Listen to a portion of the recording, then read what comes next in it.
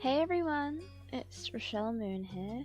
I'm so sorry once again, apologies for me rescheduling the stream. It's just that I was very tired because life got in the way, but I'm here now and I'm ready to stream our live beginning and always again. Thank you guys for always tuning in, if you're dropping in or dropping out or you drop a comment.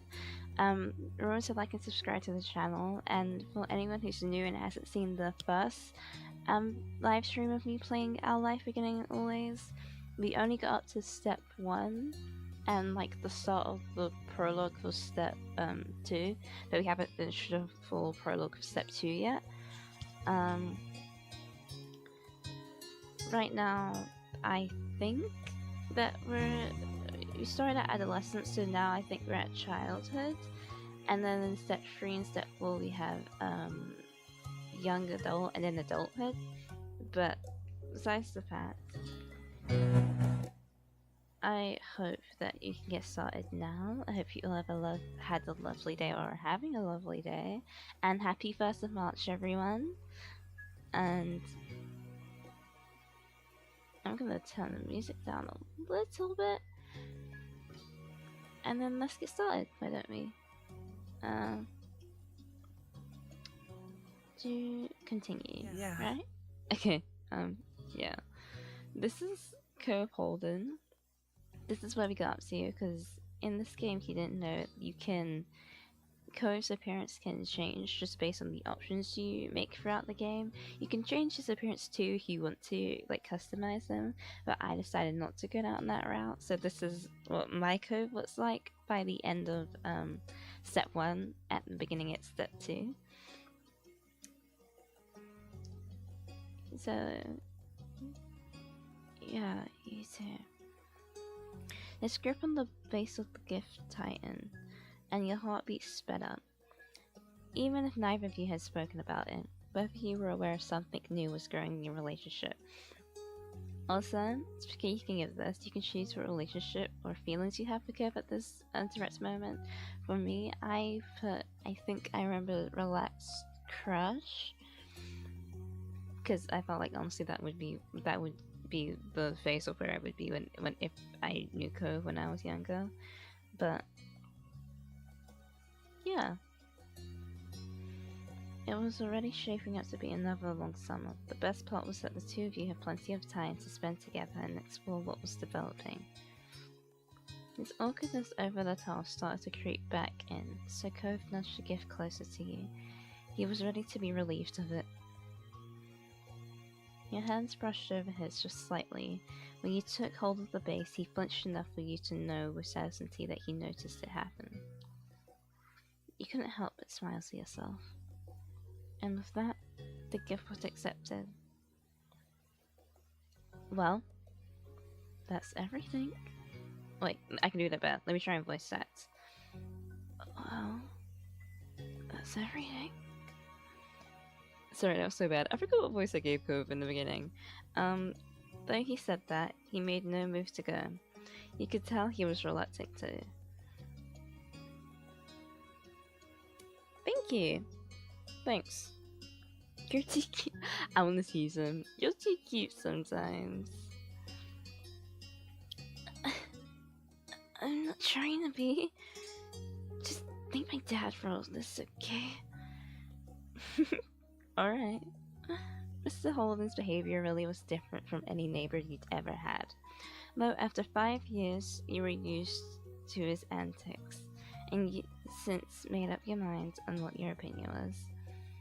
He was nice, he was sort of funny, he was pretty weird, you didn't like him, he was great.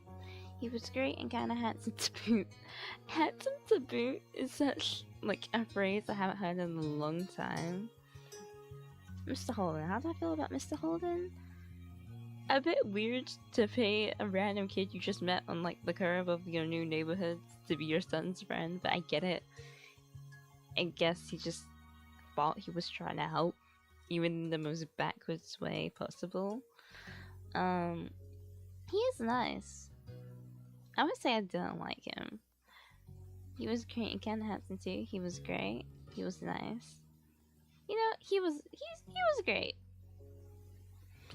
Though there were some things people didn't like about Mr. Holden, he didn't mind them and liked him quite a bit. Your thoughts were quickly interrupted by a shout. There you are! I don't know who this is. You showed a confused look at Cove. As one, both of you stepped through the open door onto the neighborhood street. It didn't take long to locate the source of the noise. You spotted Derek just a few yards down the road. He ran up to you. You were happy at the sight of him. You were confused at the sight of him. You were pleased at the sight. No! Derek's our friend, right? Derek was certainly a welcome guest in your neighborhood. It was a pleasant surprise whenever he showed up. Derek! Is Derek the rich kid? I wouldn't say rich kid, but is Derek the kid that comes over in your neighborhood because his dad has like business stuff, right? After stopping a couple steps away, Derek hunched over to catch his breath. Then he looked up with a wide grin. Hey. Hey, guy and gal. Hey. Oh gosh, I have to give Derek a voice too now. It's fine, but it's like, I am not a voice actor. I can do some voices. But male voices? Okay. Hey. Hey. I was just at your house, Cove, but no one was there. Should have figured you'd be at Richelle's place. Do you ever spend time in your own home, or are you always just there? Derek laughed at his own joke. He either didn't notice that it embarrassed Cove, or the embarrassment was what he was laughing at. Derek turned to you. He was going to say more, but his eyes widened and he gasped. What's that? You followed his gaze unsure. Then you realized what he meant. You were still holding Mr. Holden's gift. This is kind of like a bouquet of flowers, but made out of fruit. Nice. Can I have some? Sure, we can share. I haven't even tried any yet. It's a gift from my family. I can't give it to you. Maybe you can have some later.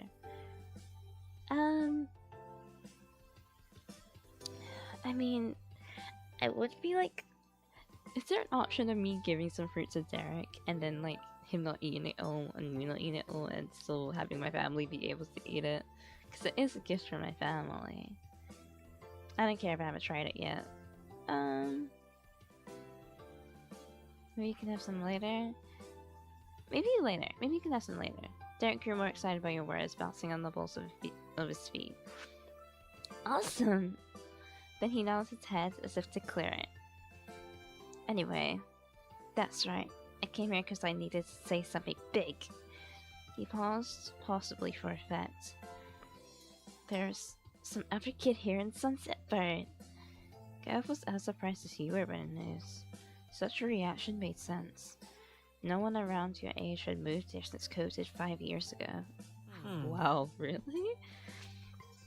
Were they with their family?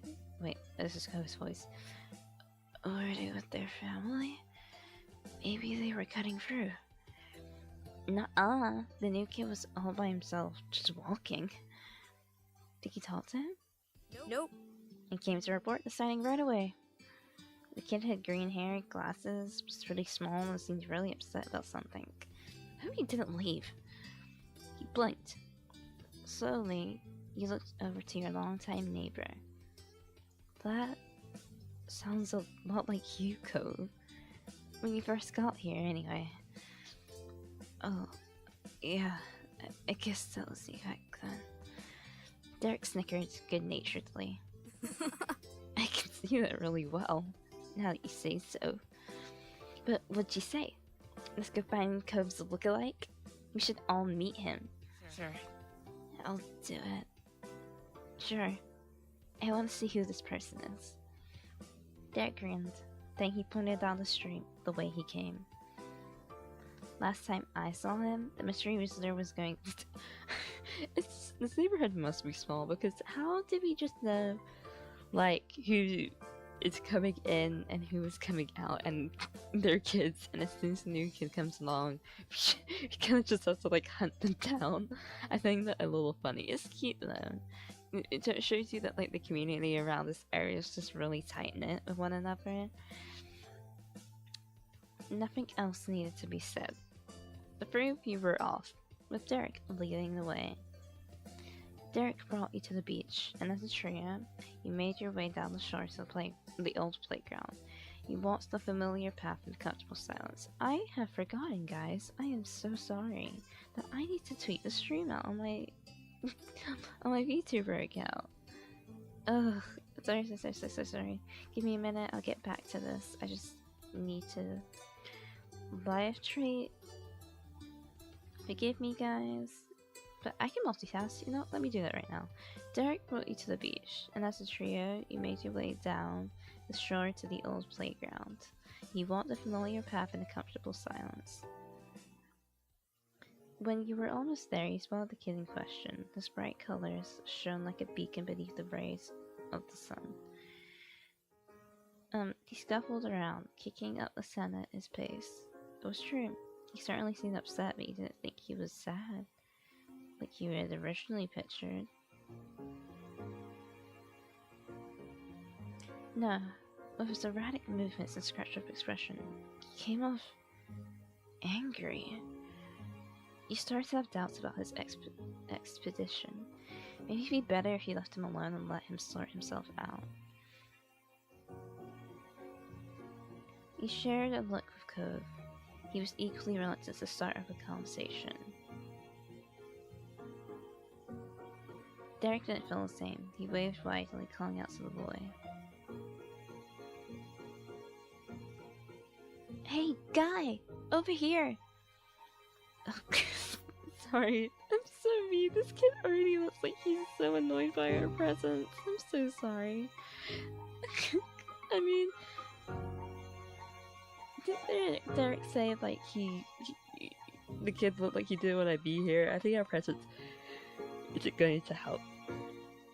The kid whipped around, an impressive scowl carving deeper into his face. His eyes were tired, but a strong hostile energy still radiated from him. What? Oh, okay, Mr. Attitude. I'm sorry. What? What is it? What do you want? What is it? What do you want? The sharp tone made Derek flinch. He shifted on his feet. What's your name? Give me a minute, guys. Let me tweet the stream out. Hi, come in. Get in here. Come over here. Is it come over here when that Scorpio says in Mortal Kombat? Get over here. Is it get over here or come over here? You know, let me find out. Scorpion, get over here. Yeah, it's get over here. If you don't know, I like Mortal Kombat. I haven't played the old ones, but I have played Mortal Kombat X. That is my game. My main is Katana, if you need to know. I love her fans. I think they're so cool to deal with as like a weapon type. Get over here. Why? Now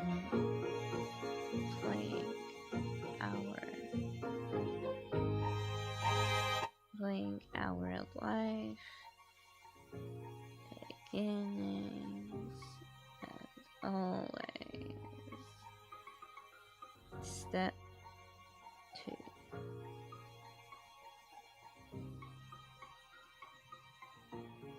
Starting step 2. Hiya, get over here. Life now, playing our life, beginning and always. Starting step 2. Our life.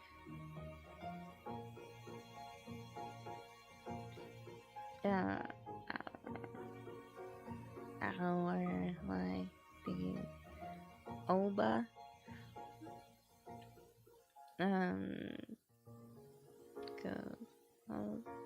Go, Golden.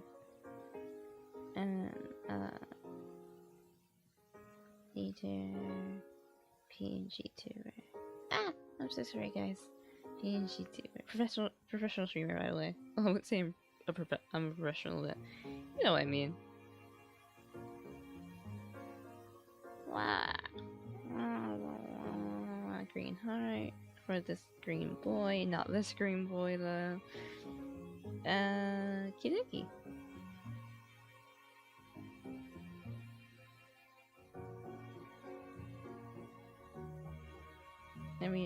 Have you done it?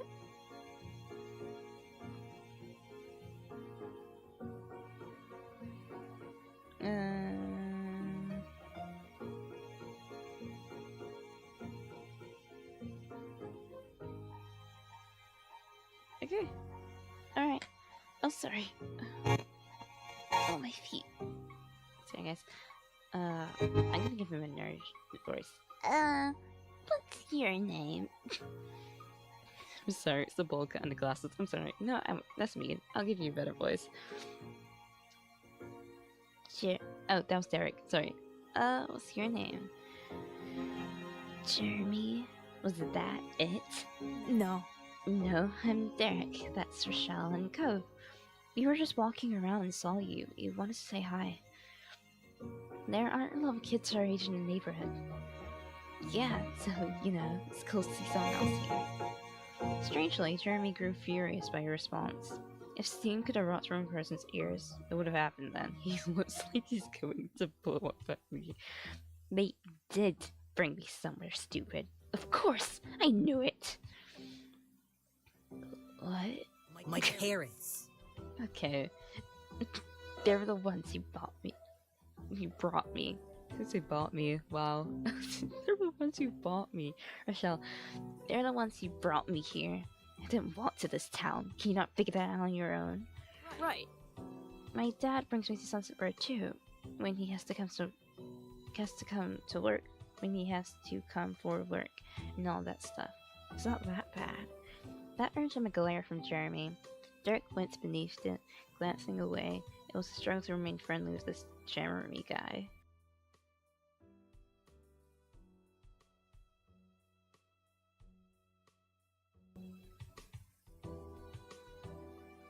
Dude, did I press the starting scene screen? Sorry guys. I keep on doing those hotkeys, damn! Are we good now? Okay, cool. So sorry guys. I don't know how long that was on for. But that earned him a glare from Jeremy. Derek winced beneath it, glancing away. It was a struggle to remain friendly with this Jeremy. Oh, I already read that, sorry. I mean, I wouldn't want to come here for a real vacation, probably either. I mean, like, that's an understatement. Doesn't count as a vacation. This doesn't count as a vacation. It's a waste of time. A chore. My parents' family is nearby, and we just have to come see them. Ugh! If they're your parents' family, doesn't it make them your family too? I guess. Okay, I was gonna say thank you, Cope. That's a pretty good reason to come by. Do you want to go somewhere else? No! No! Jeremy crossed his arms up a huff. He turned away. They should have gone by themselves since they care so much and left me home. But I'm not allowed to be by myself. It made no sense. It makes no sense. They're the ones who don't know how to do anything. And I'm the child? I mean, you're acting childish, but it's fair because you are a child. Why do you want to grow up? So heavily. Well, not heavily, but so quickly. Like, enjoy your time. Everyone ages.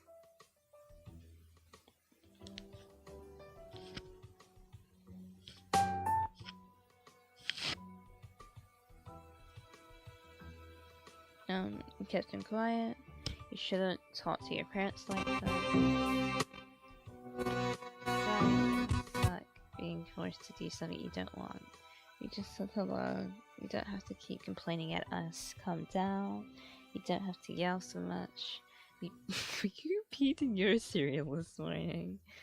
Get quiet. You shouldn't talk at your parents. Sorry, it sucks being forced to do something you don't.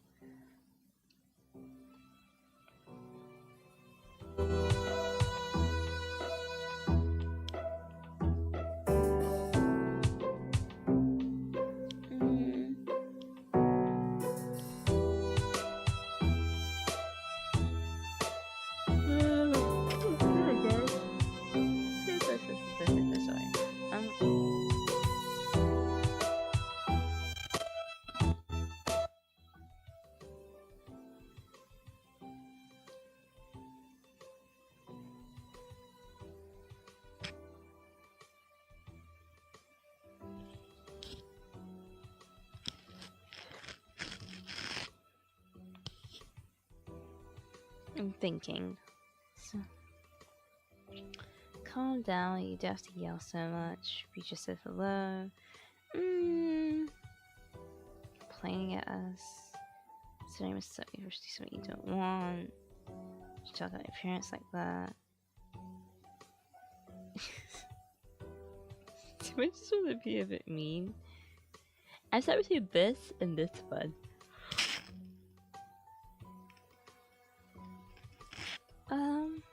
Just keep complaining as you eat your cereal this morning. I'm so tempted because it's funny. I wouldn't actually say this in real life, but it's really funny. Jeremy's lips curled as his face contorted from anger to horror. That's disgusting. Why would you think of something like that? It's disgusting. Sheesh. It's just an expression. He took a deep breath and thought for one hopeful second that maybe he was calming himself down. He was not. So what? You're putting it in people's head. I don't want to have to think about it, and someone's brainless might decide it's a good idea and actually do it. Who was actually peeing your cereal? Jeremy, what? There are some real stupids. There's some real stupids out in the world, you know. You're a living proof of that. Okay, you haven't met us. Hey! We're not stupid.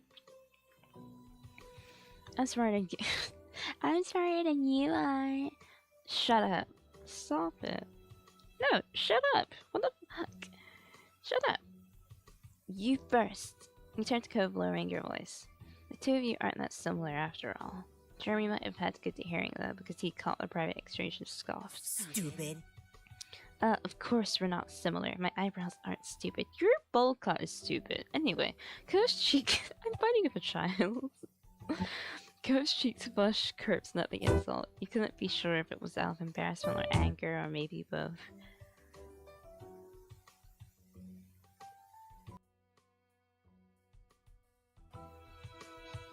Come on. What? No, Cove's wavy eyebrows are so cool. How could you say that when you've got a— That's what I said! You got a bowl cut! Don't listen to him! They're really unique and special. But they are— No! Apologize to Cove right now, you can't treat people like that. No, listen to him, they're really unique and special. No! I literally said, you have a bowl cut. Yep, it's embarrassing and awful, but my parents made me. I won't have to have it when I'm older. I don't know what he's gonna do with those things, except maybe shave them all. You probably should. I mean, he look less dumb, but you look dumb. Your face is— I'm really gonna beef with this child. Your face is dumb. You just said that, right? At least you can change your bowl cut. It'll probably be another worse haircut. And you know what? Your parents unfortunately did give birth to a face like yours, which right now looks like a really creepy doll that maybe might kill someone. Just saying. At least Cove is pretty. And I like his wavy eyebrows, okay? Jeremy. Your name is Jeremy, by the way. That is the most basic name. By the way, to any Jeremys out there, you guys are valid. But at least Cove is a beautiful, unique name. And even Derek over here is better than you. Not even. Derek has always been better than you. At least he's nice and outgoing. I might even do any sports. I bet if you run, you would trip and fall.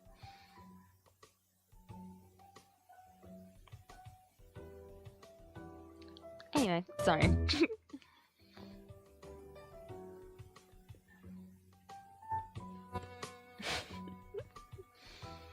You just rolled your eyes. You crossed your arms over your chest. You shook your head. You patted Cove on the shoulder. You lodged your. Okay.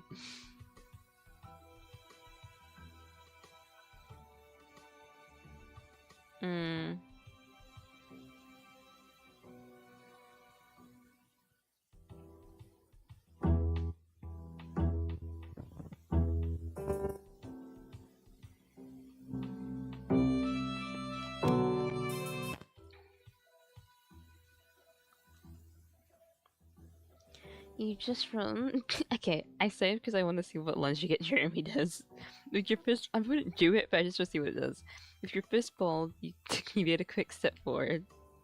But you only wanted to spook him. He was the one who started it. You were ready to end him. You made it clear that words wouldn't work, leaving you to resort to action. You weren't sure what would happen, but you couldn't let this stand. I'm about to beat this child up. Jerry jumped in to stop before you reached him. They each grabbed you by the arms, while Jeremy instinctively stumbled backwards. He practically fell over. If that's all you can do about what I'm saving, I'm just proving him right. You're brainless. I'm sorry. This is so funny to me. You were annoyed the other two were against you in this and got in the way, though the reaction you had been able to get was still worth it. Wow. Wrong, you can reload again. I want to see what happens if I still do the same thing, but I spook him. You know, it's spook him. You made it clear that words didn't work. They need to resort to action, even if it's just for show. It was the same thing. It was the same thing.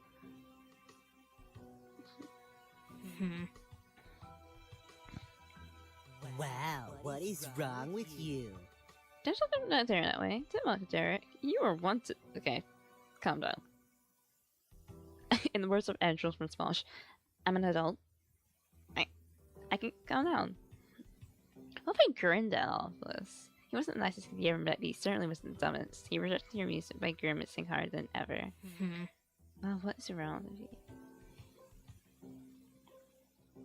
Would I beat someone? Okay, I'm thinking of younger me.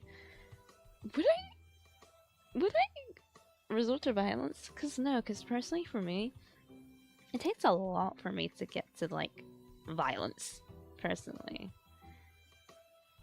Like, I've definitely got to the point where I want to beat someone up, but, like, it takes a lot more than just insult. Well, insult my friends. 'Cause I'll just insult you verbally, until you take it too far, and then I might resort to physical violence. But I'm not quick to anger. I'm very, like, not prone to it. You just rolled your eyes, you crossed your arms over your chest, you shook your head. I just rolled my eyes. Listen, she's seen love. You really is a kid. I know, the thought of me lunging at Jeremy is just really funny in my head. Let me look at the options again. Lunging's so funny to me. But I want to play this similar to how I would be when I was younger.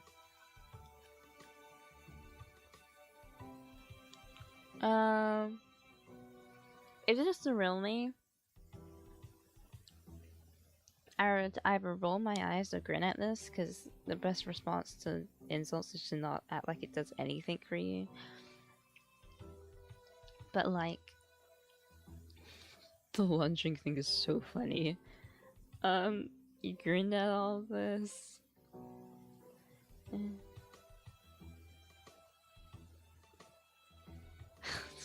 I'll do it. You know, I'll do it on my next round. I'm gonna be true to what I would do, which would be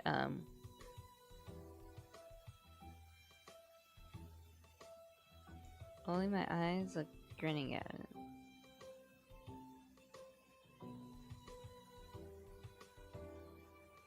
I think I would roll my eyes because he is annoying me. Oh, what's wrong with you? Wow, what is wrong with you? Wow, wow. This is dumb. You're... Ugh.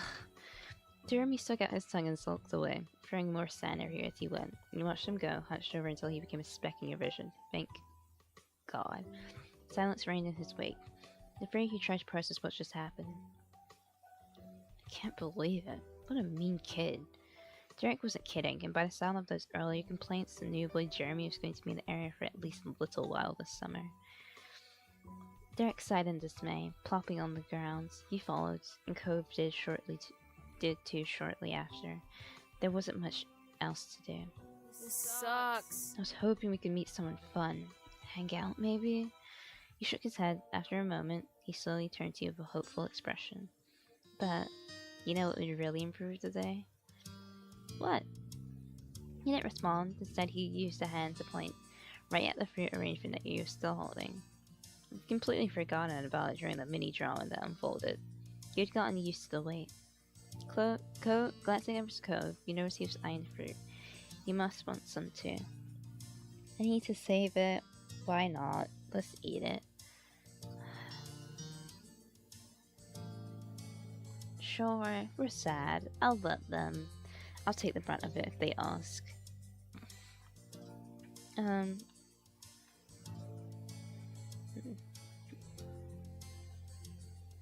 Derek perked up immediately at your words. He reached out for a skewer hesitantly. Oh my gosh, English. Hesitating slightly once he was inches away. Are you sure? You nodded with an eager grin. He plucked out a prime bro fruits. Cove grabbed one for himself after him. Only you were without skewer of your own. He took a pineapple, took a grape, I like melon. The melon was cut to look like a star. It was the obvious first choice. Derek ate a pineapple skewer enthusiastically, finishing it within moments. This is amazing. Cove continued munching on his, making a small noise with his mouth full. Hey, you two remember the Land Before Time? That fruit thing made me think of it. The dinosaurs were like the leaves that were shaped like stars. Tree stars? Yeah. Chomping leaves looked so delicious when they did it. And there was that scene with the pretty trees and all the dinosaurs came in and picked everything off them till there were nothing. That's us right now. Awesome. I love that movie. I've never seen it. I didn't like that one. That movie's for kids. Eating leaves looks good. Should I worry about you? Do you think things taste better when they're shaped like stars? Eating leaves looks good to you? I'm worried about you. No, I'm not gonna do it for real. But I did pretend I was a long neck, a bronchosaurus, when I ate broccoli one time. That's sweet. The three of you continue.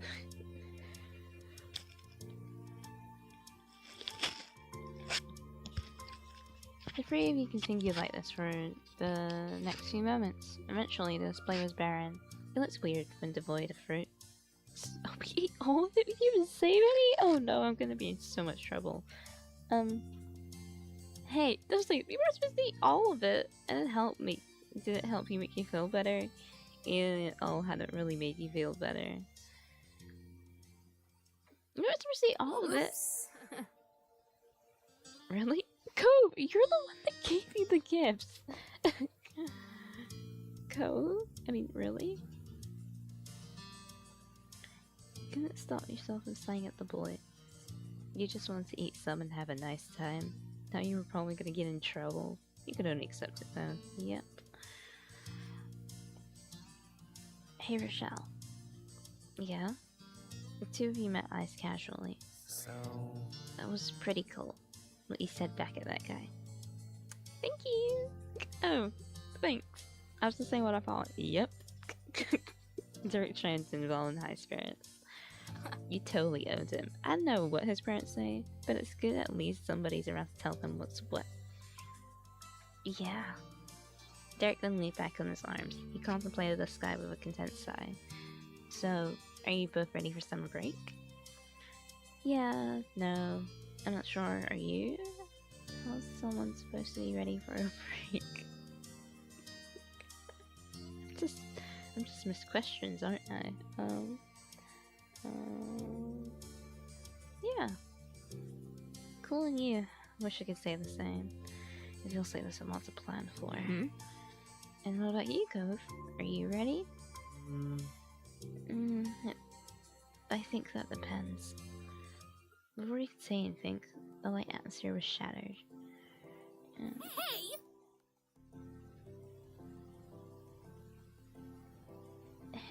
Hey! Elizabeth. Hey, Richelle! You glanced over your shoulder to see your sister. She strode closer and closer, appearing none too pleased.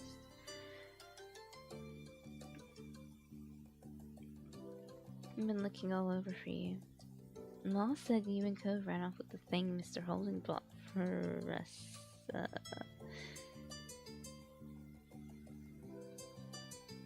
She leered over you with arms folded. Yeah, but you kinda ate that. So where is it? Well, it's gone.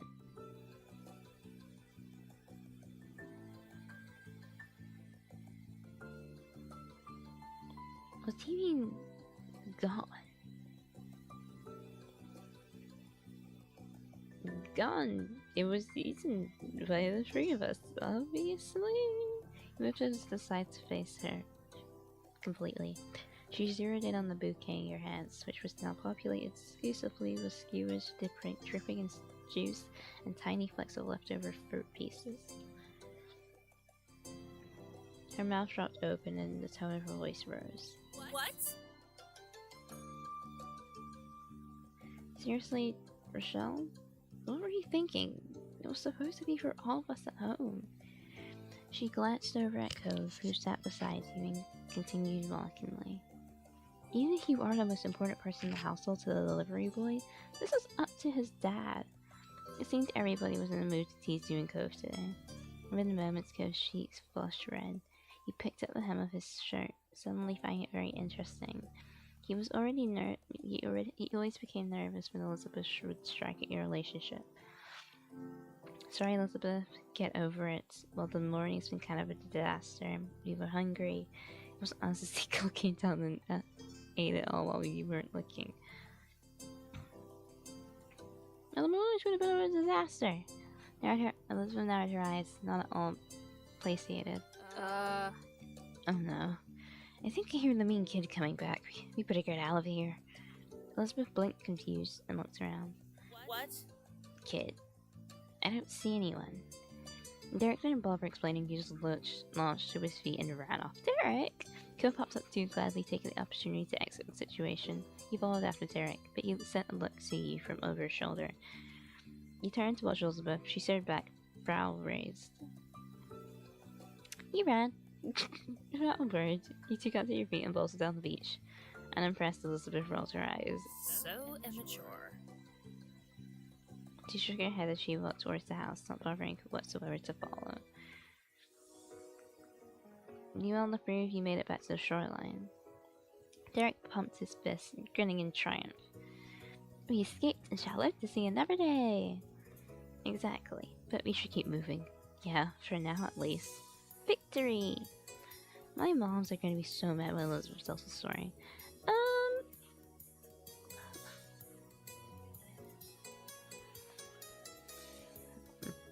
Yeah, for now at least. I still have to face Elizabeth when I go back home. We chuckled together, walking forever down the beach side by side. Oh, Jeremy legitimately is coming, by the way. You definitely want to stay outside a little while longer.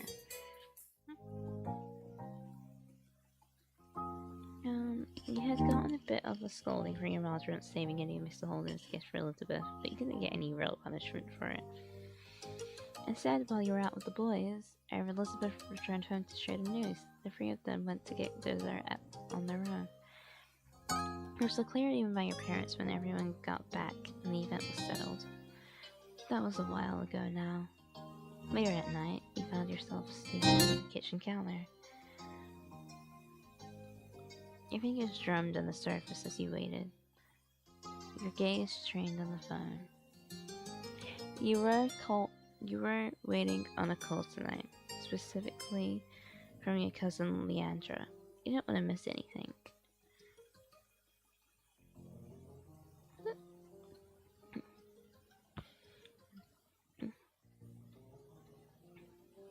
uncle, aunt, and Lee used to live many hours away. Your families only saw each other a few times a year for big occasions. A while back though, they moved more close to you than ever before.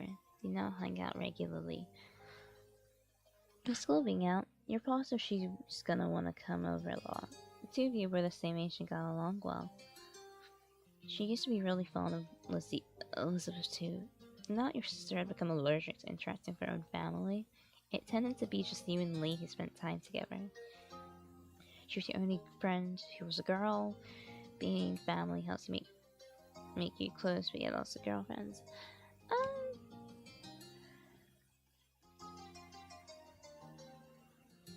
When I was younger, I did have, like, girlfriends, but, like, I wouldn't say I had a lot. Even to this day, I have a very close friend group, because I have the opinion that you don't need a lot of, personally for me, I mean, I personally don't need a lot of friends to find happiness, you know what I mean? You know. She was your only friend who was a girl, I'll say that. You were all that close with any other girls your age, yeah. I feel like I read that wrong. Sorry. But you had plenty of other friends. But you didn't really have a lot of other friends either. I didn't. Ma always said that quality was more important than quantity when Elizabeth bemoans your small social circle. See, exactly. You weren't sure how friendship quality was judged, but nevertheless, you thought that was what you had with Lee was good. Then the shrill ringtone announced an incoming call. You jumped before grabbing the receiver and pressing it to your ear. Lee, finally! It was the Moon Residence, Richelle speaking. Hello? Moon Residence, Richelle speaking? You were greeted by a distorted, high-pitched keel. What? Why do you sound so weird? Mom answers the phone like that sometimes. It's supposed to be polite. You should go with hi. That was something a robot would say. There was static in the end, as if Lee was shifting wherever she was. So, can you believe school's actually over? I thought it'd be done. I thought it'd never be done.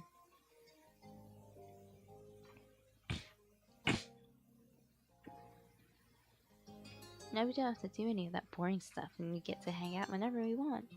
Speaking of hanging out, Lee, can you wait a second?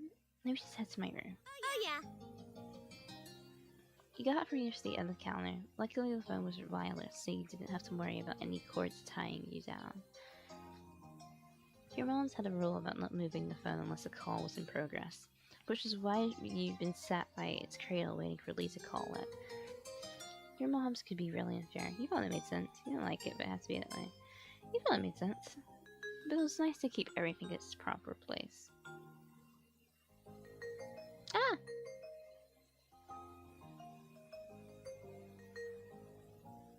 So now that Lee had called, it was okay for you to go upstairs to your bedroom and talk to her. You made your way up the stairs smiling. After you had arrived, you shut the bedroom door firmly behind you. You took a seat on your bed.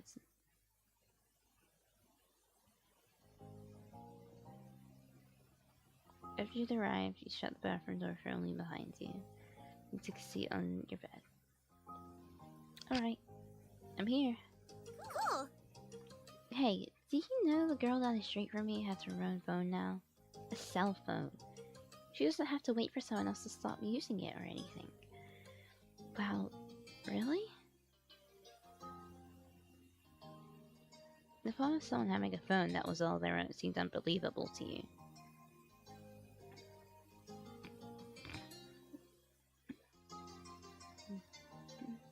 Right? I wish I had one too, but my parents said I couldn't get my own phone until I'm more grown up.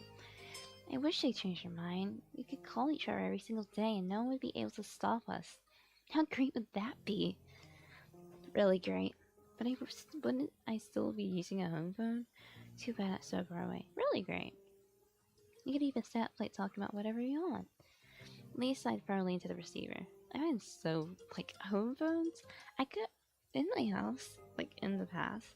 You only got a home phone like when I was more grown up. I think at the end of like nearish end of primary school, we got a home phone. But before that, I got like a phone, not like the latest phone at the time, but I had a BlackBerry, or if what they call here in the UK a brick phone, and I was content with it because in my mind, as long as you can call someone or as long as you can message someone and get in contact and you can have the internet available to you, I'm good. You know what I mean?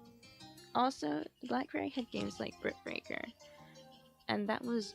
They also had the mole game and it had Snake, but it had Brick Breaker most importantly. And Brick Breaker was my game. Ugh. At least they said I could have it someday. I can't wait. She sighed dramatically. I bet I'm not gonna get one until I'm all the way in college. I don't think so. Squeezing your phone between your shoulder and ear, you puffed your pillows and made yourself more comfy. It was strange to think of a time where normal school would be over, and you'd have to choose whether or not to go to college. School is such a big part of your life now, right now. Studying didn't come easy to you, though you tried hard. You worked hard, about as hard as most people, and got pretty average results. You never tried much, but you still didn't do that bad. You didn't bother at school, and your grades reflected that. Everything in your school came easily. You worked hard.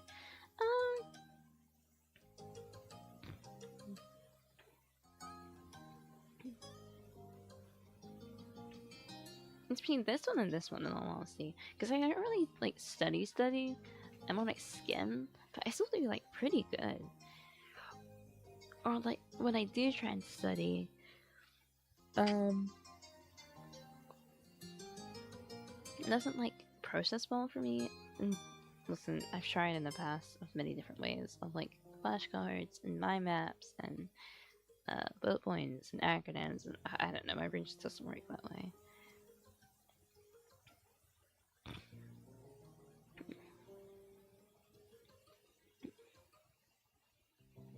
I think this one.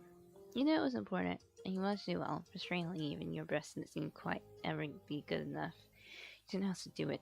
You didn't know how it could be harder. Hell of a pressure to get higher grades than you did last year. You hoped to do just as well this year, but it wouldn't be a big deal if they dropped some. Your confidence in your grades remained great, and the ones getting excellent scores. You were confident. You definitely turned things around from here. Yeah. You tried to sound engaged, but your mind had decided to go back to school despite the season, leading you too well to be fooled. What's up? You sound so spacey. What's up? Just thinking about school. Lee groaned. I would be the same. Are you thinking about how we don't have to think about it because it's summer? That's what I'm doing. I'm looking forward. Nope. Let's make a petition for more vacation time. It's so awful. I hate going. Come on, it's too scary to think about. It's so awful. I hate going. I get what you mean. But I guess school isn't all the way bad. You can do some good things there. You can just do more that when school's out. Learning new things can be cool. Gym is pretty great though. It's the easiest way to hang out with people not in the neighborhood. Cafeteria lunch at school could be better than they have any right to be. Something good about school. I think new things is cool. I just wish everyone did okay with how they taught things, not just some people. Yeah. Me too. Yeah, I agree wholeheartedly. Gym's pretty great though. Easiest way. That's it. I never meet anybody new. No one really comes here. Cafeteria lunch at school could be better than they had any right to be. Actually, I like gym. There's all sorts of sports stuff during gym. That was so much S's. Oh, my lisp. Oh yeah, it can be fun sometimes. The cafeteria lunches at school could be better than they had any right to be. Lucky, mine's boring.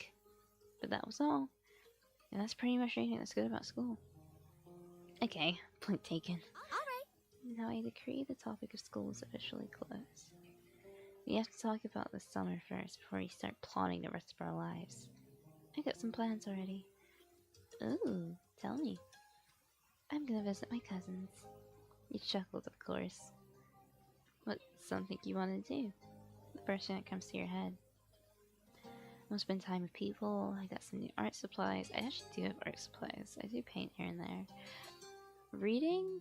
I'm gonna catch up on movies and TV. Probably I'll spend time at the beach. I don't have to do anything at all. It's a vacation.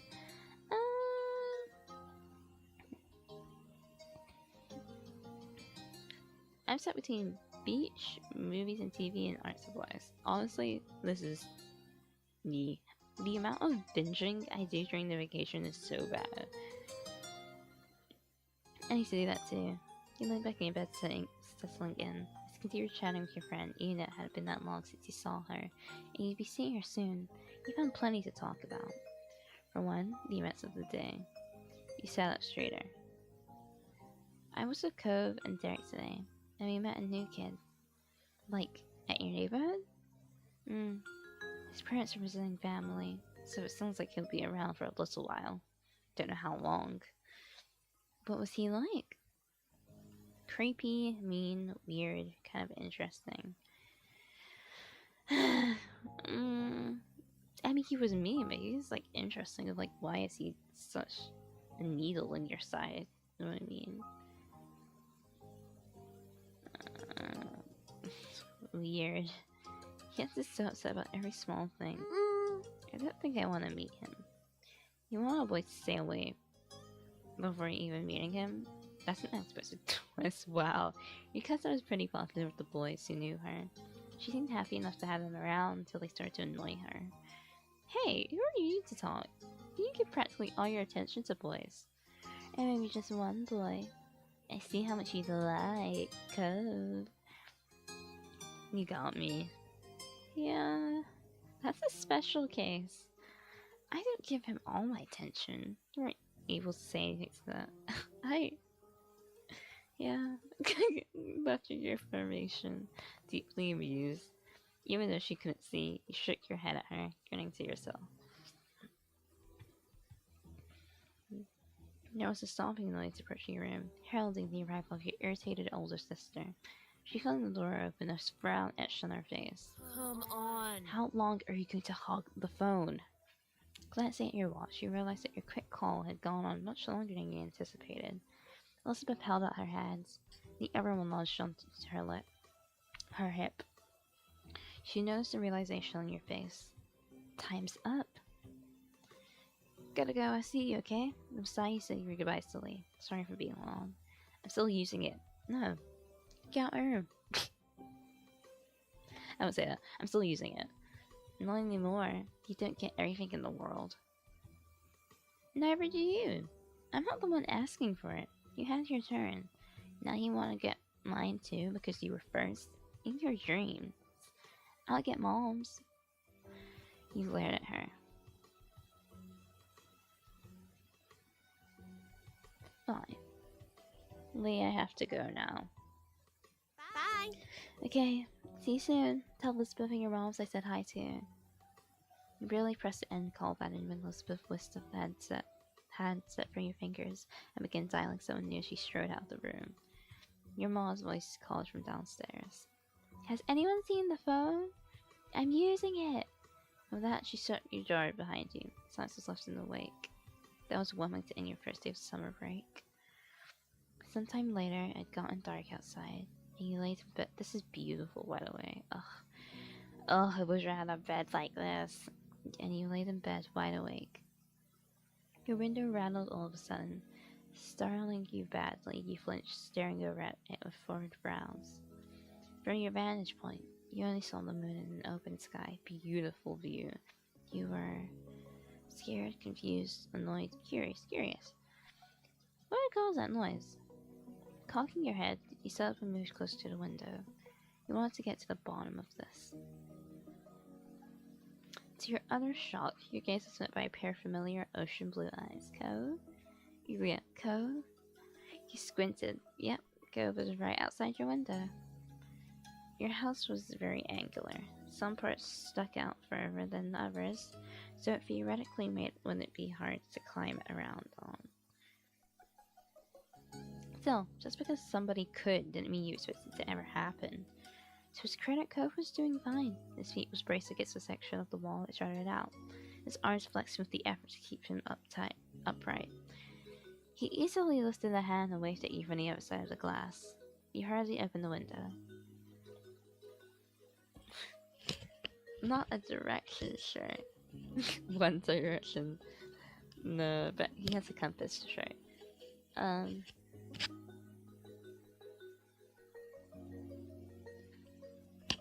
Cove climbed up over the ledge.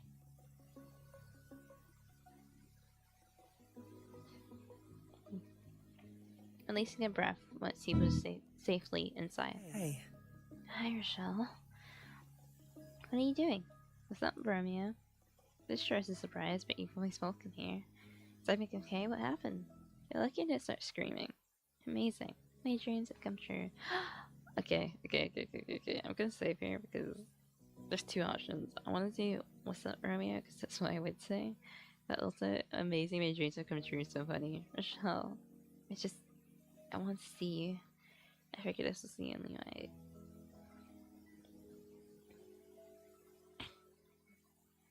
Is that Romeo? Nothing good. I want to see you. I figured this was the only way.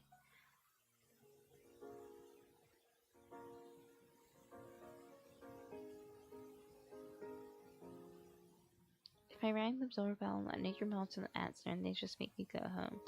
I didn't really want to explain why I was coming over anyway. I want to talk about it. I don't want to talk about it. Well, besides with you, I mean, but that's why I did that.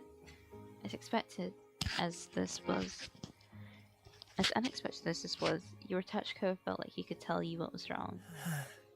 I might have tried calling or something, except my dad was on the phone. Cove suddenly looked very cross. Dad? He was talking to my mom. Still is, probably. You raised your eyebrows. Cove had eavesdropped on his parents' phone call conversation? You shouldn't have done that. Eavesdropping? Nope. I would have done that too. You didn't comment on him eavesdropping. I would have done it too. Cove shrugged nonchalantly. Yeah. You should talk somewhere private if you want it to stay private. Are you gonna stay with your mom for a while again? Every year, Cove was sent off to live with his mom for a few weeks. When it happened, it varied. Sometimes he would go during winter break, but usually he went during summer. Even though it was hard news when you found out he was leaving, you missed seeing him those weeks. You understood. To your surprise, however, he shook his head. That's what I felt too. But no, that's not what they were saying. My dad asked my mom not to have me leave this year. He said she could stay with us here. You waited for him to continue. He didn't. The conversation was abruptly dropped off. You couldn't help but stare at Cove.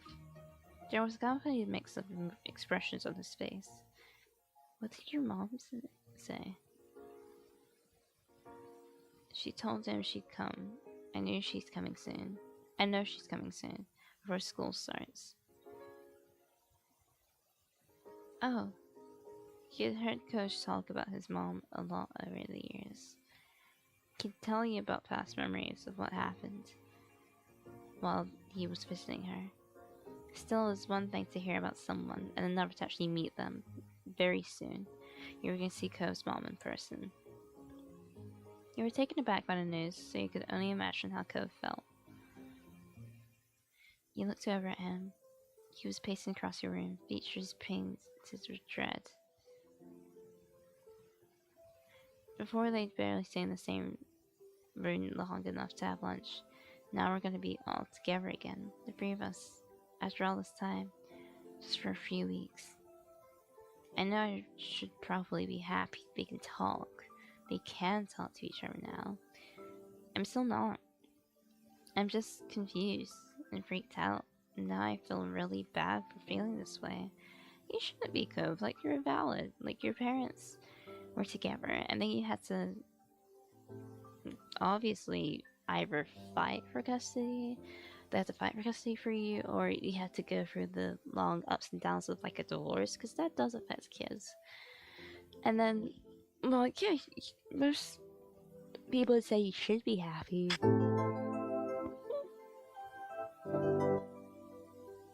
that your parents are talking. They're so complicated feelings because it's been a while. Like you just got used to them not being together, and you like going over to each other's houses during periods of the seasons, and then as you said, people say you should be happy that your parents are talking again, but it's like there's still scars there. You know what I mean? It's still the effect of what happened. Richelle, it's so. His fist tightened, eyes became misty. Oh, Cove. Oh, sweetie. I shouldn't keep getting like this. It's been a long time already now. I'm not a little kid. Yet you are still a kid. Though he wouldn't meet your eyes, you knew he was waiting for you to say something. There's nothing wrong with feeling bad. That is hard. That's what I said. This is hard. We can deal with this. I'm sorry, Cove. You know that I'm here for you. Yes, a lot. You didn't know what to say. It's too responsive because I want him to know that I'm there for him, but I also want to know like it is hard. Like your feelings are valid. I'm here for you. I started crying, but said he smiled. See, now I feel kind of better. This thing like this wasn't a bad idea. A momentary silence fell over the two of you. You marveled at how the day started. You'd woken up eager for summer vacation, but now things seem so crazy. The mini debacle, Mr. Holden's gift, the newest addition to the neighborhood being so rude, and as if all of that wasn't enough, now Cove's mom might be living with Cove and his dad again. Your whole life was kind of like that. It seemed complicated and hard and different. Why couldn't things just get better with time? Richelle? You sat the sound your name said quietly, pulled you from your thoughts. Cove gazed at you concerned. Are you okay? Yeah, I'm okay. You meant it. Yeah, I'm okay. He didn't mean it. No, I'm not. I don't know. Who, me? I'm more worried about you. Wow, things are kind of bad for everyone, huh? I'm more worried about you. I guess if you care about yourself for me, I was to you too. Cove grinned reassuringly. It was small and delicate, but you knew it was genuine. Moonlight from outside the shadows. Moonlight from outside cast shadows across his face and lit up his eyes. He seemed to sparkle with his smile.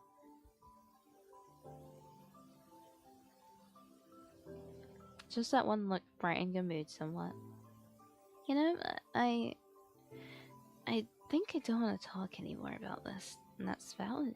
He looked away, his lips spinning into a line, and rubbed at his arms. But I kinda don't want to go back home either. Could I stay a little longer? Just doing something else. Keep your equal parts hopeful and vulnerable. How could you possibly turn him away? You can stay tonight, but we shouldn't make a habit of this. I got a flashlight and some cards, even. Of course, you can always stay at Cove. He held his gaze confidently, hoping your words got across to him. Cove perked up at your response, a smile appearing on his face. He immediately took a seat on your bed, not afraid to get comfortable in your room. You felt a little better at the sight somehow. Still a lot of worries, but you were glad he was here. And not just tonight, you were glad he came to your life in the first place. That was a change you'd never want to undo. It totally felt unnatural. It felt totally natural to let him into your world. That initial friendship had deepened so much over these past years, and you were certain there was room to get even closer. Oh. You joined Cove on your bed, taking a seat across from him. He smiled at you again, but you could tell this time it was half-heartedly. He was still easy to read. Though he didn't want to talk about his mom and dad, he might be thinking about what happened and what's about to happen. You smiled greatly at him, you put hand on his shoulder, you put out his back, you hugged him, you took his hand in yours, you nudged him with your foot. Wow! I'm stuck between hugging him and grabbing his hand. What if I took his hand? You know, supposed to reach out and gently hold his hand. Wasn't much, but you hit the concept felt even a little.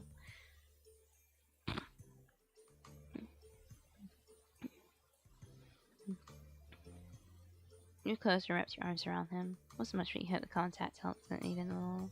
Cove rose up, startled. After a moment, his arms came up and he returned your hug. The two of you remained like that for some time. He might have mumbled something to you, but it was too quiet to tell what it was. When he pulls back, his expression has softened into something more natural. Conversation was started and broken often by silence at first, then both of you were able to get into your usual candor. As your secret hangout sessions stretched on, you thought that you truly wanted to keep having moments like this with him. You hoped on a day would never come when life decided that the two of you would have to part ways, and you knew Ko felt the same. You opened your tired eyes, groaning as they adjusted to the bright light that was streaming through your window and warming your tanned skin. With a loud yawn, you rolled over from the sunlight and blinked a couple of times, clearing the sleep from your eyes, before realizing at the start that it was actually morning. You couldn't remember even falling asleep. That happens to me more often than not. Like, either I'm on my phone, or I'm just, like, laying down, or maybe I'm working, and all of a sudden I wake up, and I'm like, when did I even fall asleep in the first place? You know? Like, it's astounding to me. But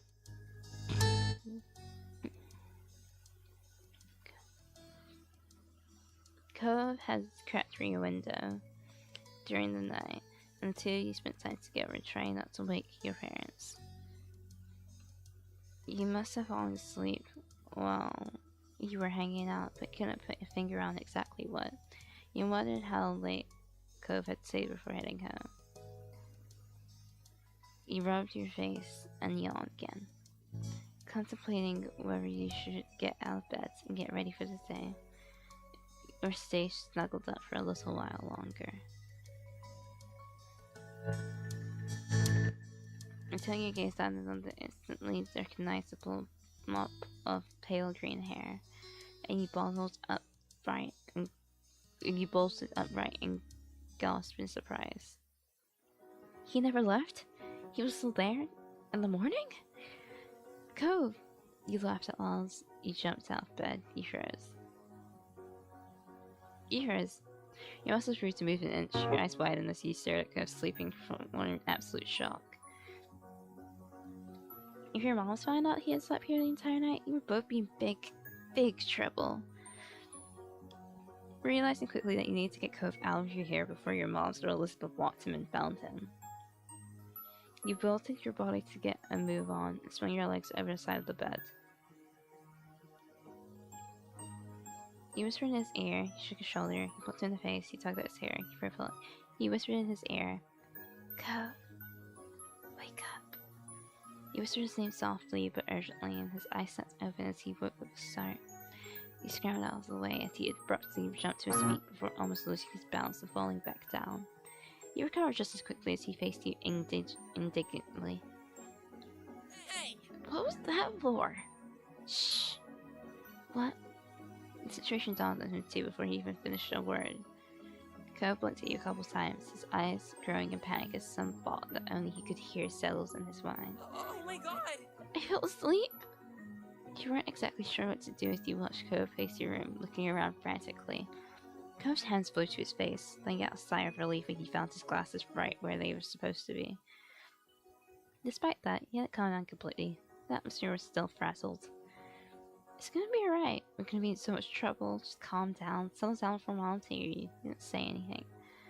It's gonna be alright. You just need to leave before anyone knows you're here. If they knew, we wouldn't have heard about it already. Cove nodded, his shoulders tense as he fixed you with a firm stare with his turquoise eyes. Letting out a heavy sigh, he ran a hand through his hair in exasperation. He couldn't look at you again as he spoke.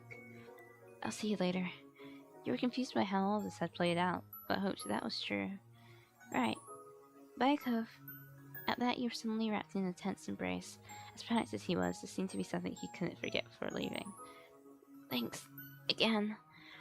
You're a good friend, Richelle. A really good friend. He firmly whispered the words into the top of your shoulder, making you feel tingly.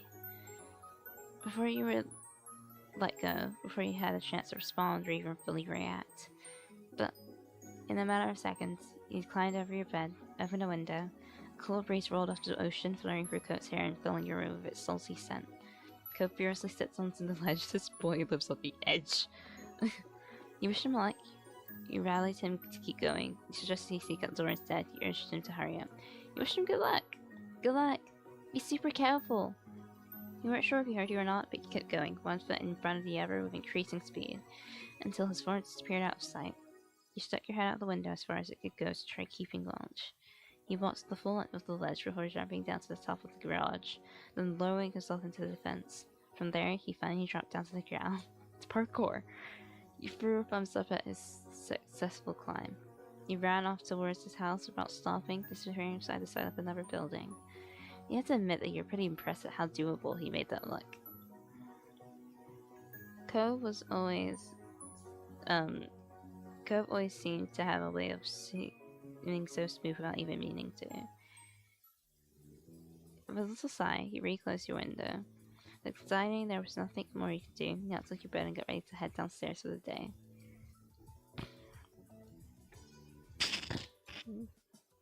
In a little sigh, you reclosed your window, deciding there was nothing more that you could do. You took your bed and got ready to. I already said that. You put on your slippers, you checked yourself in the mirror, you made your bed, you just left. Put on your slippers. It was summer, but your slippers were comfy and cozy and made you feel better whenever you wore them. You took the stairs, slowly attempted to mask your face into a look of innocence. You were sure that someone would come into your room if they had heard anything strange, but you couldn't be too careful. You had to play cool. When you stepped into the living room, Elizabeth was there tapping her finger on the counter. Good morning, Elizabeth. She looked over immediately, her eyes squinting at the grating. Why? Why are you being so weird? You haven't even done anything. Your big sister never missed a beat, unfortunately. She turns and offers a tight smile, and her lips pressed together even tighter. Richelle? He shrugged it off. He climbed up. Wouldn't you like to know? Wouldn't you like to know, rubber boy? Sorry. He excitedly blurted out. He folded. He shrugged it off. I'm not. He spoke so nonchalantly you almost thought she believed you. But you knew better. Her suspicion twinning occurred as she waited for something. I'm telling you. Ultimately, she rolled her eyes and you weren't sure if they were in trouble or not. She didn't seem to care enough to dig any further. Whatever. And then she walked straight out the front door, letting it slam shut behind her. He let out a brief sigh. Elizabeth went out most days to hang out with her friends from school around town. Today you were extra glad for it, though you were also grateful she hadn't left the house any sooner and risks running into Cove. It looked like you were getting away with it.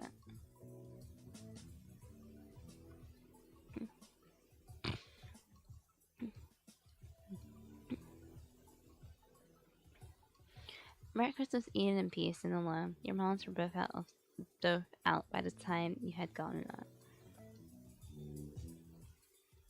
They had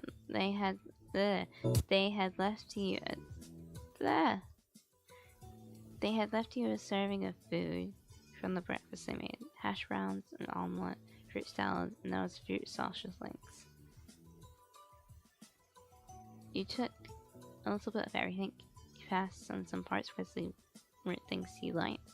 You passed on some parts because you were trying to avoid meat. Passed on some parts because you were trying to avoid because something you didn't like. You appreciated there was variety meals your mom made. The parts you did have were tasty. The day lazily drifted by at home, and eventually your parents returned. You pulled open the fridge again, lingering in the frosty air for a moment or two before you grabbing a bottle of ice cold water and taking a long drink. It was perfect. Balmy summer afternoon, you decide to head outdoors to find something to do.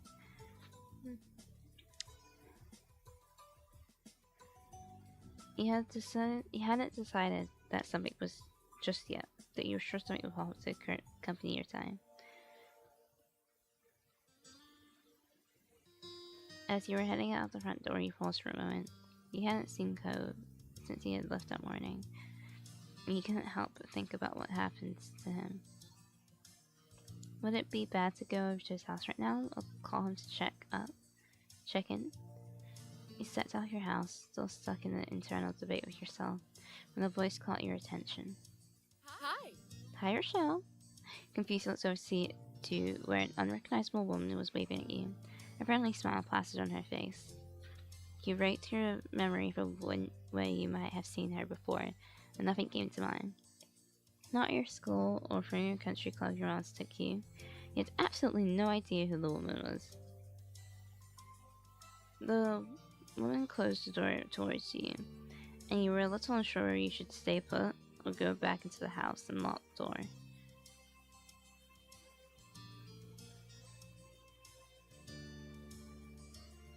Oops. I'm sorry, was that presumptuous? I've heard about you, but you have no idea who I am, do you?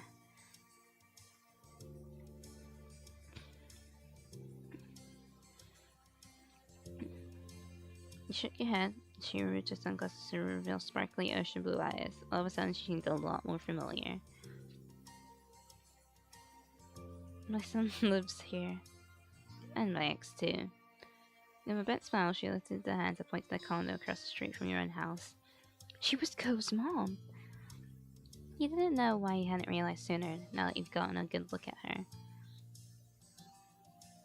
She seemed nice. She seemed so strange. She looked really young. It made sense she was Cove's mom. She was super pretty, but it doesn't make sense that she was Cove's mom. They had the same eyes and other physical traits in common. No matter what your faults in her, you still felt taken aback that she had appeared here so suddenly. Cove mentioned she was coming, but you hadn't gotten the impression to be the very next day.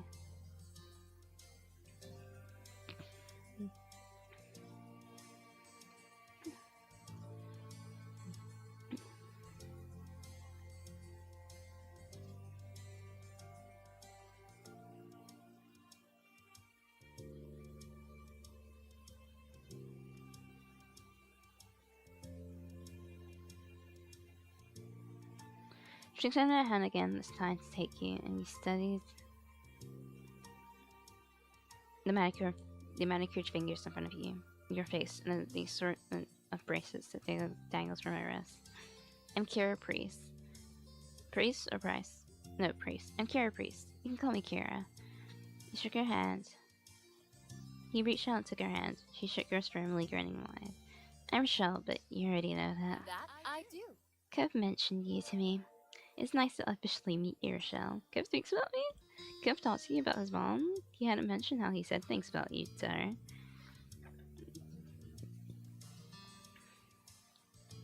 What has Cove said about me? What are you doing here? Nice to meet you too. What's Cove said about me? Oh, I can't tell you that. I already said too much. She laughed good naturedly. Couldn't be happy about that answer though. I think I'm fine with that. The sound of the door opening and closing caught both of your attentions, and you turned towards the sound. It was to find Cove exiting his house, his eyes skimming the ground. Considering just how tall he had grown, you kind of figured his mom also would have been tall, but she was much more on the shorter side, for an adult anyway. Cove's height might have come from his father. My baby. There you are! I thought you were gonna keep me standing out here all day. He tried to catch Cove's eye as he walked towards you, but his gaze was firmly fixated on the sidewalk. When he finally crossed the road and looked up, he gave you a pitiful look. After the way he had acted last night, you knew he must be feeling pretty mixed up about this. And tried to wordlessly express that you understood. Cove and I are heading into town to grab something to eat while the snore happens to me. Cove and I are heading into town to grab something to eat while the snore is at work. Kieran beamed at Cove and ruffled his hair, which only seemed to upset him more. He assumed the snore she was talking about was just a hold-in. Hey, you should come with us, Richelle. I'd love to get to know you better. Yeah, you should come. There was a pleading in his tone that you couldn't miss. Of course you'll run it by your parents first. Responsibility and all that. Any whoosies. It'll give me an excuse to meet them, which I need to do at some point. It's important to be neat, really, if I'm going to be roosting on this street for the time being. Any whoosies, let's go.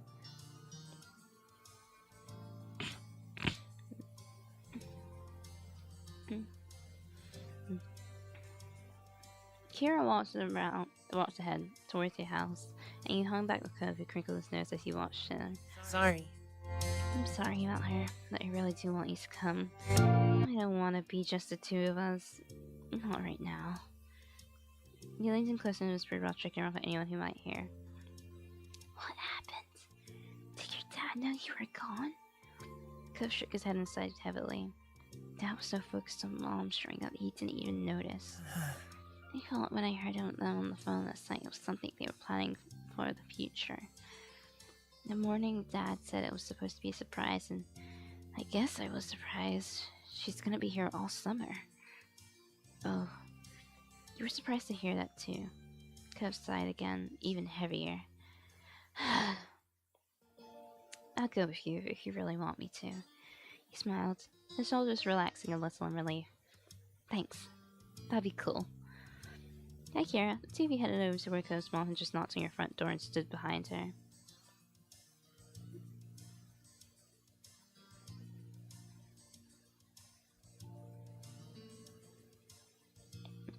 Mom entered the door after a minute. Her eyebrows lifting in surprise at the group she found in front of her. You realized that, like you, she would have no idea that it was Cove's mom who was hanging with you. However, after blinking at the woman a couple times and looking between her and Cove, the realization seemed to strike her. Hello there, I'm Pamela. I see. I see you met my kids, Richelle. I'm guessing you already know Cove for a while. Kira laughed, and you and Cove exchanged looks at your parents' weird sense of humor. I'm Kira Priest, Cove's mom. It's so nice to meet you.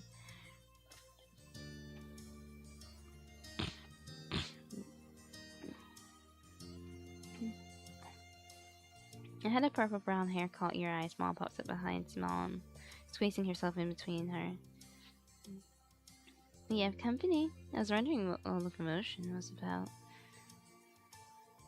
She grinned excitedly at Kira. The two of them introduced themselves and shook hands.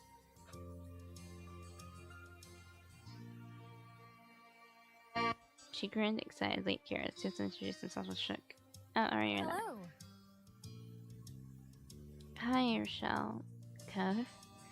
Cove smiled at Mom shyly. She just her head towards the living room. There's no use hanging in the doorway. Why don't you come in?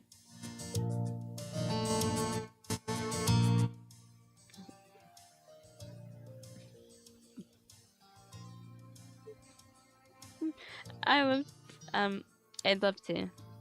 But I promised to take my son out to eat, and I wouldn't want to hold him up with a surprise visit. Cove grimaced and held it back a groan. He slightly took offense at how she didn't want to put them out with a surprise visit, but not him apparently. Oh, I understand. You're welcome to stop by any time. Of course. I'll take you up on the offer when I can. Count on it. Would you mind too much if Richelle went with Cove and I? My treat. You won't be driving, just a quick walk down the road. Eh. I had to get a charger. Sorry. Okay. Eh. Straight. Just walk down the road. Sure, that sounds nice. Have fun. I hope you have fun. Click. Break. You're happy that you're letting you go. You're happy. You could tell that Cove needed the support and you were ready to be there for him. Marvelous. Expect us back in an hour or two. We look forward to seeing you again. Take care.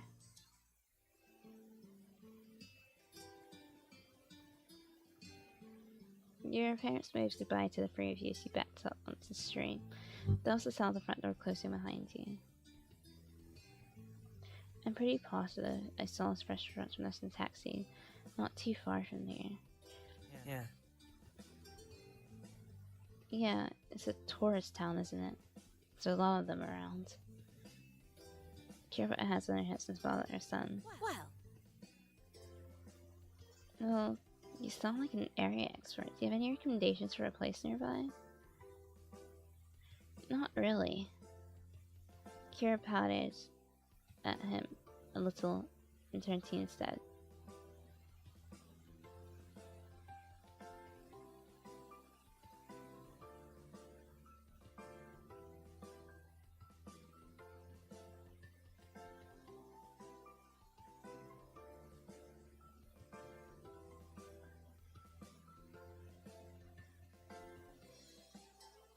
How about you, Richelle?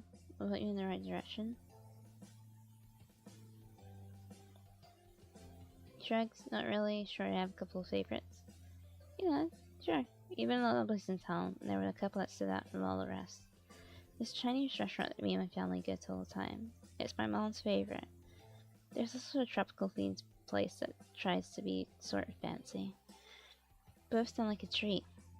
I'll leave it to you to pick for us since Cove is going for a phase over here.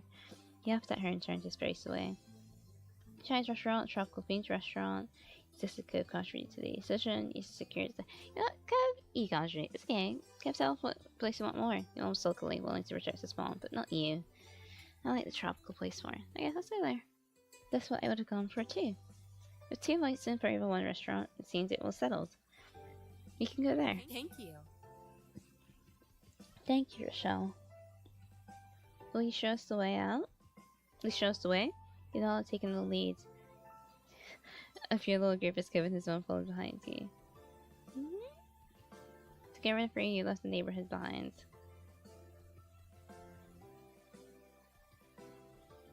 We talk about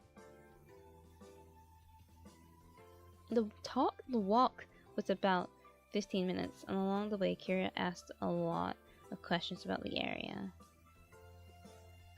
Oh, sorry guys, I just saw that Artemis is getting their 3D showcase. Is it today? Oh.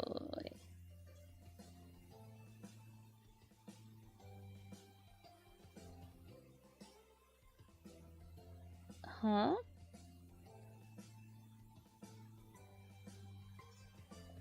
Wait, give me a minute, guys, because if that's the case, then I might have to pause my live, and instead we're gonna react to the 3D together.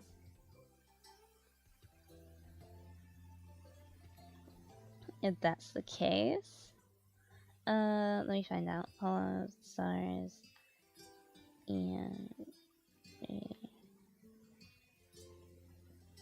can you react to 3Ds? I'm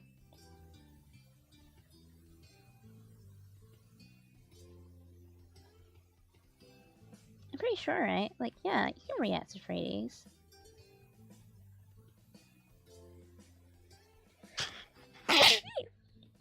Sorry, guys. Oh gosh, I should have muted. I'm so sorry.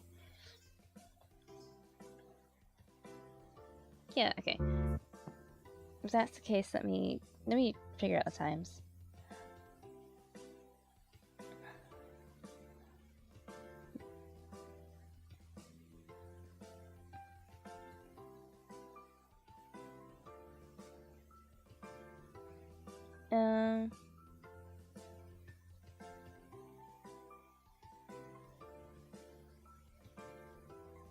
Yeah. Sorry.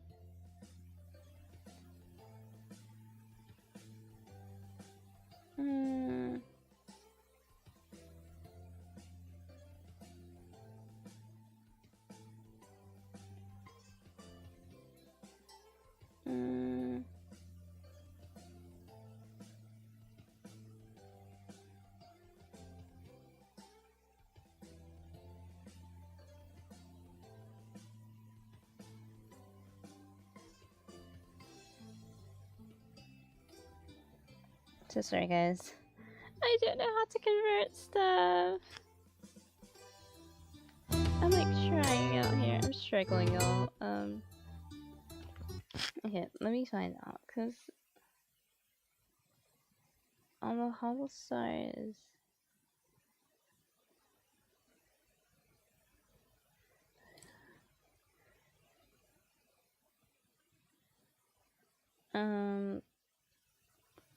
Hollow Stars.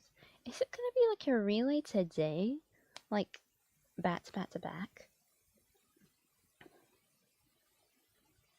Because if that's the case, then I guess they're changing stream ideas. More information. Okay,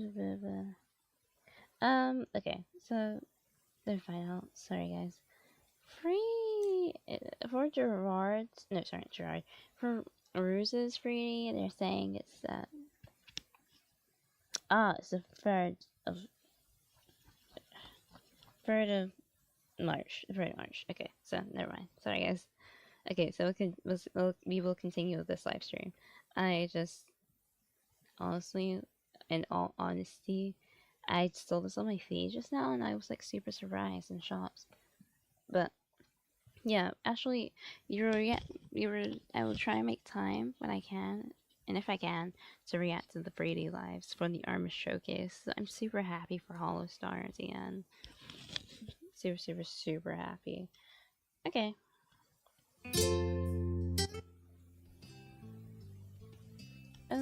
Let's go.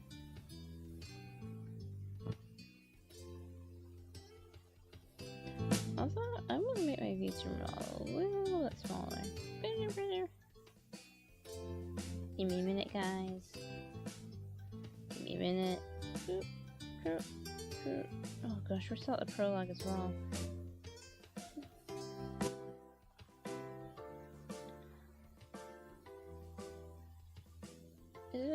Yeah. Okay. The walk was about 15 minutes, and along the way, Kira asked you a lot of questions about the area. Cove was quiet most of the time, so you ended up answering her instead.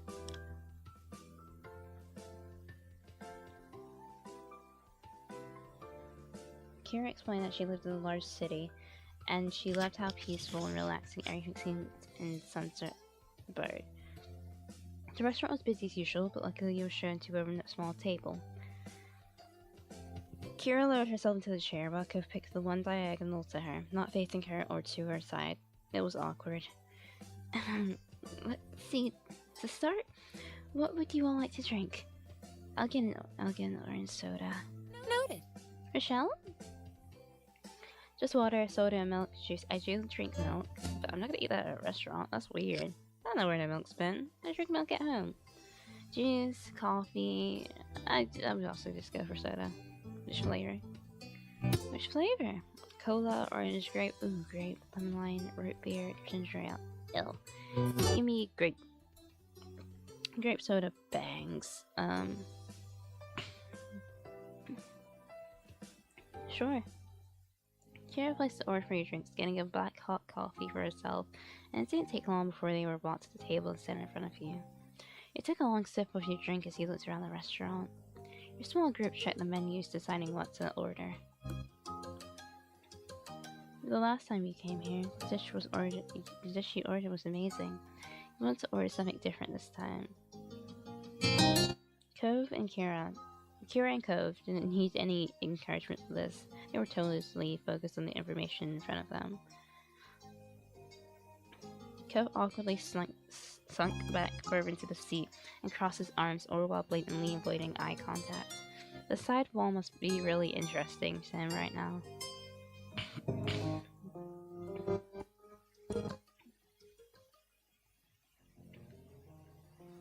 His sour feelings today were unignorable. Instead of asking more open questions, he brushed off Kira. Kira had mercy on her son and instead put her focus towards you.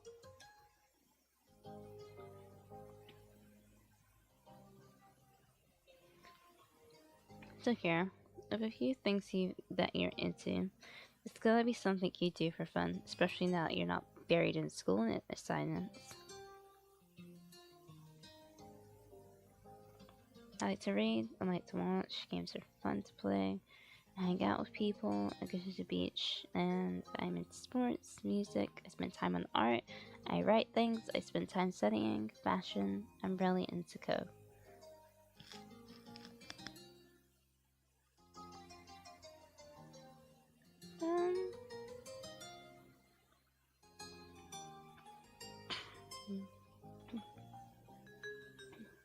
Sorry. To read next watch. I have started reading. I have like the entire in my room. I have like a blue navy big book of all of Jane Austen's stories into like one big collection. It also has like golden crestings on it. It's really cool. And I also have a book on anthropology. So I also read fanfiction and manga. Fiction novels. Me too. Nothing beats curling out of a good book. Comic books I do as well. I'm a comic book nerd. Oh, just like Cove's daddy back in the day. I love manga. I haven't heard of that style, but I'm sure it's very good. I don't read magazines. Non-fiction. I do read non-fiction books. I bet you know about a lot of things then. I do not read. Actually, I started to read poetry, but I don't read poetry as much. So, I like to watch TV. It's really addicting when you find a good series, isn't it? Movies? Kira nodding. Guess she must have liked that too. Stand-up comedy. I do that sometimes. Cool. Cool. Plays. And people. This is gonna be very long, guys. I have a lot of things I like to do. Games are fun. I like to play board games. I love board games. You should also play together sometimes. Video games. I don't know much about them. Maybe you can show me sometime. Card games. I love games. I like card games. Maybe we can all play together sometime. I go to the beach and swim. It must be strong. I love swimming. I find the water a little scary, but I still like to dip my toes sometimes. Building looks for seashells. I don't really build sandcastles now that I think about it. I kept the best ones I find for my collection. I'm sure it's an incredible collection. Walking along the shore. I haven't searched, but I'm interested. I think I've like bodyboarded. That's a nice way to relax. And that was when I was really young as well. I had to be able to spend some time on the shore while I'm here myself. Build sandcastles, go surfing, and I like sports. Tennis. I used to play tennis when I was younger, but I haven't played anything in a long time. I see after all these years to pick up a racket, we can play together. Volleyball. I play basketball. I used to play basketball. We drove past a big court when I was in taxi. That's very popular. I want to try golf. I played volleyball once. All of them genuinely. It's bowling a sport technically. What else do I do? I think I mainly just do. Well, swimming, I guess, but I do mainly just like.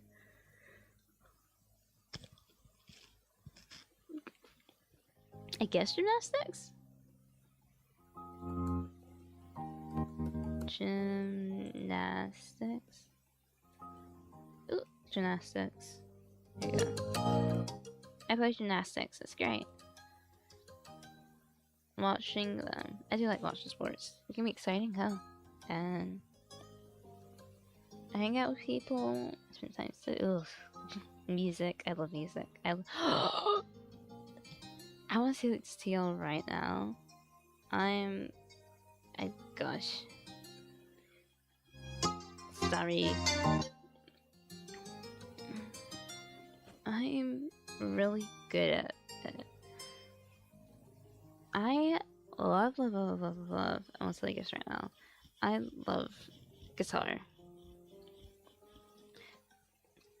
I think guitar players are so cool. All guitars nice, but especially like electric, and especially even more so the bass. Yeah. I love bass. I like it a lot. I play the piano. I actually used to play piano when I was in school, but it was like a month lesson because they rotate between students, so I don't think I remember it. But one thing that stuck out to me still to this day is my teacher at the time telling me that when she was like, "Put your hands on the piano," she's like, "You naturally have piano hands, like you know how to place them." I was like, "Oh." We don't have one at home, so I only get to practice. I want to learn an instrument, so I only get to practice when I go to lessons. So I play the drums, I play the violin, I play the flute. Actually, I want the flute, but I played the recorder. Recorder?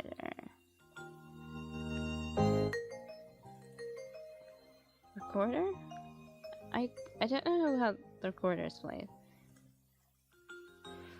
I play the recorder. It's great.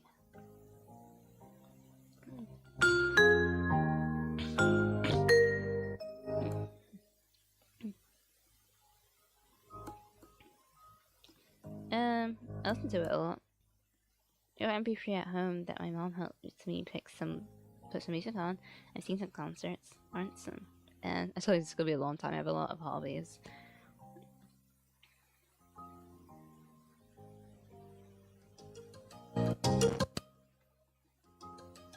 drawing. I also like painting. I want to learn how to do digital art. I don't know where to begin though, like what type of tablet to do. And even if I do get like a drawing tablet, I don't know like a tutorial on how to draw like digitally. I would love to though.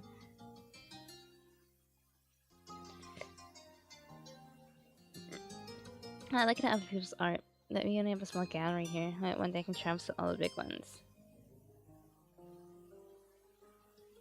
I'm really into Cove. I didn't even see that option yet. I do write sometimes. I'm a writer. Writing is great for. Is Kira a writer? Is she an author, like a journalist or like a magazine? Writing is a great form of expression, don't you think? Kira sighed wistfully, her eyes going soft. I do like fashion. I love clothes. Understandable. I just love the way fashion lets you express itself, no matter who you are. I love makeup in the sense of I don't wear makeup myself because I don't think I need to have the talent to, and two, I just don't want to wear makeup. But I admire other people who can. I think it's so cool. It's such a great art form. Like the things that you can transform your face into, or even just like a simple like illusion look or like glitter eyeshadow look. I just think it's so awesome the way people express their identity with like what makeup they wear that like brings out their eyes. A little bit of intrigue into like themselves as a person. I love jewelry, I guess. It's hard to resist those little shiny treasures. She lifted her wrist as she spoke, jiggling the many bracelets that were hanging around it. I do like shoes. I think shoes are awesome. I'm trying to get more, but my mom thinks I have enough already. Can a person ever really have too many shoes? And I'm really into Cove. Kira let out a sudden laugh and Cove gasped beside you. It was a dramatic enough inhale that he almost choked on the soda. I'm so sorry, Cove. You straightened at the reaction. It was a truthful answer to the question. Richelle. Cove whispered at you disapprovingly, obscuring for his face with a hand that Kira only waved him off and encouraged you to go on. We spend time together when we can. I like it. Well, we have something in common. Kira smiled at Cove. You didn't look too impressed by either of you in that moment. That's it. Thanks.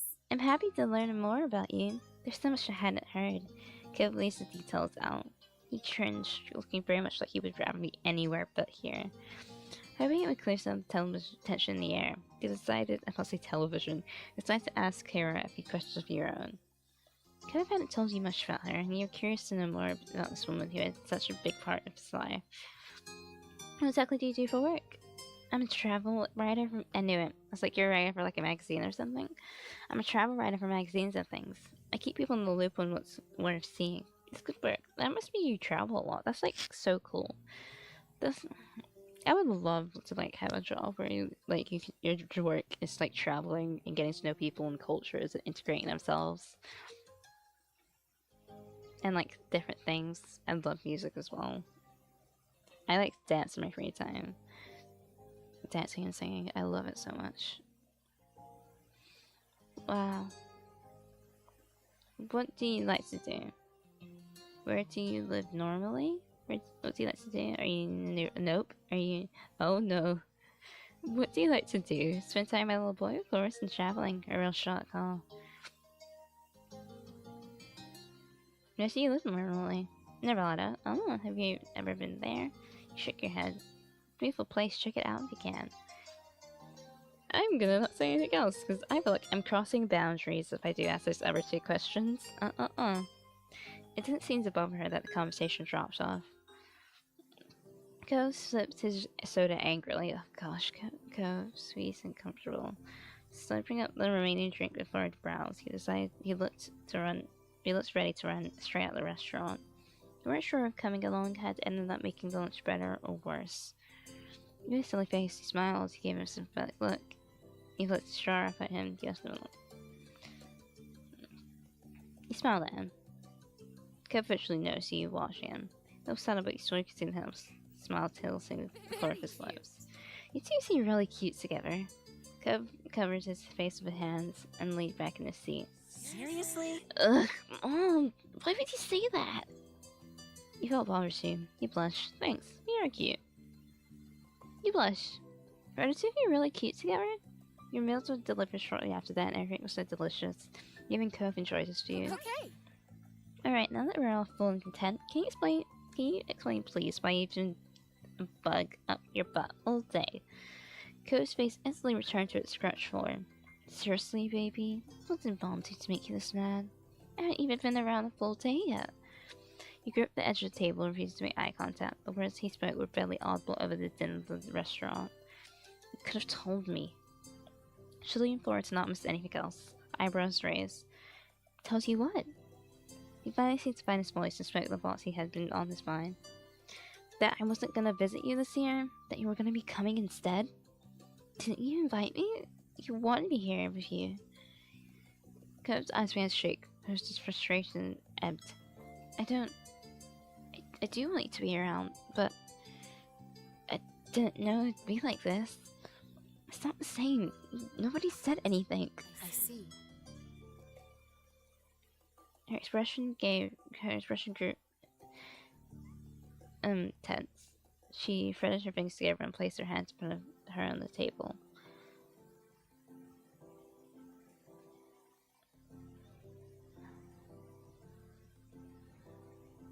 You've both been gifted another Clifford surprise. Referring to that as a Clifford surprise almost caused both you and Cove to crack a smile.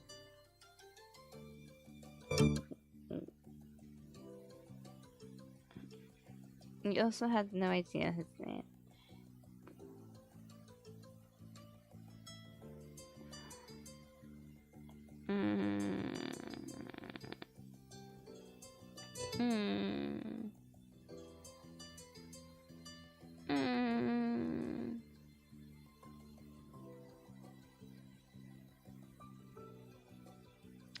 You also had no idea that his name was just Cliff. Oh, wait. Holden's name is Cliff? Over 5 years, nobody had ever called him Clifford until now.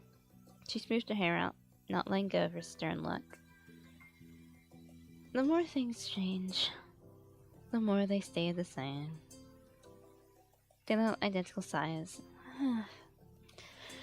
But smiles weakly at one another afterwards. I'm sorry. I can go home, Cove. You can still set up a normal trip to my place before the summer ends. Cove's lips tightly closed together. He slightly pondered the option. I mean...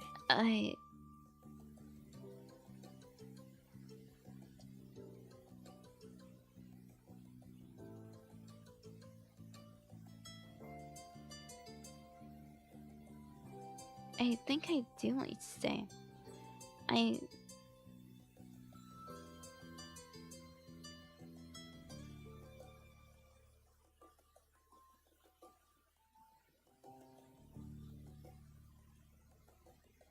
think I do want you to stay, except when you're not there.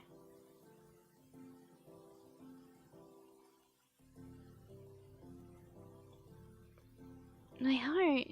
She reached across the gap, grabbed his face and planted a kiss on his cheek. Cove tried to wiggle away. Mom? Stop! I'm sorry sweet young men need to be spooked by their parents. If I don't, they'll take away my mom license. Kira was completely infused by Cove's admission, though a tone of seriousness and potential voice in the conversation continued. Do you want to talk to your dad too? No! Okay. Cove had said the word instantly, but realizes his noise back in just as quickly. Maybe later. Not today. It's alright. I understand. You can shelve it.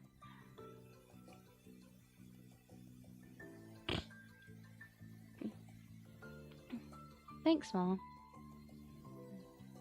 Thank you for talking to me, little mister. She grinned affectionately at him before turning her away.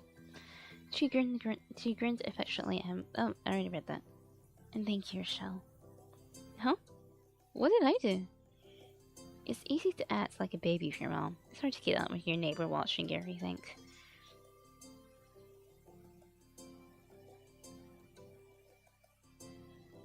Especially when you really care about what said neighbor thinks about you. She winked. Mom! She rubbed a terrible laugh, then moved her hand down to tap the end of the nose. And now And that was how the issue was resolved, at least between Cove and his mom. When the three of you left the restaurant, and Kiara had paid the bill, you walked back to your neighborhood slowly.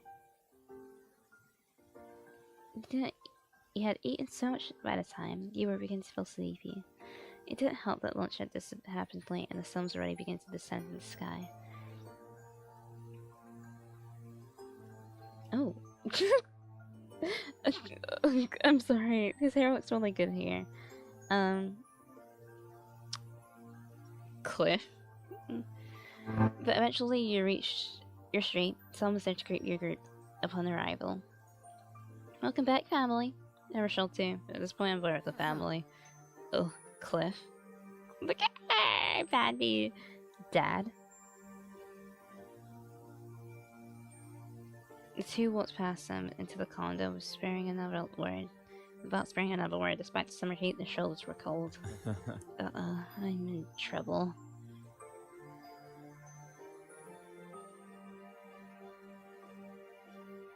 He rubbed the back of his neck with a crooked smile, but his eyes were soft as he looked on after them. He's so much like his mom, don't you think? He gave a vague nod, not sure what he was expecting you to do. He nodded back, far more energetically. Okay, have a nice night, Richelle. You too, Mr. Holden. Your that could have stabbed the spirit to join the others inside. It was your turn to go home now. Summer hadn't started off well as you imagined it would have, though it turned out to set the tone well. Having Kira in the neighborhood was a new experience, not only for you and Cove, but both your families. A dull moment was rarely had. Okay guys, give me a little bit of a break, because I need some water. I need some Wawa. Well, not water, I got Powerade actually. But yeah, I'll be back. I'll take you to the BRB screen now.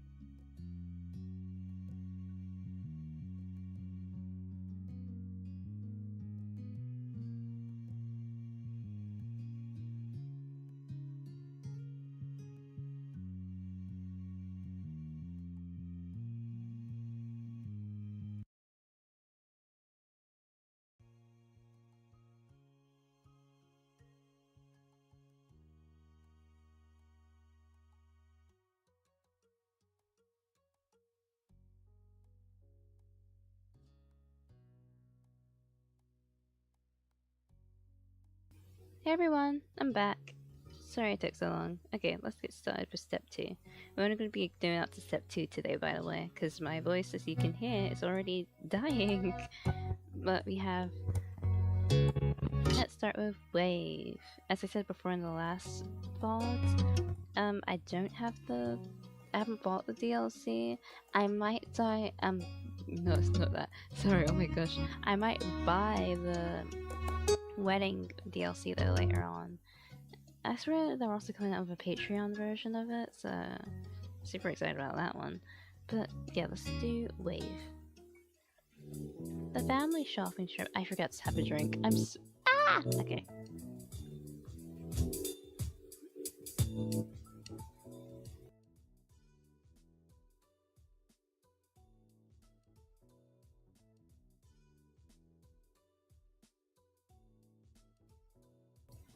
Okay.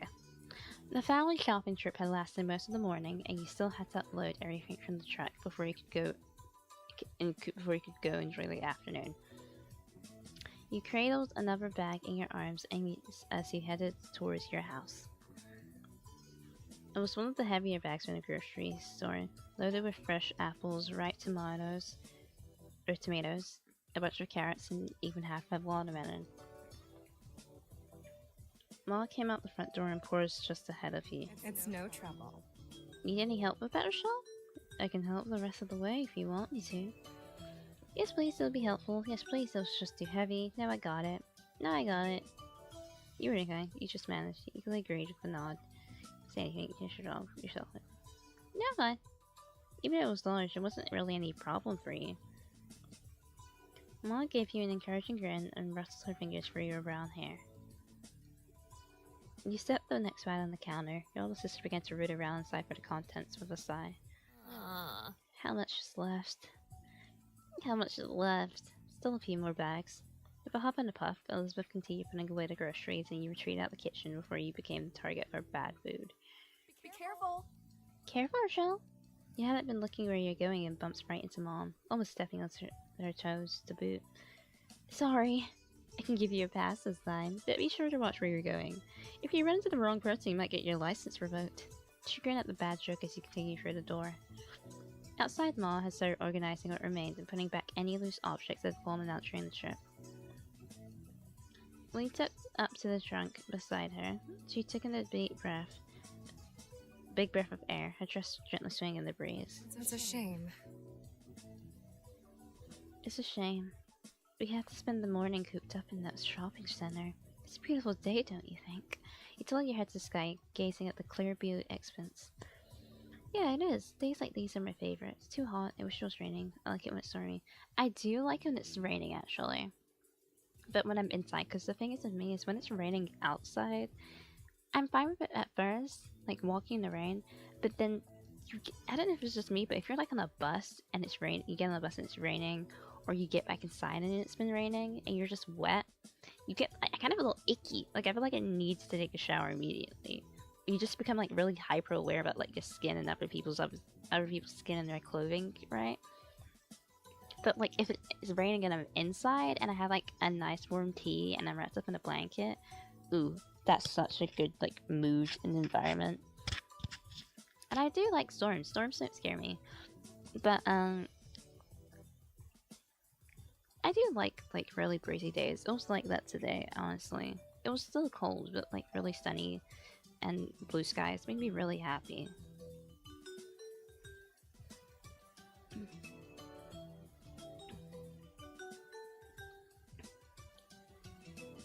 You closed your eyes and enjoyed the way the sun warmed your face for a few moments before turning back to help Mom with the groceries.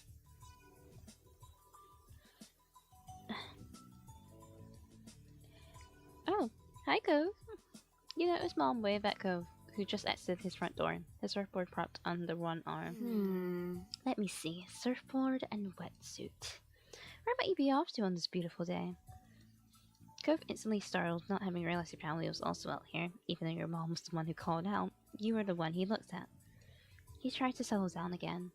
Cove stayed on his side of the driveway, giving a small wave in greeting. After a moment or two of deliberation, he jogged over to probably say hello to you and your moms.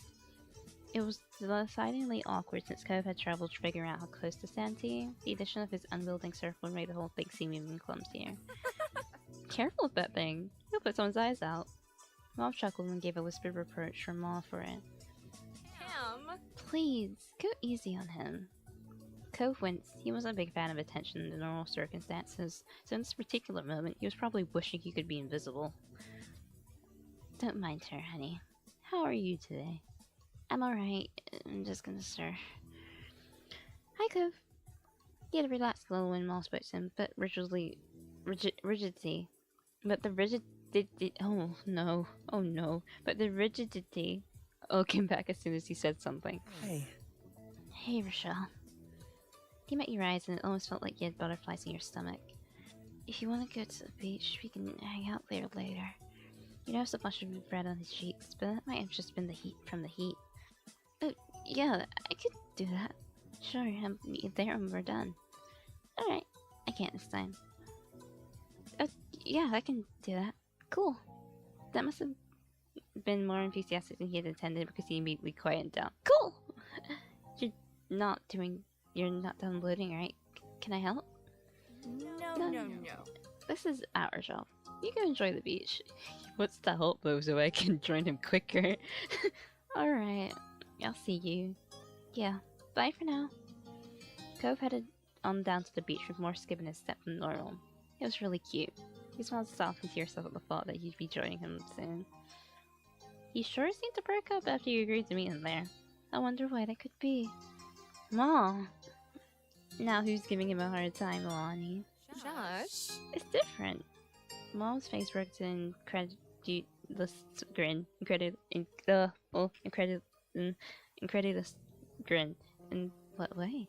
I'm being supported, and he can't hear it. Mom full and laughed that time. Lonnie. You're the worst of us when it comes to this, honestly. I keep trying to warn people, but they won't listen. I really want to help.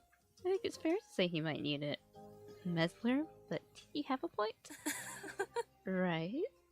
You narrowed your eyes at their teasing, and they simply chuckled conspiratively before taking her bags from the trunk and heading inside. Once everything had finally been taken and put away, you got yourself ready to meet Cove at the beach. You had a surfboard in your room that was your family had a surfboard around here. You weren't sure what you were going to do. You were surfing, and I didn't have to surf.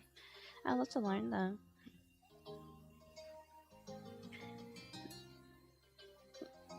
You said the same to your parents while Mom laughed a little. Mom gave you a smile. Well, You just go there and see what happens.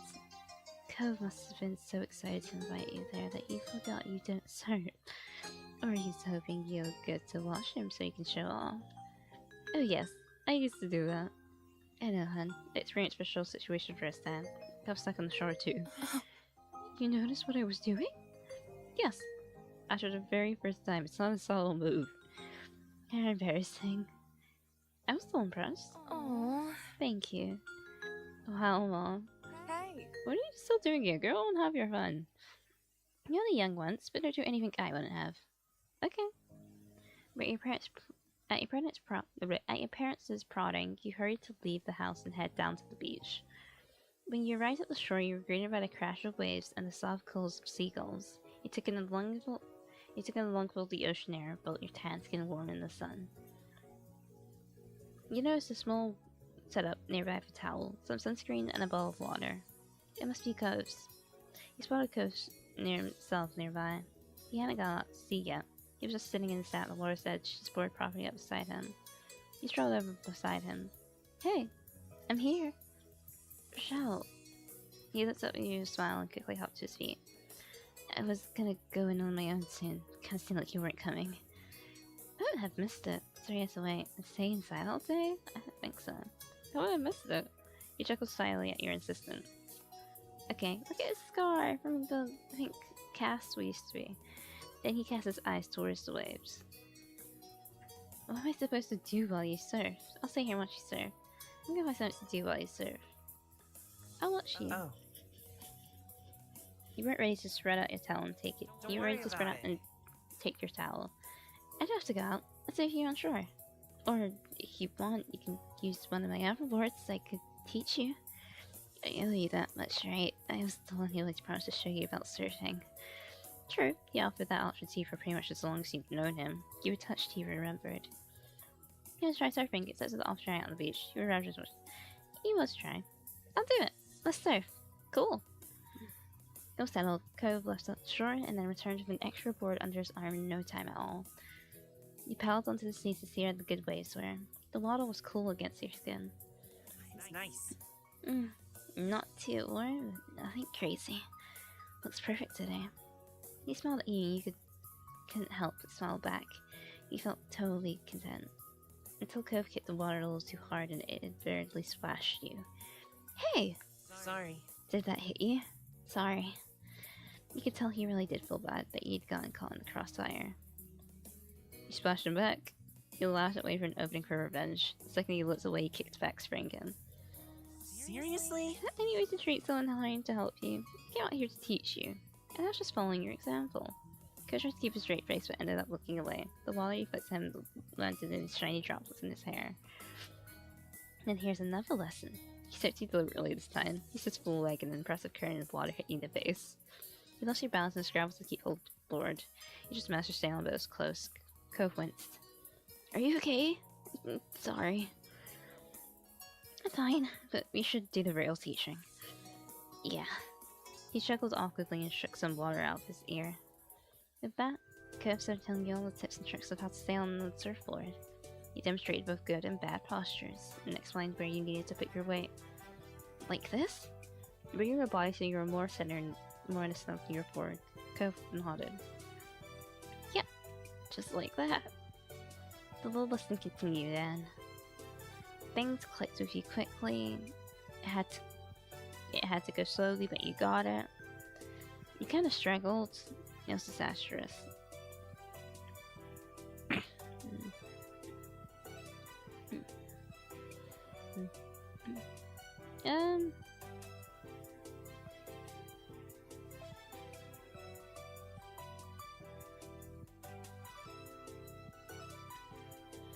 As I saw you when you got it, Cove did his best to guide you through the process, and by the end you felt you had picked up the basics of surfing. Occasionally he reached out and touched you more directly, helped get positions right. It felt nice. But if you acknowledged you didn't notice, if you noticed his touch at all, he would instantly pull away.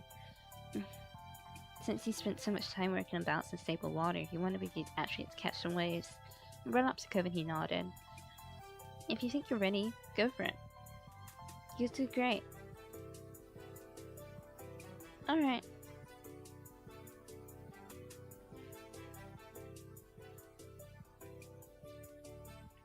Alright. With that, you graduated from Cove's class and see if you were able to surf together more casually, even if you were still better at it. Oh, an afternoon. Well, I said I struggled. Cove is best to help you improve. It was difficult for both of you to work out. The progress was made. Occasionally he reached out and touched you more directly. It felt nice.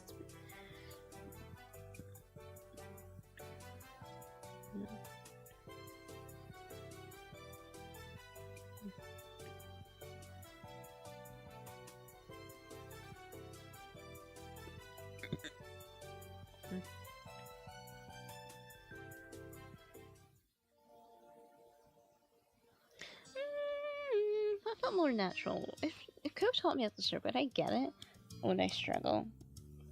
Again, I've done bodyboarding. But they said big waves, and I don't think I could do a big wave. I can do a small one. Probably. The next sun was visible on the horizon. Every time you look away, I would go with this one. It sunk a little lower. The beach was darkening, but still pleasantly warm. You knew you should get out of the water before it was completely dark and sea.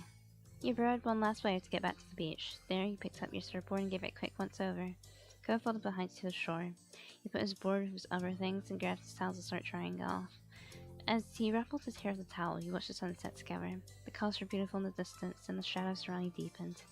There was no need for words between you two as you both enjoyed the sight for a moment. Cove broke the silence. The waves are good today, I think. Yeah, totally, I guess. Perfect for surfing. Do you really think so? Perfect for surfing. He nodded mildly. You chatted a little more until the conversation truly died out, and all you heard was the rhythmic sound of waves. Then Cove sighed. The day can't be over. Not yet. He scowled into the distance as if the sun exiting the sky was a personal offense. Don't you think it should be longer? Yeah, it felt long enough to me. I shrugged.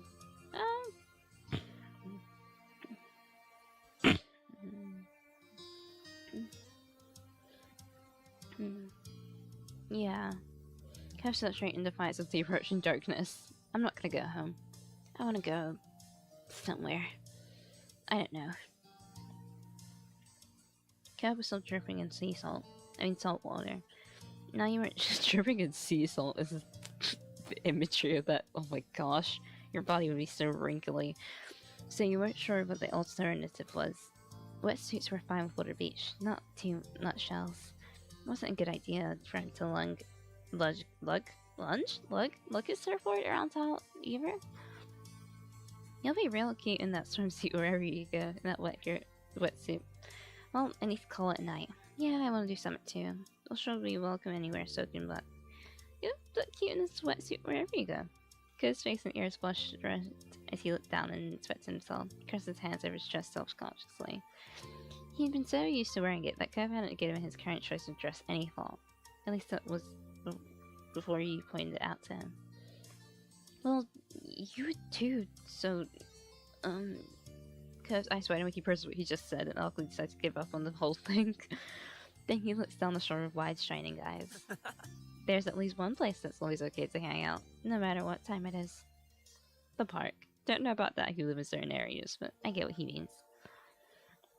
He nodded. The park was virtually always empty. Even Elizabeth, when he went over there nowadays, she was looking for you.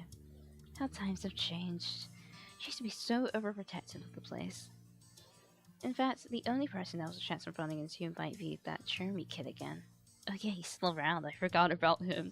You brought the idea up to Cove and he cringed, but I'm still going. The sun is still there, a little. I'm seeing how long it is. He tagged along. Okay, let's go. Cove took a minute to put his stuff in order. He made sure to get it all, but he didn't take much care to shake the sand off. You dealt with your own things. You stuffed everything together and you took your time to pack your bag. I still... Oh!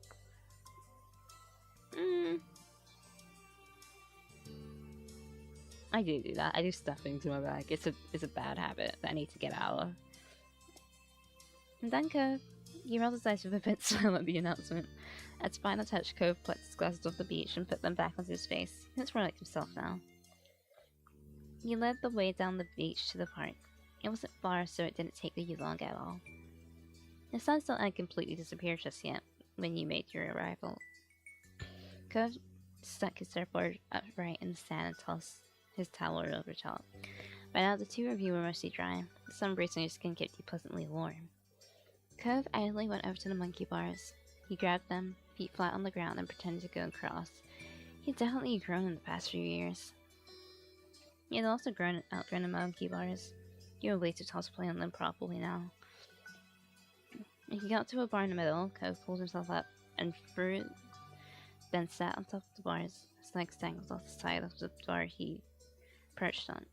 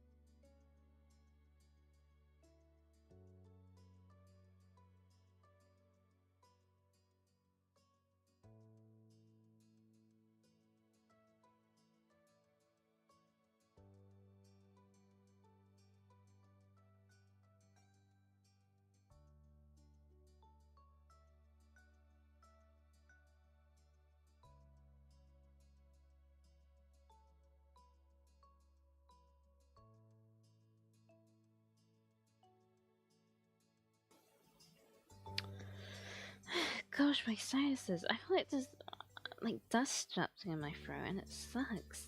Ugh.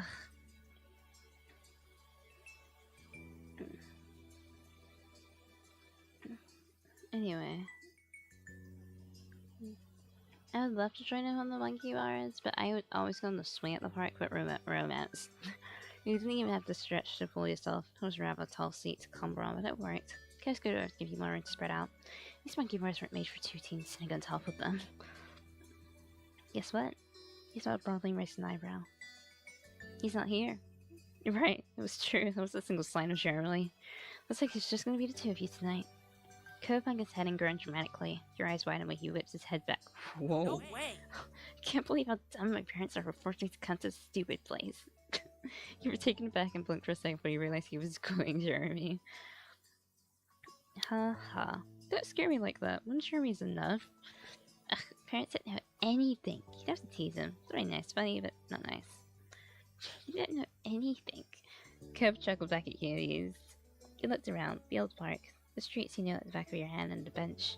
These were his stomping grounds. You wonder how Cove actually felt. How much was his joke just a joke, and how much was sincere dislike of his place.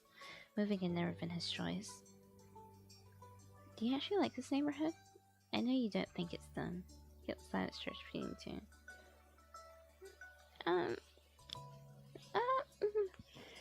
I think he's happy though.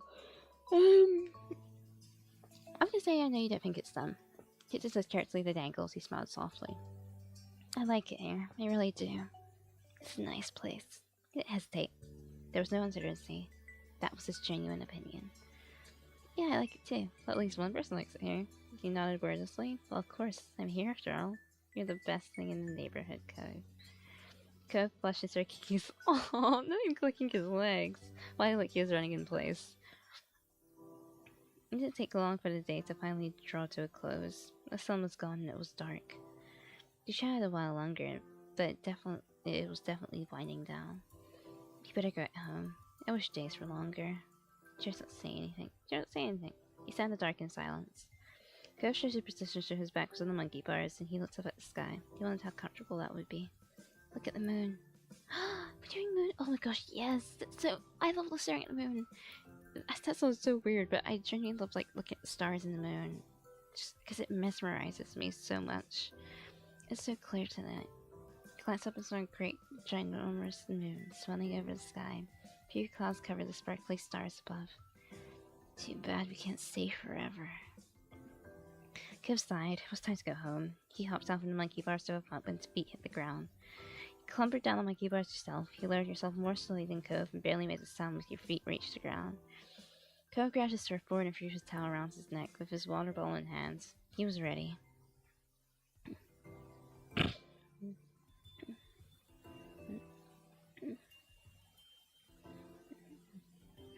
You both began your trek up the road. It was a quiet night. You didn't run into anyone else. And what felt like no time at all, you had reached the street. As he walked, Cove smiled to himself. It was a soft expression, and he couldn't help but wonder what put it there. Everything okay?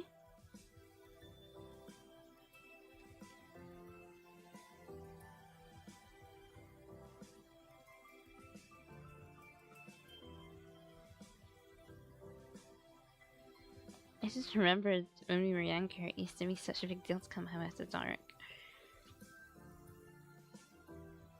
You could indeed recall. If you got sunny, your parents would have something to say. If you got wet, your parents would have more to say. You came home after dark, well, your moms and his dad better have said it was okay beforehand.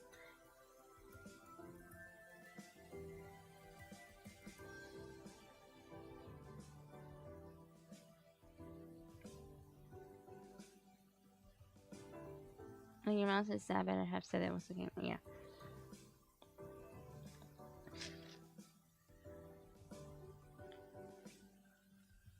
You used to need permission for everything. That small comment he made exposed as much freedom you really had this summer. Cove looked up at the sky, a smile on his face as the two of you walked side by side reminiscing. When you came to your houses, you turned to each other. Bye. Bye. It was nice seeing you. It definitely was an interesting experience. Yep. Thanks for the awesome day! Good ways when you both turned around to your respective houses. This is a pleasant end to the outing, you thought. Growing up. By the way, that's not me actually singing. I just want you to know. Sometimes I sing like, I sing really badly or off key on purpose to, you know. I don't know why I do that sometimes. Actually, I just do it. It's a little quirk I have. Early one afternoon, you found yourself in the living room with your family.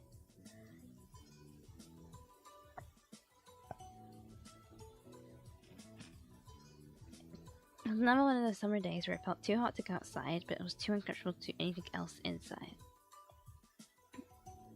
Ah! Come back! The air conditioner was cranked up as far as you could negotiate it, but everyone else was still being pretty lazy. You, your moms and sister were lounging around while the TV blared on the backdrop, ignored by all of you. You specifically were. Lying spread eagle on the carpet, sitting cross-legged on the floor. Perched on the arm of the couch, draped over the coffee table. Draped over the coffee table.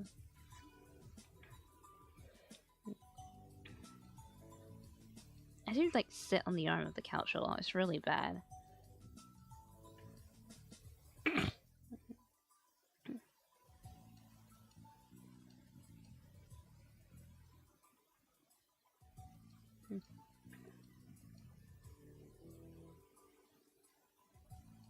Pacific claimed the entire couch for herself. It was too hot to argue. It was basically you didn't bother. Elizabeth brought the sights of the groan. You glanced over. She was lying on her back over the couch, massaging her calf with her one hand. Ugh. I feel terrible. I'm dying in this house and my legs hurt. Mom looked up at the magazine she barely been flipping through and frowned concerned. Can you strain them somehow?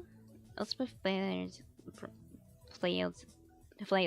Elizabeth flailed briefly, then flopped onto her side. With a heavy sigh. I don't know, it just hurts. Sweetie. Oh, sweetheart. Mom got up from her seat at the kitchen table and walked over to her sister. She did a light pat on Elizabeth's shoulder sympathetically. I'm sorry you have to deal with that. Maybe it's growing pains. You could be taller by next fall. Elizabeth scoffed. She didn't look impressed by Mom's assessment. I'd rather be my height forever than deal with this. Mom looked over too, leaning against the back of the couch. Kids, they grow up so fast. Soon Elizabeth will have a home of her own. Maybe even have a nice husband and some kids if she feels like it. She sniffled loudly and wiped her eye. You could tell it was just a bit. Tilted your head. Even though you knew Elizabeth liked guys, it was hard to measure up a boyfriend or husband. She only seemed invested in hanging out with a group of friends, not chasing after boys. Well, I must agree with you because she shook her head. No. Let's not exaggerate. She's still practically a child. But if you ever do pursue romance, Elizabeth, you can come talk to me about it. Definitely. But always lend a willing ear. Elizabeth's features contorted into disgust. No. Wait, I am not talking to my moms about that. Mom's just jaw dropped, and she gasped in an exaggerated display of shock. Her hand came up to rest against her chest. Ma only grinned. She didn't look offended by Elizabeth's quick response at all. It really wouldn't be so bad to come to us. I know what it's like to have a crush on a pretty boy or two. I don't, but I can listen anyway. So Mom's a lesbian, and Ma is bisexual or pansexual, but one of the two. I can listen anyway. Marshall read at her own joke while Ma burst into giggles. They were having a little too much fun at Elizabeth's expense. Elizabeth certainly wasn't feeling the amusement because she rolled her eyes and sat up.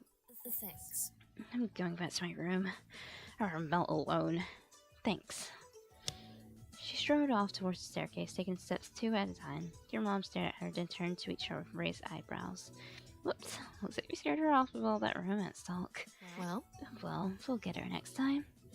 You watched them titter with some surprise. Obviously your mom's likes women, but you had no idea that Mom liked guys too. Today was the first time you heard her say something like that. Mom, I always thought you only liked ladies. You like guys too? Mom turned to you, happy to bring you into things now that you've spoken up. She smiled and nodded. That's right. I like both. But I like your mom most out of everyone. She's special. Mom's smile turned all soft in the corners, like it usually did when she looked at her. She pinned Mom's cheek lightly. Mom reached up to cup a hand over Ma's. Even when Mom stopped pulling her cheek, their hands remained clasped together. You're fantastic. Thanks, Lonnie. I think most women have charm, but no one can hold a candle to you. Oh. Pamela. Mom beamed, then kissed Mom on the cheek she'd been pinching before. He laughed at her antics. He felt the moment was very sweet. He cringed. Parents were embarrassing. You laughed. You chuckled lightly at their little back and forth. They were always saying cutesy stuff like that to each other. Mom looked back to you, letting Mom's hand go over a brief squeeze. She settled down next to you, and Mom followed soon after. You know, I'm also here to listen to you whenever you're ready. That offer isn't just for Elizabeth. In fact, I think that talk might be needed sooner for you. After all, you already have someone, isn't that right? Mom shook her head and elbowed Mom. It was futile. Meddler. Also elbowed her. Mom, I don't have someone. Yeah, that's true.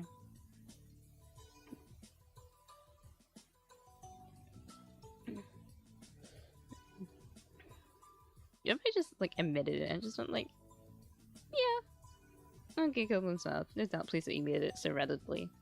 There's no rush, of course. You take all the time you need to figure out what or who you want. That would not be me though. Just being like, yeah, I have a crush on Coke. I would be super embarrassed. So let's go with that option. I would be so embarrassed. I don't think I'm capable of blushing because I'm black, but I can't get flustered. Not any, and this is animation. Because Lilani can blush, so yeah. Lonnie giggled and smiled, not looking the least bit apologetic. There's no rush, of course. You take all the time you need to figure out who or what you want. It's okay. Don't think you have to stick with whatever you come up with right now.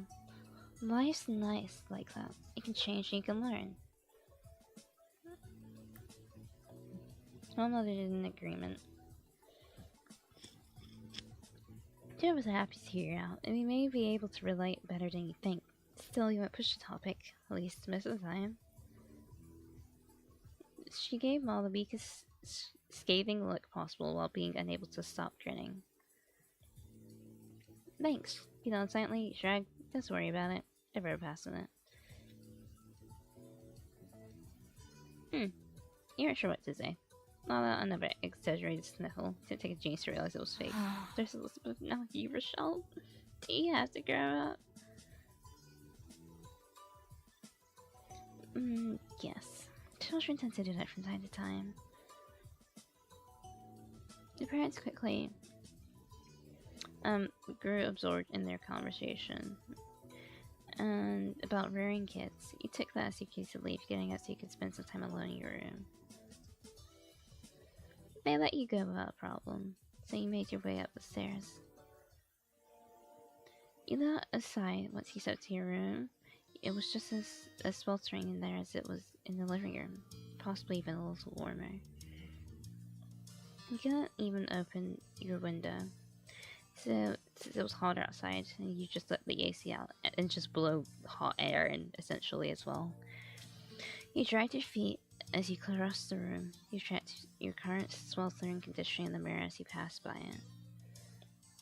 You brought back to the conversation you had downstairs about growing up and all that. After a moment, you stepped a bit close to the mirror. You stared into it, then turned away from the surface and looked down at yourself. You were definitely growing, alright. It was weird thinking about how you were now, in comparison to what you'd been when you were younger. When it came to your body, it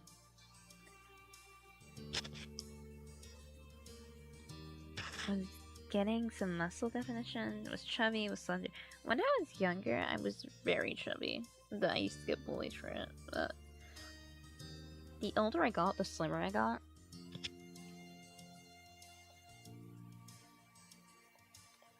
To now, I would describe my body type as like slim thick. So this morning, nope, I'm not heavy set. I do not have a large chest. And honestly, I'm a bit thankful for it, because I already have back issues. I do not need more.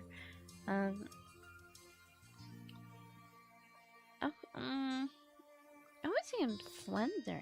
I'm like a mix between these two. Like I'm some thick. Like I'm skinny, but I'm curvy. Uh, there's some muscle definition. It's chubby, slender. I'm gonna look up what a slender body type is described as. Slender.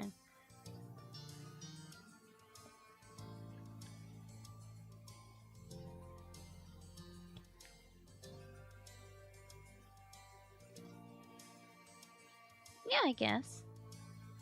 Yeah, slender. He shifts aside, your head still facing forward, and continuing the self-evaluation from the viewpoint. At birth, you were assigned female, and you were born in. I was assigned female, and your chest was flat now, but that would likely change at least a little as you got older. No, I hit puberty like pretty early. I was one of the few girls in my class that. I think in my year, I was the first girl in like my entire year and the other same year class that got puberty very early.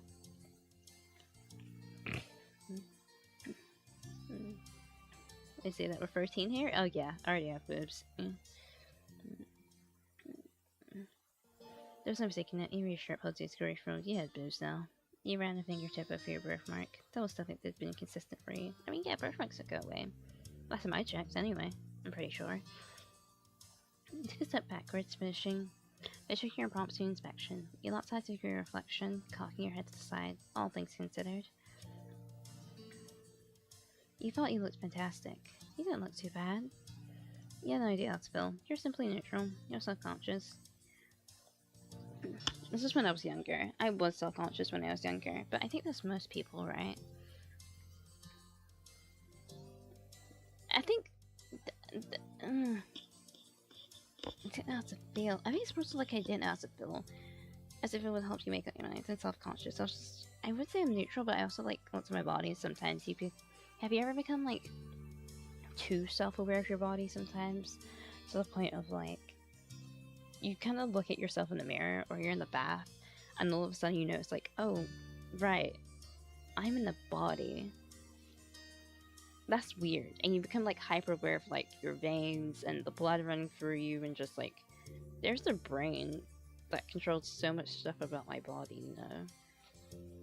It's a bit uncanny, don't you think? I think it is. A little. A tiny bit. Possibly?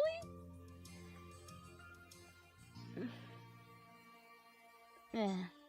Anyway, you shook your head roughly, putting thoughts of what you were turning into out of your head. This wasn't the time to focus on such things. You had to find something to do in this heat. You shuffled over your bed, collapsed onto the mattress, your brow scratched up in thought. Time passed slowly. To your annoyance, possible ideas about what to do were few and far between. You weren't sure how long it'd been, but eventually you heard your mom call you from downstairs. Richelle? There's a call for you. Cove wants to come over. Is that alright? You perked up at the words, stepping in bed. You yelled back at her immediately. Yeah! You got to your feet and headed downstairs, eager to see your friend. You needed to go downstairs soon anyway, because your empty stomach told you it was almost time for lunch. Just as you reached the bottom of the stairs, you saw Mom put the phone back on the receiver.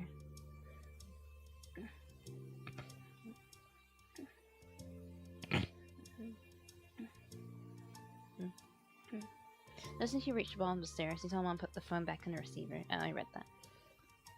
She glanced at Mom, leaning her hip against the kitchen counter. What a pickle. Well, here comes trouble. You better prepare ourselves.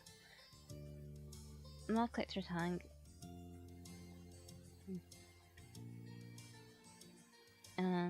Clear disapproval of Mom's words. He's such a good boy.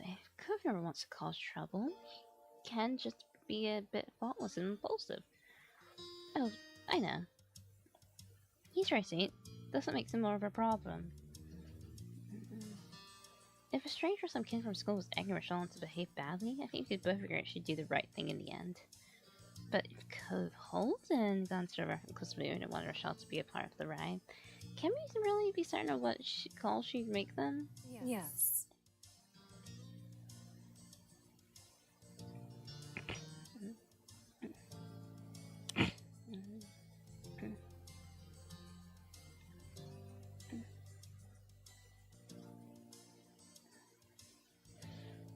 Yeah, I think so. Richelle helps Cove settle down. He would have gotten himself in even more trouble with her then. Thanks. You have a point. Mom laughed as she turned away, still snorting. Her eyes met yours. She winked surprise and waved at you with a grin. Mom looked over, noticing at the foot of the stairs as well. Oh. I didn't expect you to come down already, Richelle. Just wanted to let you know what was happening. You pretended you didn't overhear the conversation. You called Mom out on her comment.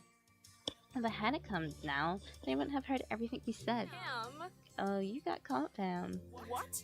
You were saying things too. I didn't say anything I wouldn't have told Richelle directly. Oh, you're unbelievable. You shook your head at your parents, even as you bought a blush when you remembered just what they've been discussing. Alright, you got me. I'm sorry for being gossipy and saying that about your friends. I can be bad too. Let's go. Well, I'll get out your way now. Mom sighed in mock defeat and made her way down the hall. Mom followed her after with a hushed giggle. Now that you were alone in the living room, tasked with waiting for Cove. And that was just fine with you. If it hadn't been so hot outside, you would have visited him at his house a long time ago. You took a seat at the kitchen counter and settled in for the wait. As expected, there was a knock on the door a few minutes later. When you got up and answered it, your neighbor was standing on the other side. He came in once few steps aside to let him pass, giving him a little wave. You greeted him as he typically did. With a wave, a below high five, a nudge your shoulder with a noogie, even a hug. He stiffened in your arms, then relaxed seconds after. One would ask he'd be used to your hugs after all these years. Hey. His voice is... Hey. His voice is cracked as he struggles to say something. You didn't feel worried about that. It was how he usually reacted when you were close by. Cove sighed.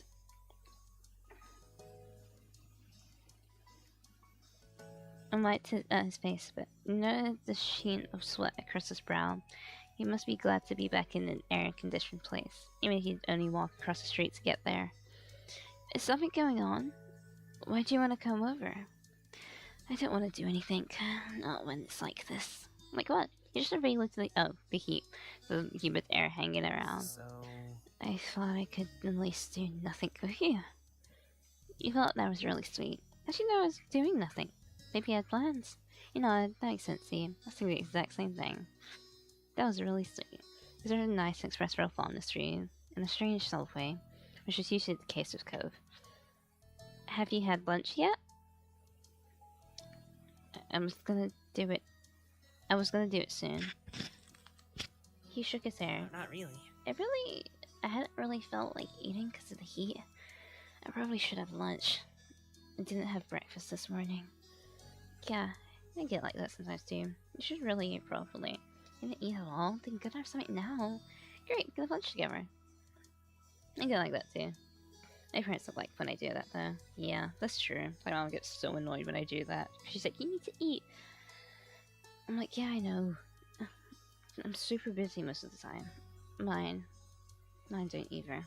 They'll ask if I ate here when I go back home. As one, you headed into the kitchen. You crossed your arms as you glanced around, wondering what you should scourge up for a meal. I don't want to eat anything that's warmed up. Is there something cold or not cooked? Yeah, a bit back and forth. Two of you concluded that you should raid the fridge and cabinet in order to make sandwiches. And that settled, you had planned to decide on the outside layers first. And that's a wide variety to choose from, since everyone in your house had their own favorites. There was white bread, wheat bread, sourdough, mixed grain, gluten-free bread, and pitter pockets. Hey. Can you take the green one from me? Sure. You reached for the mixed grain, then made your decision.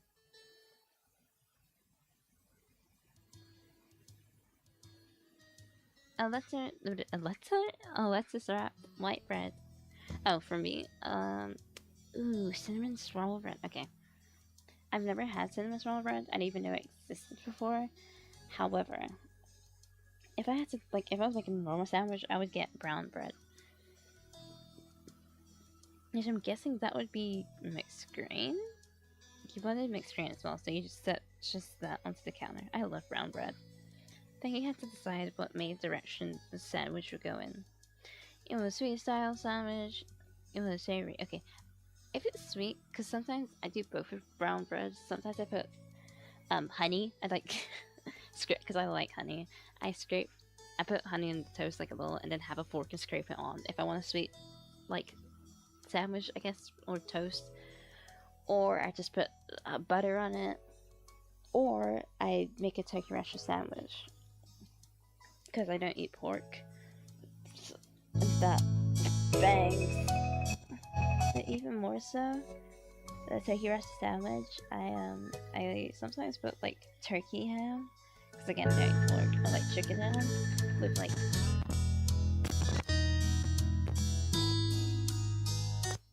chicken ham or like turkey ham.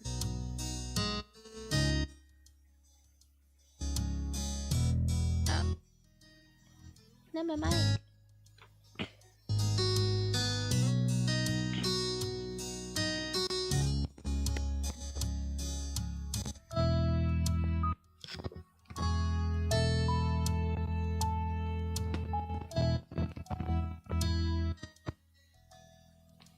Are we good? We're good now? No, we're not.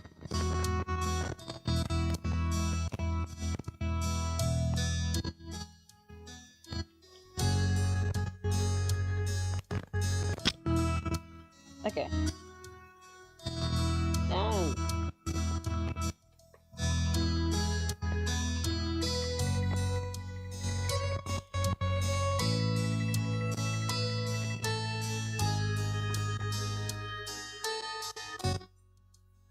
Okay.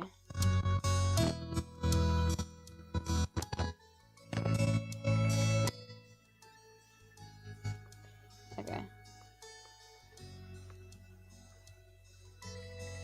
That's better.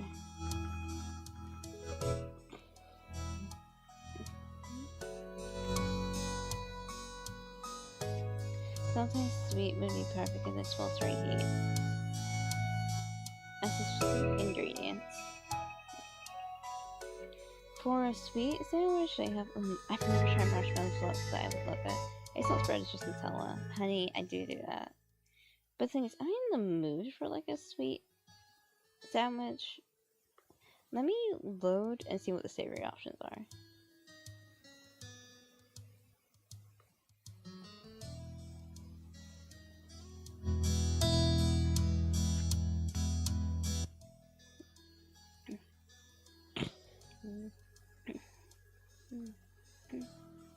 Ham, this is the turkey slices, is what I have. Tofu hummus, XLs, cucumber, peppers, pickles, cheddar cheese, mozzarella. I'm in the mood for like a savory sandwich. I don't want a sweet one. Yes, I did make a sweet one. I would just have cheese and turkey slices. But it's cold. Yeah, never mind, it's cold. I only like it if it's warmed up. Yeah, I'm stingy. Even though I more so eat like... Oh crap, did I save it? No!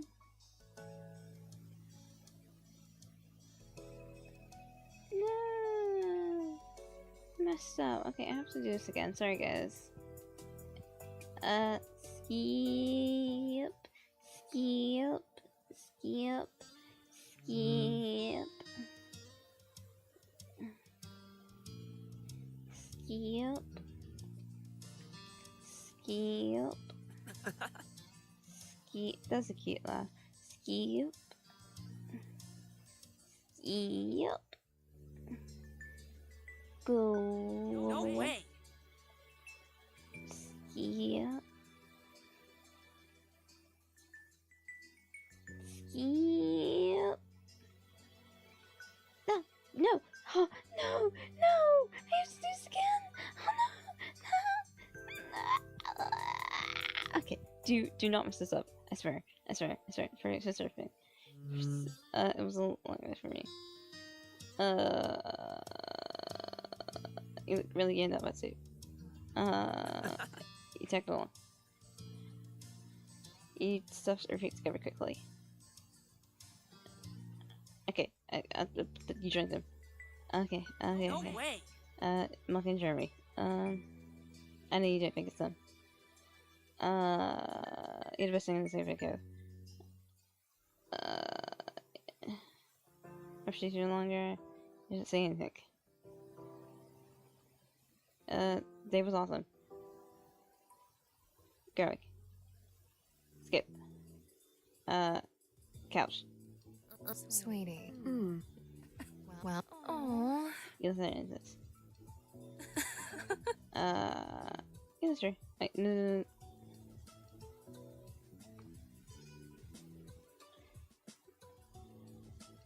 No.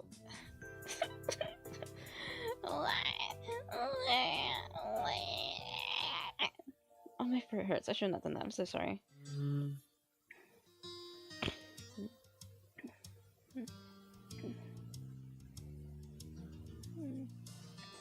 You can do this.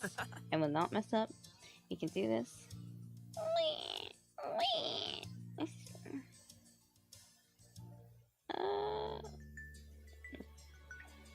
No way.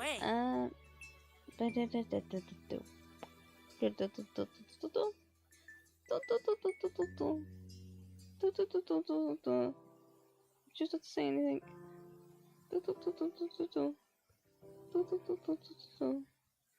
Growing up, I am on the perch of the armchair. Sweetie. I Well, laugh at their antics. I then blush. You then blush. Thank you. It's okay. Then, you just done silently. Then, you're slender. And you're female. And you have boobs. And you felt you had no idea how to feel. And you pretend you never heard a conversation. You called mom out. And then Let's go. you hugged Cove. And then we thought he was really sweet. And then Not really. I get it sometimes too. And then Hey. Okay. He's now safe here. Because I do not want to do that all over again. Even if I love this game. Okay. I wanna so much cinnamon on that. Cause that's a lot. I think we can squeeze it around a little bit. I think I just have honey. Cashew butter? I didn't even know that existed. Honey. That was it. Just honey and bread. If I'm having like a sweet sour bread, because but I do have savory more than sweet. Okay, fine. Fine. I'll do a save. Did I just save? Richelle, stop it. Stop it. Oh, how I struggle to indicate stuff. Oh, how I struggle. I should really save better. Wah! Wario! Wah! I'm not doing this as a bit, by the way, for people who are new to this. Sometimes I can't read, as you can evidently tell. I'm also just not wearing my glasses, but I don't want to. I'm gonna get going. Oh, she's so long. Wow, Mario! Wow! Going up. Wow! Sweetie. Go. Did I stop? What the? Okay. Well, oh. You left. And you skip. And you blush. And It's okay. you... What did I do? Not... Why do I do Mary noises? Instead of... I love you. Please don't get me. Please. I love you very much. Please. I love your games. Speaking of which, when does when, because it's March now, isn't there going to be a Nintendo Direct about the Switch 2? Because I do want to get the Switch 2, because it's supposed to be a birthday present for me. But yeah, we'll probably watch it together as well. There's probably going to be another stream today, later on, about Love and Deep Space, because I just checked it on my phone, and the wrap update's there. I didn't tap anything yet, so I haven't seen anything, but I just saw the notice about the information come up, so I'm going to probably stream that. Later in the day, UK time zones, GMT for now. So yeah, just to let you guys know. You have no idea. Tell the Raph birthday banner I meant, by the way. Let's go. So... Not really. Hey. Mixed screen. I'm gonna do save remarks because I've decided on that. Can you also tell I'm very indecisive? The things, though, I'm indecisive with certain things. There's certain other things where I'm like, I'm not indecisive, though. I find that so funny.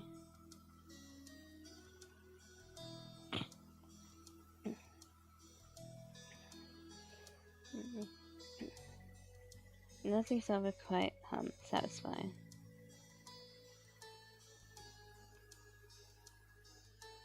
So some things I'm like stubborn with, is what I want to say. Absolutely like no to some things. And I just find the duality of my personality just really interesting in that sense. You know what I mean? The two of you bustle around the kitchen, opening and closing it things in order to collect everything you need for your individual sandwiches.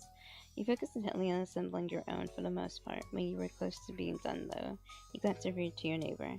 Cove was putting his sandwich together delicately, his barrel forward and tongue sticking out just barely.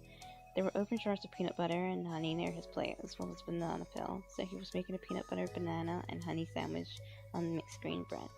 Very sweet. That sounded great. I didn't think much of it. It wasn't surprisingly interesting. Curiously satiated, you turned back to your plate and finished your own creation. By the time you were done, Cove had already cleaned up his workstation. He turned to face you, studying your sandwich briefly. A small smile tugged at the corner of his mouth. You guessed it looked inedible to him, at least. Done? Yeah. Cool. Cool.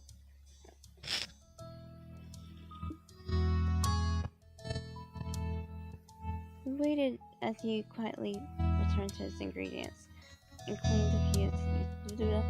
Please.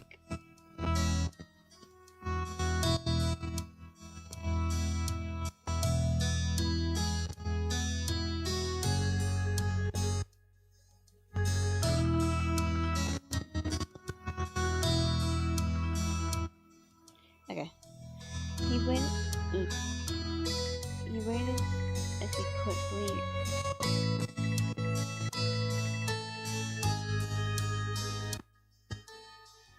returned the ingredients and cleaned a few utensils. Until you collected your respective plates, you both agreed on heading upstairs to hang out in your room. You and Cove entered your bedroom when balancing your food on the plates. Nothing balanced, it was a successful trip. Cove took a seat on the ground, stretching out on the hardwood floor in an attempt to keep it a bit cooler. He immediately took a big bite of the sandwich, chewed, and hummed happily. The sandwich was really good. At least that's something. At this point, you sat down, startling your own sandwich. You nodded, you're enjoying it. Shrugged, it was okay. So shut your face, this did nothing else. You're happy. Obviously, you're a pro at making sandwiches. He leaned back on his hands while chewing and glanced around. His every movement was sluggish. I wanted to do something? It seemed the plan of not doing anything at all had already worn thin, despite his lack of enthusiasm. Yeah, like what? Maybe, not really. You could even, yeah, sure. He rolled back and looked up at the ceiling. What about Hangman? You laughed at the suggestion.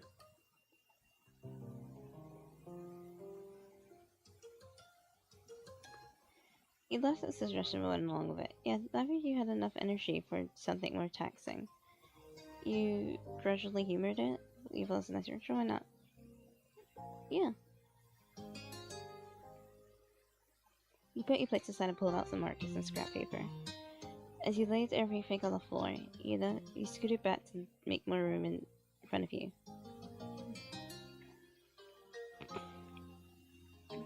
Kev picks up one of the markers with his right hand while keeping a half slice of sandwich in his hand. In his left. That's, Can I pick the phrase? Go ahead. I don't mind. He smiled briefly before he bent over the paper and began stretching the hangman phrase. Then he stopped, pursing his lips in thought. He tapped the end of his marker against his cheek. You watched silently as Cove looked down at the paper, up at your face, then off to the side in a loop. His marker kept tapping his cheek the entire time. You raised an eyebrow. He suggested the game and wanted to pick the phrase. It looked like he didn't actually have anything in mind for it. Finally, he put empty lines on the papers to signify spots for letters. Alright, you start guessing. We peered over. I love Hangman, by the way. It's a fun game, like a fun childhood game. A bit of a morbid title, though, and concept, in all honesty. Because I wonder what the origins of Hangman is. I'll look at it later. I'll tell you when we come at the next stream from Love and Deep Space. It's a sacred phrase because it's 3 words. The first 2 had 3 letters, and the last had 4. You photos I love you, but that makes no sense and doesn't fit. You thought harder about what your first guess would be. Even let's go with the vowels. A. Okay. As the first one, I'm gonna take another bite sandwich when a thought occurred to you. I wonder if anyone's turned off the TV downstairs. The TV was on earlier, but no one was really watching. Everyone started leaving the living room. I know I didn't turn it off. It might still be on downstairs with no one there. Small Cove smiles crookedly at that. Oh. Poor show. Playing with no one around to enjoy it. What was it? He squinted off in the middle of the distance, trying to recall the show's name. I feel like it was some kind of crime-solving drama. Cove nodded sleepily, his eyes closed and opened up with some effort. Can you give any specifics? Maybe I can guess it? Well... Orson chinning your open palm, groggily thinking as hard as you could. I remember there was a woman with long blonde hair, I think. She was the one solving crimes, like, as a detective or something. There were scenes in police station. Could someone get arrested? He lapsed into silence, so both of you thoughtful. The Cove chuckled. It wasn't that funny, but you both joined in the laughter anyway. I don't know. I don't know what that is. I think so. Wow. Me neither. I just saw it. A I? Nope. Sorry. I'm gonna start editing a little person. No. You're just a creature showing a grimace. I feel so sticky. Ugh. I'm gonna be stuck in this spore forever now. I'll have to charge you rent then. You can be my new room if you want. Except we'll both be stuck in forever then. I'm sticky too. No way, I'll pull you off if I have to. He smiles at his whining. You can be my new roomie then. He smiles slightly at you, joking his suggestion. That wouldn't be so bad. You couldn't help but smile too. Now that you thought about it, being roommates with Cove would be fun. Then you return to the game. See?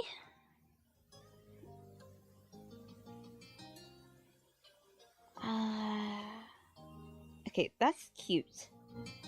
I don't know what the middle word is. He spoke, catching your attention. He was peering down at the paper between you. His expression fell. You know, that's what I was just talking about, Cove. I was like, Hangman is kind of a creepy game.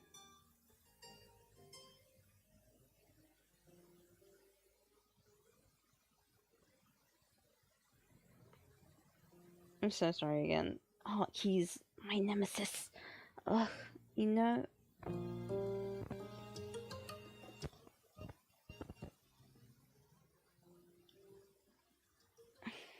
You know, Hangman.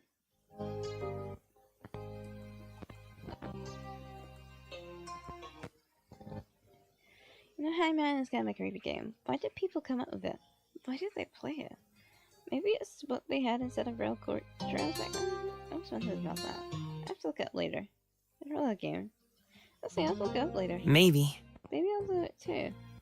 That said, let's see if you turn your attention back to the game.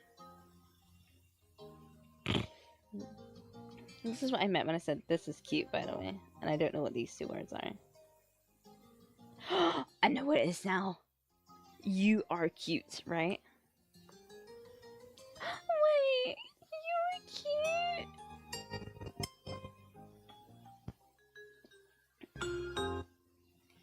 He's calling you cute. You are cute. Yep, that's right. By this point, go and finish your sandwich. Yours is almost gone too, but now you were getting thirsty. You brought to your neighborhood. I'm sorry, I'm not over him. Speak, you are cute. Should we go downstairs to get some drinks? I was thinking that too.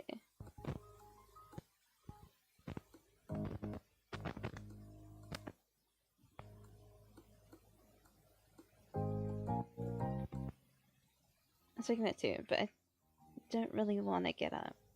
Me neither. It looks over at him narrowing your eyes with false suspicion. But hey, what happened to you not being able to get up ever again because you were stuck to the floor? That's still true. I mean, we're not actually going garbage. I only thought about it. You rolled your eyes and dropped the issue, defeated. Ko grinned a little at your disappointment with his victory. You... There's another one. T. You're really close. Yeah. Oh. You're definitely gonna get it. You are cute. That was the phrase that Cove had spent so long settling on. You stared at it. It's so cute. If you crit those and you had a feeling you knew what the phrase was, still you felt butterflies in your stomach seeing it. Clear as day on the paper. You took in the words for a moment longer, then you looked up at Cove. He had trouble meeting your shocked gaze, a smile settling awkward on his lips. His next words left him in a mumble. I mean... It was all I could think of at the time. You covered your face bashfully, gave him a playful shove, still in disbelief. You stayed where you were unable to move. You fell backwards on the floor from the ceiling. You wrapped your arms around him. It was instinctively to wrap your arms around him in a hug. You didn't say anything. No, you're cute. Thank you. I can't believe you. Damn, go.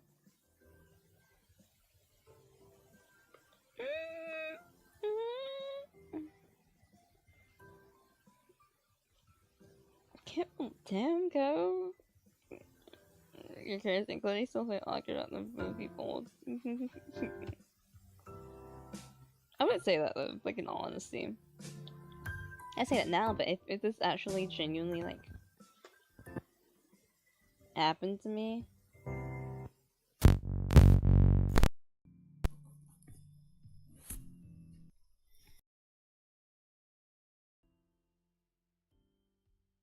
I'd say like either thank you, no you're cute, I would squeak. You're cute.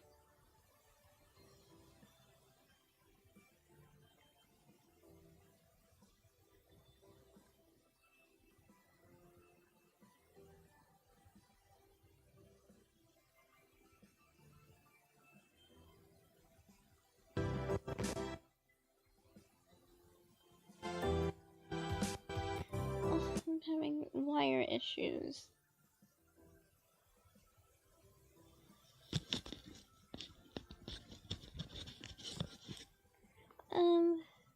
Thank you. Damn, go.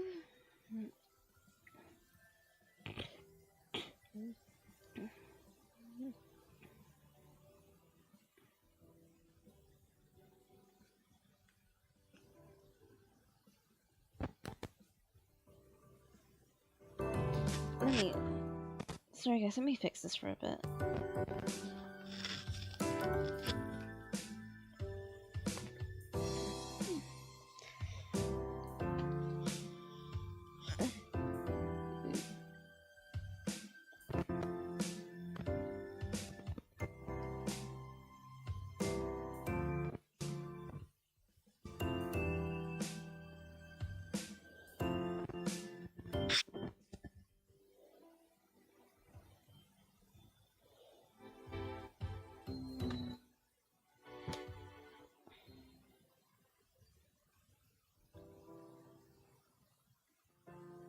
Is that good?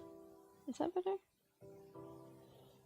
You say anything? No, you're cute. Thank you, Damka.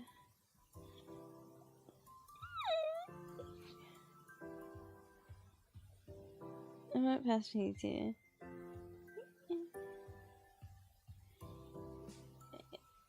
Now would be the perfect time to change the subject.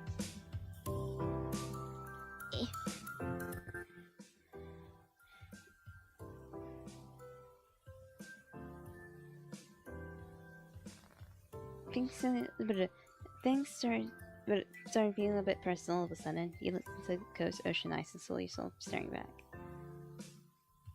I really think you're cute. Seriously.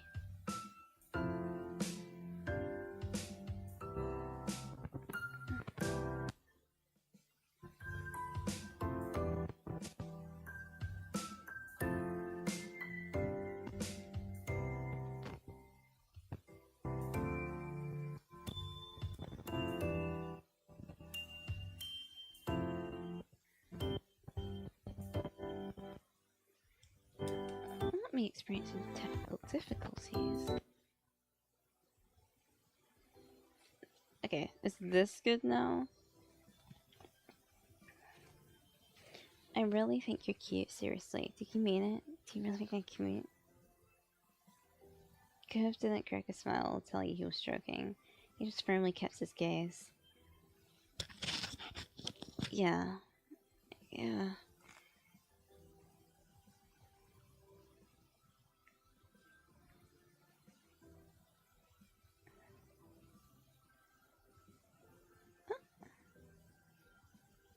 Finally, he broke eye contact.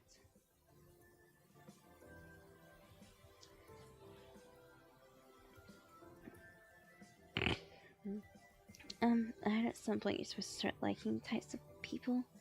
Guys or girls or whoever. I don't know. I haven't really noticed that yet. Nothing's changed. Not a big way. Not for everybody.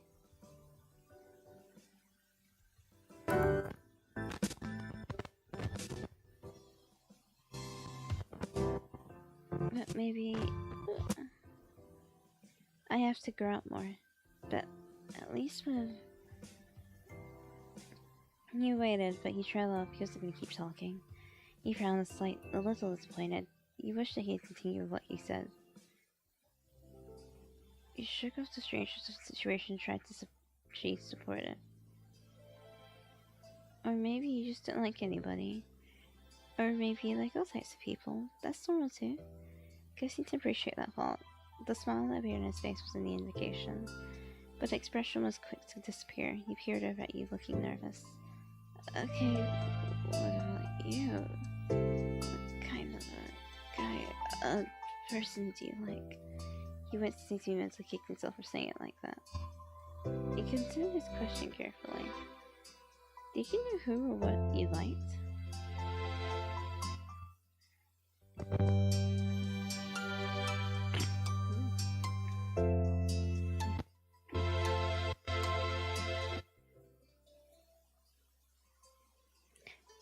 You can sit. I have genuinely thought about this for a while, because I'm gonna say this honestly. I'm straight, but I am demisexual, so I'm hetero demisexual. However, once upon a time I did think I was bi-curious, but I realized I wasn't. But yeah, if you want to know my sexuality, I'm demi-heterosexual. I debated on this for a while because of the fact that in the beginning, I didn't think it was valid. Not being demisexual, but for me personally, saying I'm demisexual because I am only interested in men. However, I don't feel, well, I do feel that I don't feel attraction as easily. I used to just say I was a picky straight person, but I realized it's more than that before.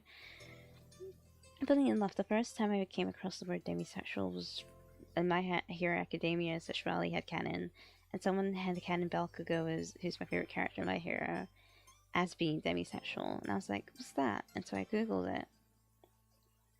And it's basically someone only being able to find sexual attraction in someone by firstly having a bond or a connection with them on like an emotional level,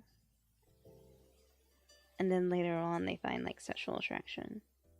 That is what I personally feel for me, because even when I was in secondary, you know how secondary is, everyone wants to date everyone, and I'm just kind of there like, I wasn't interested in anyone. It was very rare.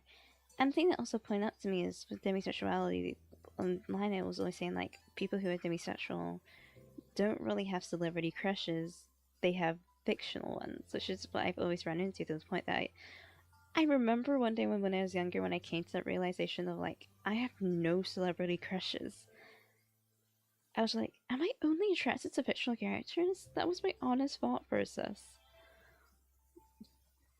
And I was like, no, because even with like Marvel characters like Bucky and Loki, I'm attracted to them. But I realized I wasn't attracted to like Sebastian Stan or Tom Hiddleston. I was attracted to when they played the characters. Same with like Henry Cavill. I'm not attracted to Henry Cavill. I'm attracted to when he plays The Witcher. When he plays Geralt of Rivia, you know what I mean? And don't get me wrong, in the same way asexuals and allossexual and gray sexuality people have said before, of like, I can still look at a person and find them attractive. I'm not blind. Like, I can say, like, objectively, like, yeah, that person's attractive, but am I attracted to them personally? No. Also, another thing of like hooking up with people, I've always felt this like repulsion to it.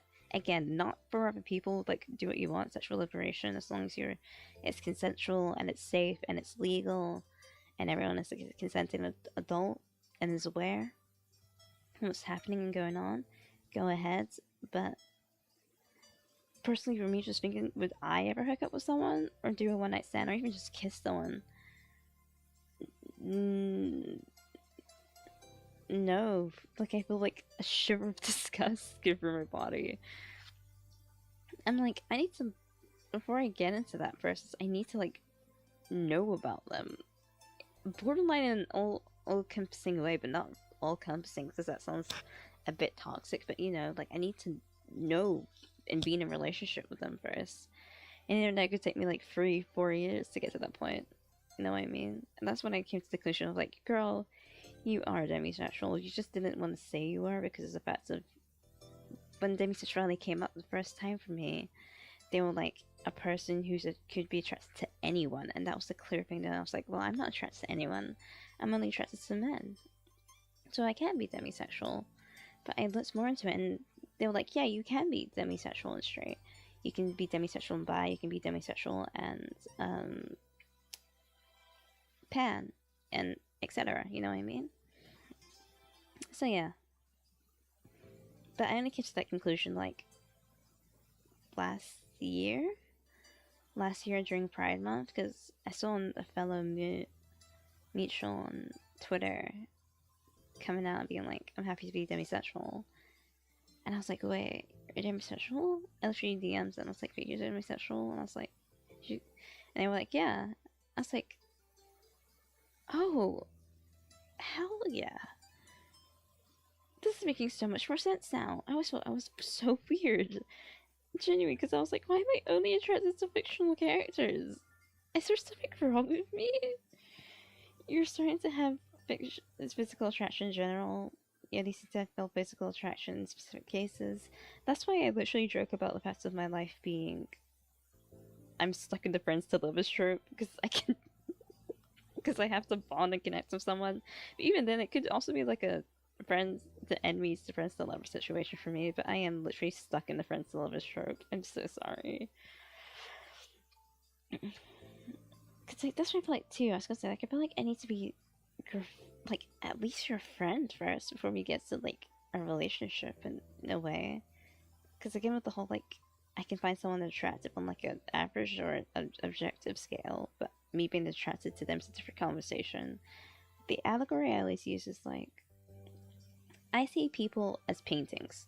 Everyone has their own individual colors, stories, mosaics, you know, and they're all beautiful in their own right. Unless you're an ugly painting. But you're only an ugly painting if your personality shows that, you know what I mean? I don't look at a person and go, oh, you're ugly. It's like, if your person, because again, I've said this before, someone could be to the T what I find physically attractive, which even then that changes on the dime, because sometimes I'll be like, I like guys with long hair and a man bun, but then I might like a guy with an undercut. Or like with a... What's that hair that Hyunjin has? A shaved head? There's a specific name for it, but like a slightly shaved head. I could also be attracted to that too, you know what I mean? It just depends on the person, you know what I mean?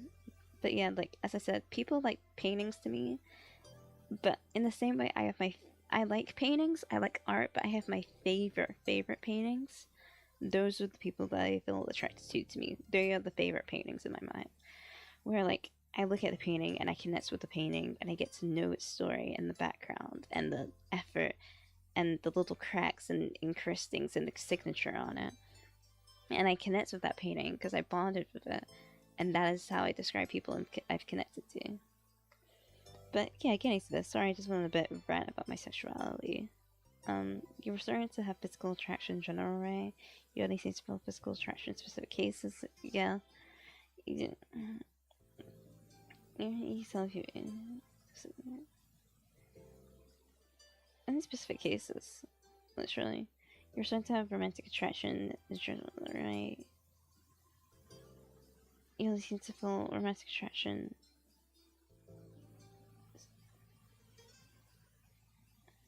I think I have it in the general way. Like, I might be like, I like you. But it can go away as easily as well with me. If you, like, do something I don't like or we just don't vibe, you know what I mean? Actually, no, not in the general way, because I said this before, like, all the people I've had crushes on were my friends. Literally. Like, we were friends first, and then just, like, one day something changed in my brain chemistry. And then I went like, oh, Dookie. I have a crush on my friends. But specifically when it came to how you felt towards boys, I love. You found them attractive, you felt you'd be happy for a guy, you found them attractive but you hadn't thought about being with a guy, you were physically interested but you surely weren't. Oh, no. Maybe it's with me though. I've recently come to the conclusion as well, like, I would be very fine and open to dating someone who was male presenting but goes by like he they pronouns, or even maybe male presenting goes by they pronouns. And I don't know what that would still class me as, but yeah.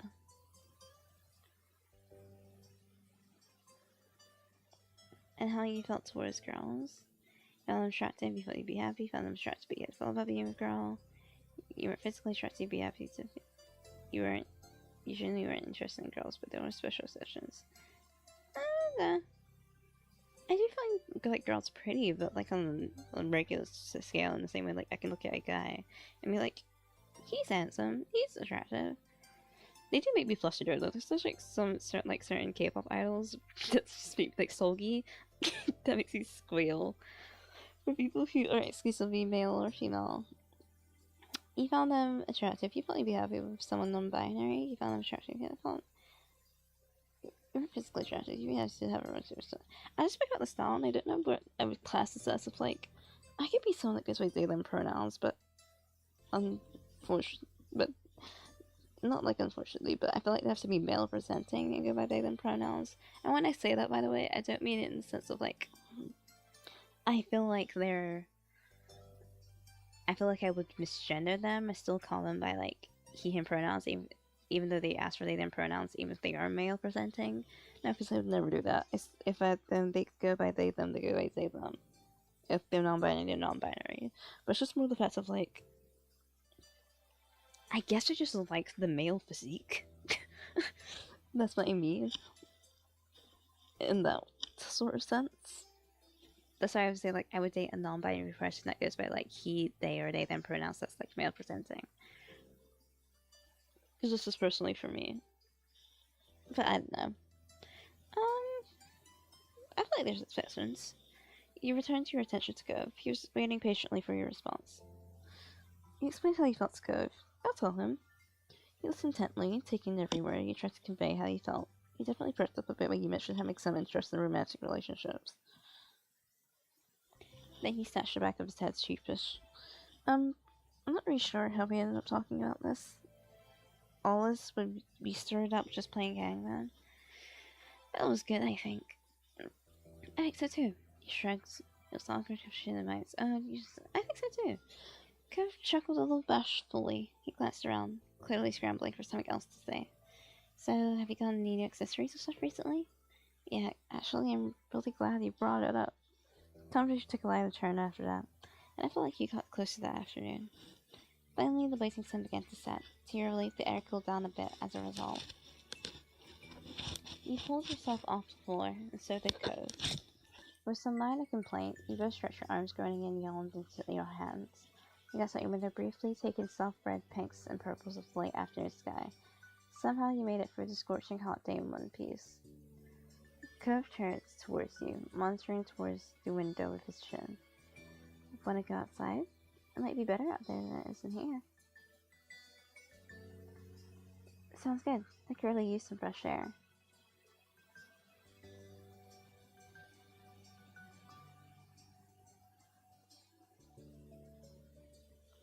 The two of you took your time heading downstairs. You stopped briefly to grab water and then continued on your way. You stepped outside on the other on one after the other, your destination between the familiar hills between your house. This time of the day, it was quiet outside.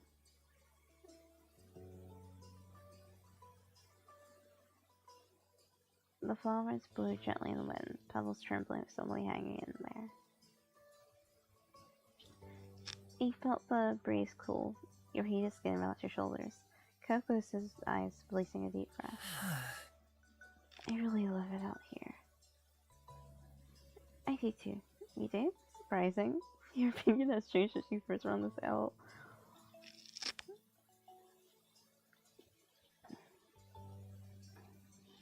I'll be a little sarky. That's surprising. Jacob with his hair danced with the wind. A beat that passed, but his gaze went straight from you. His voice was impossibly soft when he spoke up again. I'm glad I met you, Richelle. You're really important to me, you know? You blush at the statement. I feel the same. That's nice to say. Smiles slightly. You're being too sweet. You're special to me, Cove. Your voice gave out equally delicate. From the way his speech was braining, though, you knew he heard you. Cove reached out and held your hand without another word. Even as the sun disappeared completely and the sky darkened, you and Cove remained side by side as long as you possibly could.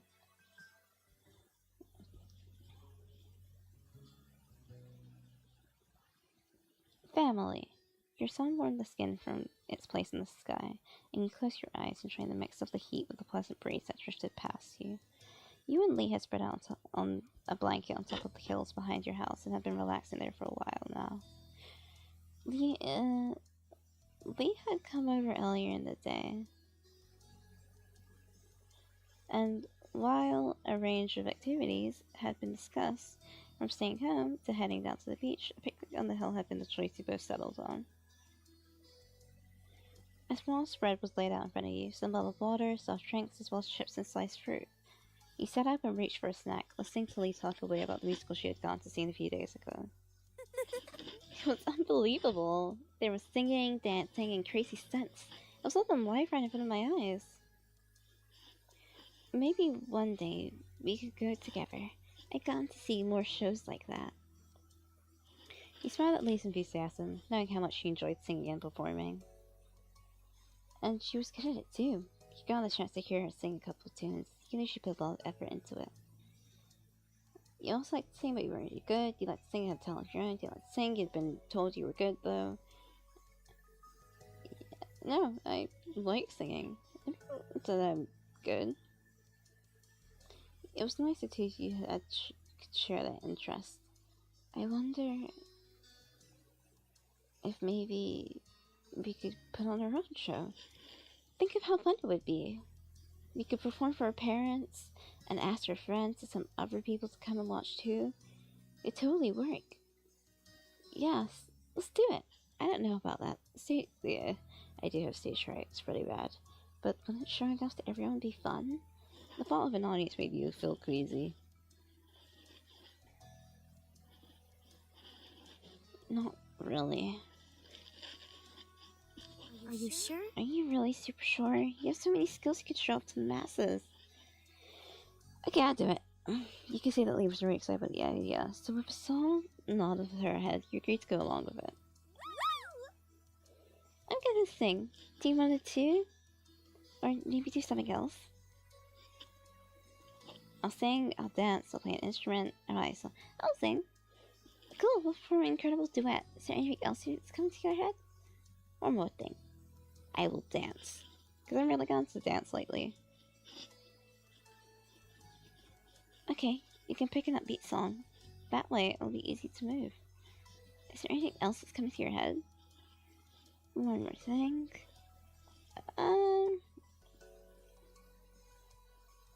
The sounds like some music. Oh. No romantic sailors. It's really alright song, there's some stunts. I'll pick the outfits. It's a great shot for you. You always dress so fashionably. I think that's all makes an amazing show. You got things pretty covered. The two of you ran back to your house and grabbed the supplies you needed, dragging your mom's amused questions.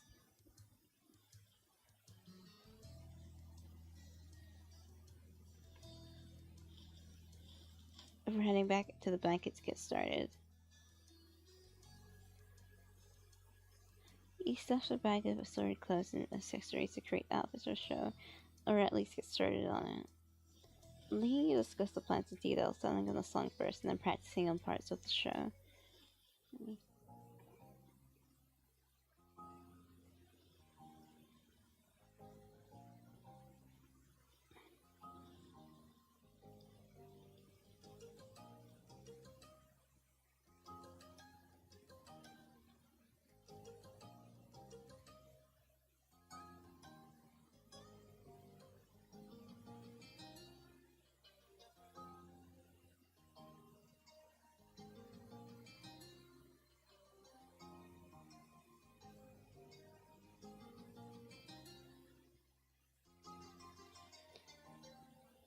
The afternoon passed quickly, the sun dropping lower and lower in the sky, and after having thoroughly worked out how the show was going to go, you decided to take a break.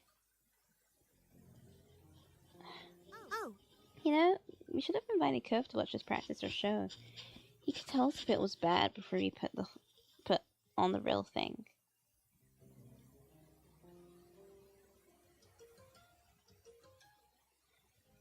Oh, you know, we should have invited Cove to watch us practice. He could tell us if it was bad before we put on the real thing. That's smart. You guess that would be okay. I'm glad he didn't see. That's smart. We should ask him to watch later. Okay. It's too bad Derek isn't in the neighborhood today. I like him. Yeah, he's a good person. I really like him too. He's okay. He's kind of boring. No, he's a good person. I knew you'd think so. But, speaking of boys we like, what's the relationship status between you and Cove? Is it good? Yeah, it's good. I don't know. He blushed and said nothing. Shouldn't gossip. He was alright. He blushed and said nothing. Oh, you're bright red. I guess it's very good. But, like, really, are you gonna be telling him you have a crush on him anytime soon or what? I do have a crush on Cove. I'll tell him soon. No way, I'm not telling him. I'm pretty sure he already knows. I'll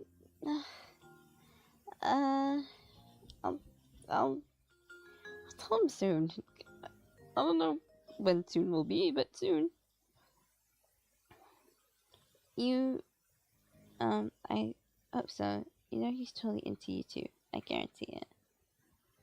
He didn't say anything, wondering about possibilities instead.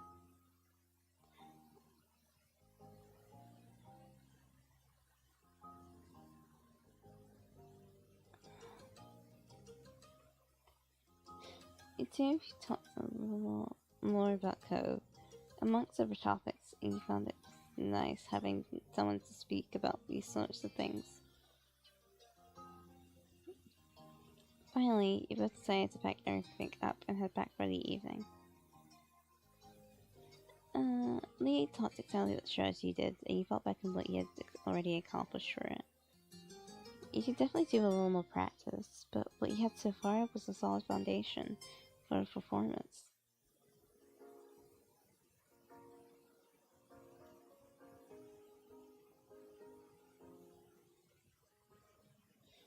Upon walking through the door, you met by your mom and Elizabeth hovering around each other in the living room.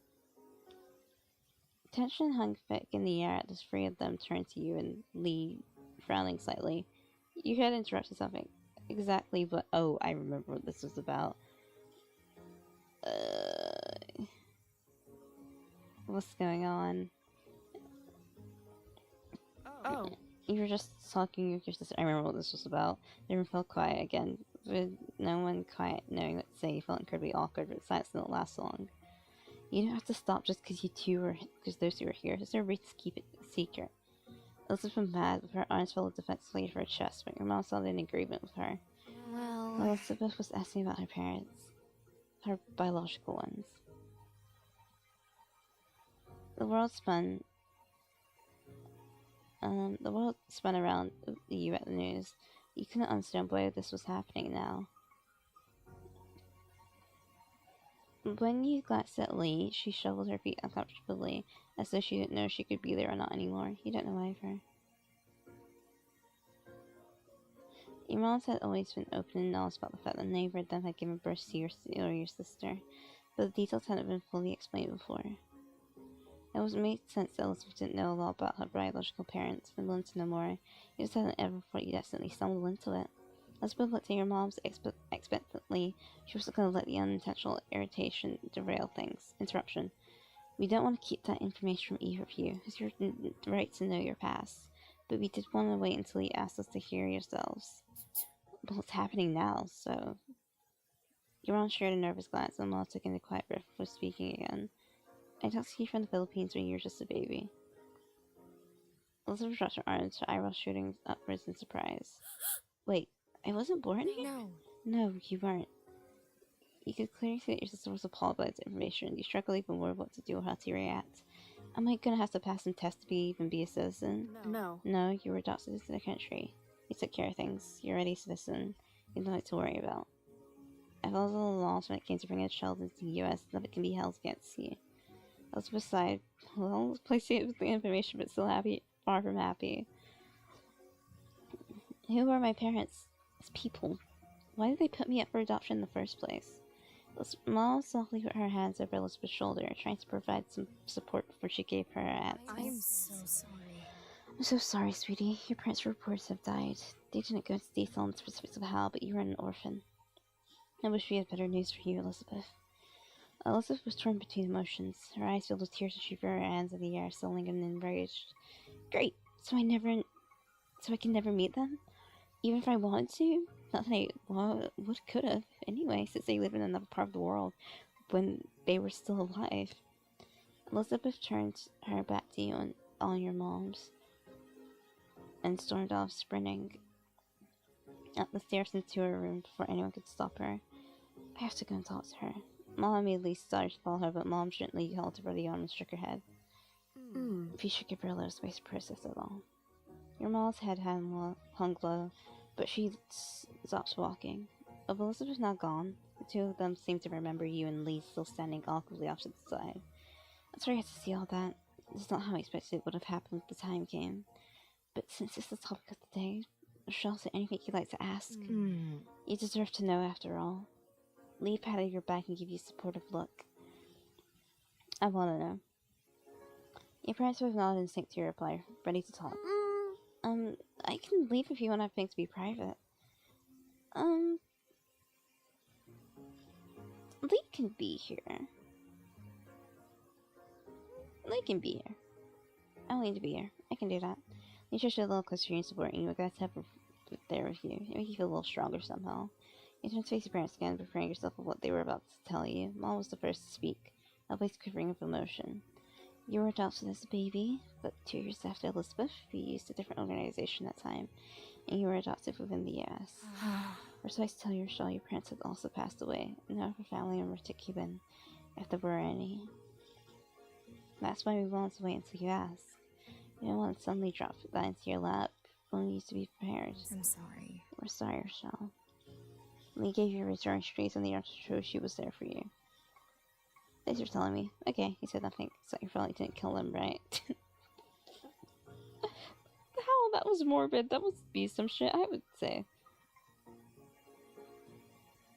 I'm like...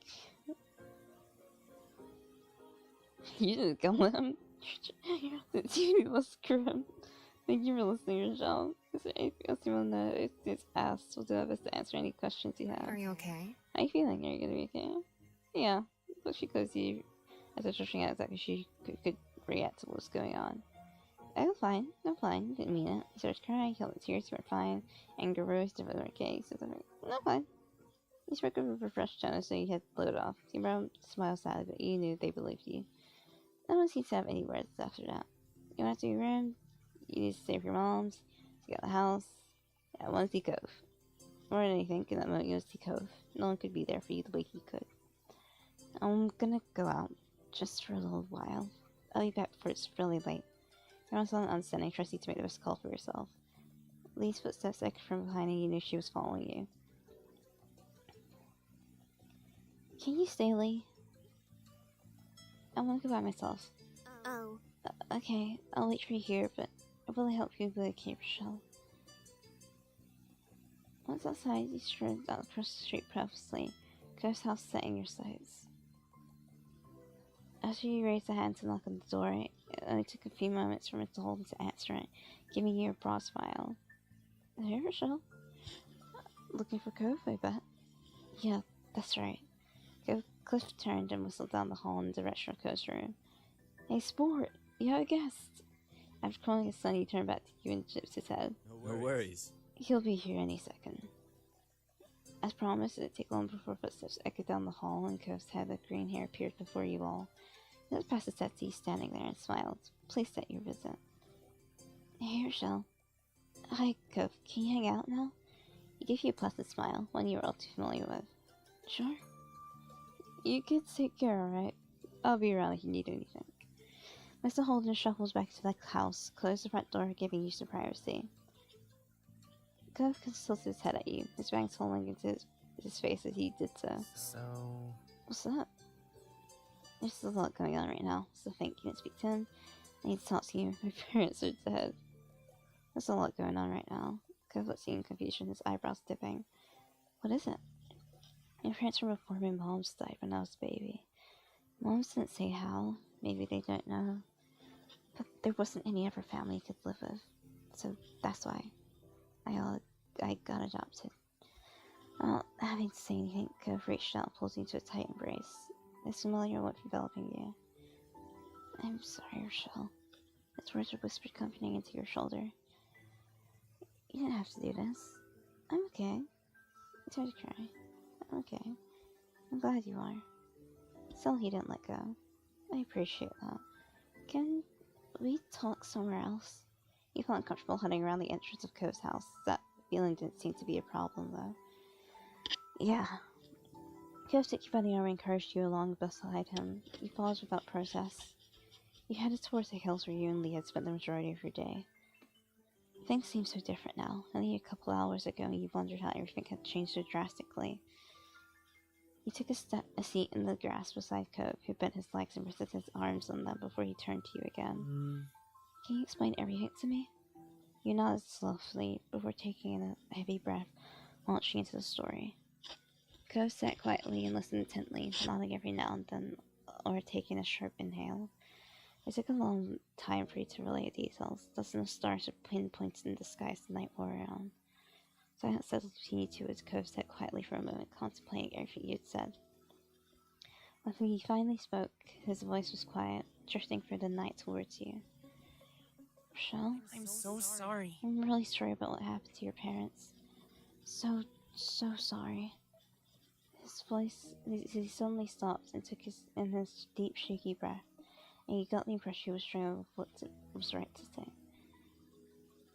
I'm sad I never get to know them. I feel bad that I don't feel worse about it. That's honestly the feelings I have had with, death, unfortunately, of, there's this I don't know if it's nonchalantness or I haven't processed it correctly, but I do get sad, but I also don't feel incredibly terrible about it. And that makes me afraid? Because I'm like, I should feel more about this, right? Why am I seemingly not caring as much as I think I should? You know what I mean? I'm just mad. This seems like I feel better, I don't feel worse about it. And the strangers, even if they did have me.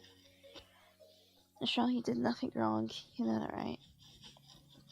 I think that can be said as you want for as long as you need, or you can feel okay about it whenever you want, too. He sighed and ran a hand through his hair, looking as he looked out over the ocean. It's okay. I guess what I'm trying to say is, whatever you feel about it, that's how you feel about it. You don't have to force yourself to be different. Thank you, Cove. I'm crying. Wait, his words made a lot of sense. You know, despite everything you were going through, you would be okay. Anna's tears slowly rolled out your face, like what comforted you. Cove smiled at you a little, and you could tell he was trying to be comforting. And your moms definitely don't. Doesn't matter if you're not blood related, you're definitely family. I can see that, and I hope you can see that too.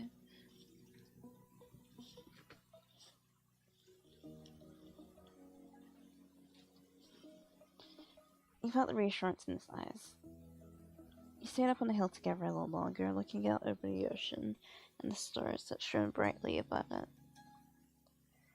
After taking the situation with someone who was directly a part of it, you started to see things in a different light. Above all, you realized that Cove's support, and to know you could count on him if you needed it. Hey! A sudden voice of your sister behind you made you jump. You started standing a little way away. She went closer and you didn't quite know what to do or what she was planning on saying. So? Would you mind going? I want to talk to just Richelle. You'd come back, it's not going to be forever or anything. Cove seemed equal parts concerned and skeptical, leaving now was the concept that thrilled him.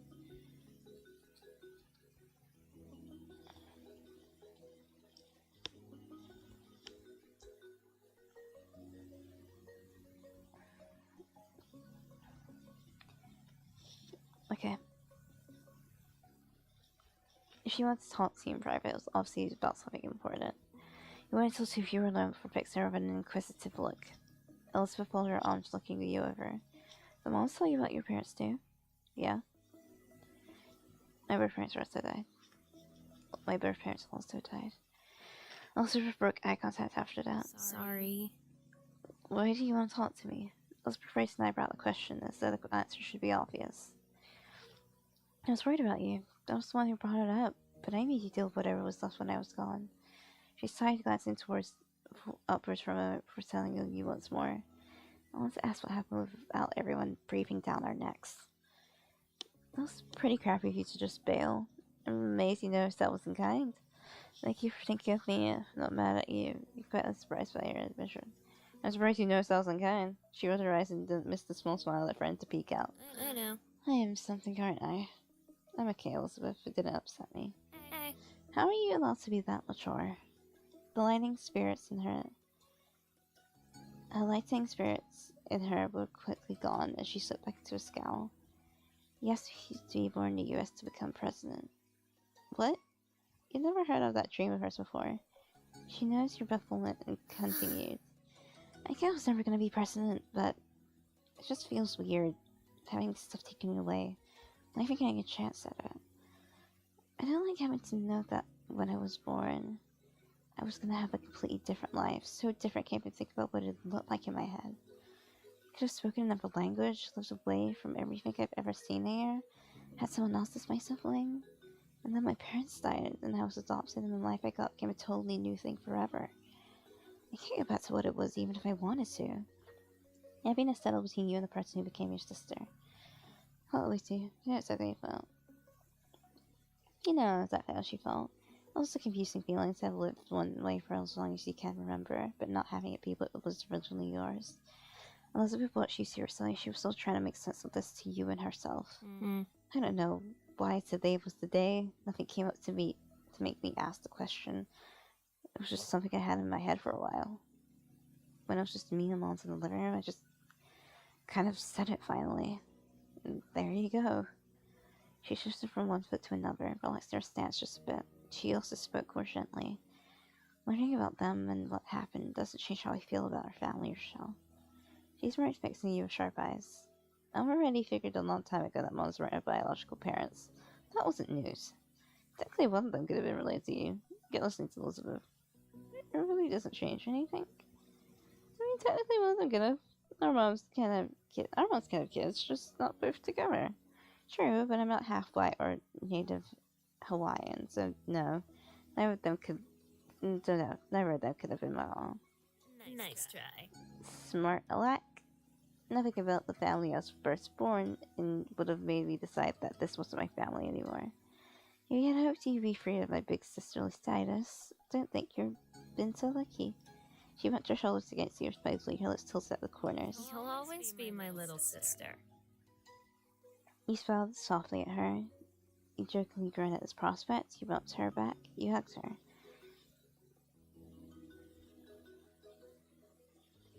You smiled softly. You'll always be my family soon. Chuckling, she seemed pleased with how the conversation had gone in the end. Ready to head back home? It's been a long day. Give her a nod. Come on. You too, let's go. You walked home together in the comfortable silence down the well-worn rural street. The familiarity of it all felt nice. When you stepped through the door, you found your moms quietly sitting together at the kitchen table. Your mom sat up when they got there to meet you, while giving you a careful smile. We're so glad to see you. Hi, I saw you walking away before. Everything's fine. Everything's fine. That's wonderful, sweetheart. Really wonderful. Mom then came over, wrapped her arms around you, and Elizabeth gave you a tight hug. It didn't take long for Mom to join in, putting her arms around the both of you. Love you. We really couldn't have asked for better, kiddos. We love you. More than we could ever say. Moms. You smiled at the comfort. You were glad your moms were alright. You're smooshing me. Smiled at the comfort. I love you too. It was really nice and you enjoyed it as long as you could. They both pulled back eventually and grinned at the two of you, and you knew that then that all you had was each other. And you knew then that all you had each other, and you always would. Hey, I hope you're alright. I am, Lee. Sorry I kinda ditched. Lee came up towards you, a small smile plastered on her face. Are you okay, Elizabeth? Elizabeth rolled her eyes and huffed a breath. You knew she wasn't used to showing her vulnerable side. Fine. I'm doing fine. Lee nodded, though you could tell she didn't quite believe her. Well, now since we're all here, how about doing something together as a family? That sounds like an excellent idea. We should have something fun before the night's over. Totally. I love the sound of that. Okay. Cleo looked a little bashful, likely over being included as part of the family, or trying not to pay too much attention to it. Why not? Why not? You had the smile at friend to tell your lips, knowing that Elizabeth must be in a good mood. She hadn't even teased Cove for being part of it. And no matter what she could have said about it, you wanted him to be here. He was someone who was really important to you. Here's a suggestion. It could be something you do in the house, or something you could... No, it should be something you can do here in the house. It's around the same room. Is that I remember the show you and Lee have been working on earlier? Maybe you can do our show? You're about to get to do it after all. You weren't so keen on the show after what happened. Oh. Maybe you can do the show after all. A show? This is the first time we're hearing of this. I'm intrigued. Wonderful. Maybe wonderful you put it on for us to watch. Oh yeah, I see what you cooked up. That'd be cool. He smiled at Lee, who returned his gesture while bouncing her heels in excitement. Take some seats and we'll get everything together. Your moms collected the chairs from around the dining table and set them in a row in the living room, where there was enough space for the show. While that happened, you and Lee quickly gathered the supplies you needed and rehashed the plan one last time. You listened for the song he had chosen one last time. You also took a moment to cycle through the dance moves he had planned. Finally changed the outfits he had picked out. When the two of you returned to the living room, everyone was sitting and chatting amongst themselves while they waited. The group quieted down when you and Lee stood in front of them on your makeshift stage. Lee was buzzing quietly with excitement beside you. You felt nervous all of a sudden. You felt pumped for show. I feel nervous all the time. No matter how many times it sunk in, you were still nervous. Okay, so welcome to our show. We only came up with it today, but we promise it'll be good. You say quiet. Thank you for being here tonight. You're gonna be really impressed. No regrets. No regrets. Left for the mini audience. Think you know that Lee, and you're ready to begin. Lee taking a deep breath. Gosh, I would love to perform on stage one day. That's like my dream.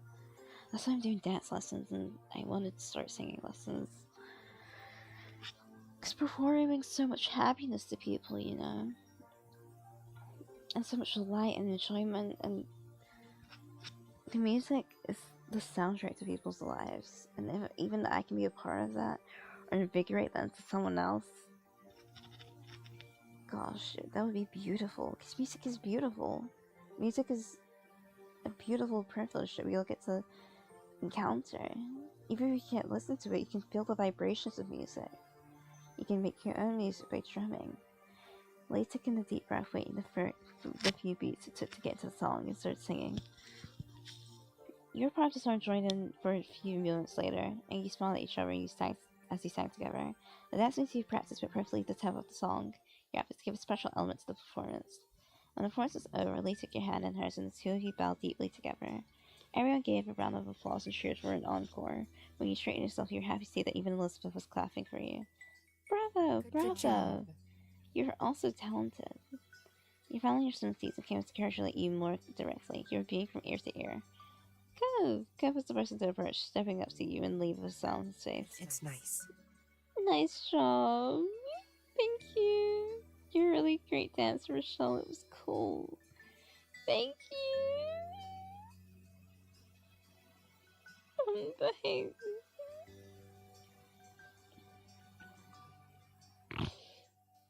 Sebastian said nothing. Kev chuckled and shook his head.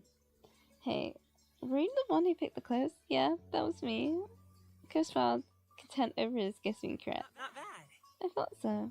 It was good. I couldn't help but feel flattered that he could recognize your talent so easily.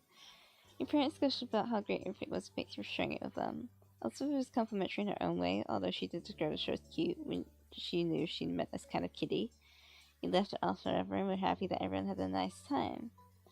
In that moment, you could have been more pleased to be part of the family you had.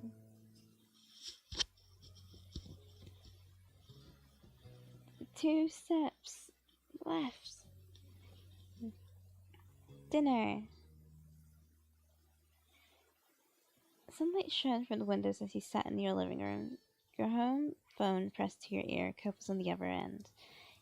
I've been shaving it to be an ordinary day like any other, until Cope had unexpectedly sounded casually nervous greeting you. You listened silently as you kept talking. His words silted? So, I was just wondering, do you want to come over to my house for dinner tonight? The question came out strangely, almost like you rehearsed it a few times beforehand. Your eyes widened a little. You hadn't expected this to be the reason behind the call. Yeah, I'll go. I can't. You kept listening. Yeah, I'll go. That's, Ooh. Wait. Load. I wanted to find out the second option. Skip. I'm so sorry. Are I'm you doing this okay? again. Skip. Skip. Skip. Oh. No worries. so... Skip. Skip. I'm so sorry. Mm-hmm. It's okay. So? Right ahead. Sorry.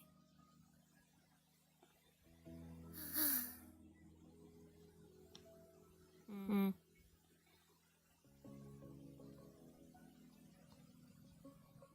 You'll always be my little sister.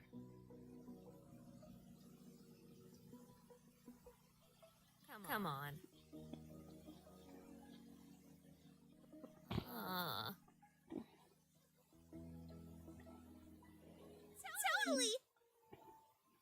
Oh, wonderful.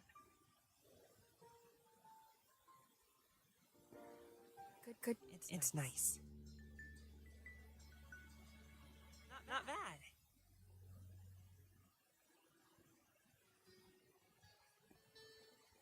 Okay, we got here again.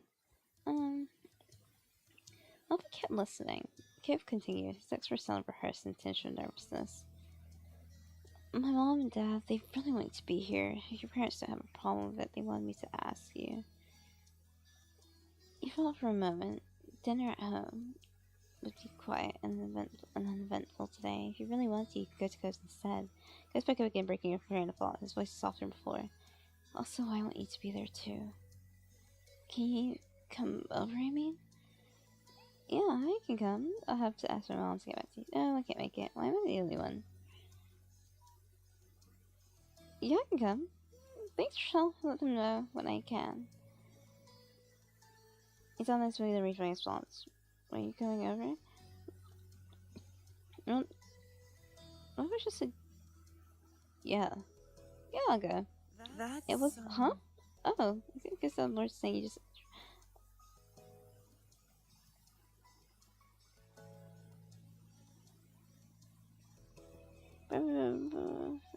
I can come. Thanks, Richelle. Let them know when I can. You sounded noticeably relieved by your response. Was you coming over for dinner that serious?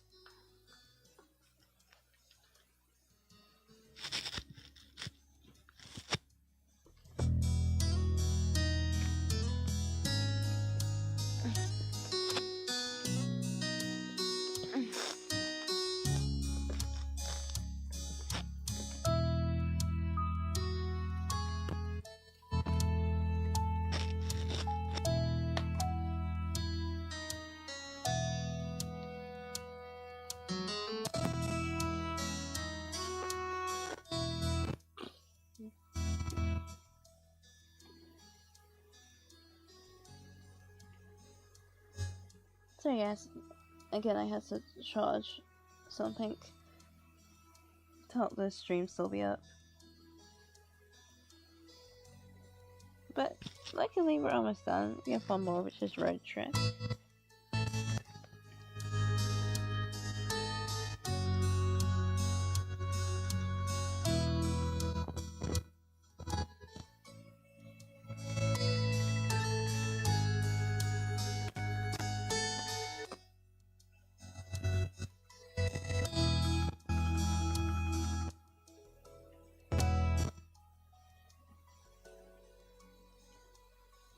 He spoke to you a little while longer to explain what time to come over and other details that hung up. And that was that, for now anyway. Soon enough, the sun dipped out the sky and evening came. It was time for you to head to Cove's house. After letting Elizabeth know you were leaving, she didn't look away from the TV. Just grunted you made the small journey across the street. You knocked a couple times on the door, the heavy door to the condo.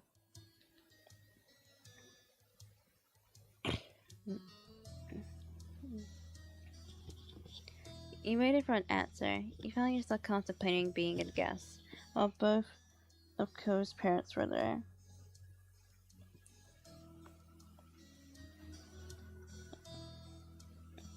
It was exciting. You were apprehensive. The idea made you curious. You didn't think it was especially interesting. But it was exciting. You hadn't thought today was going to be boring, but it turned out to be much more interesting. You didn't get too much time with your thoughts, though. The door opened soon enough. Cove's mom, Kira, stood in the frame, smiling warmly at you. Come on. Warmly. Hey, Richelle. Welcome. Please come on in. She opened the door wider and moved to make room. He stepped aside, allowing her to shut it behind. Thanks so much for coming over. I thought it was kind of last second. Thank you for having me.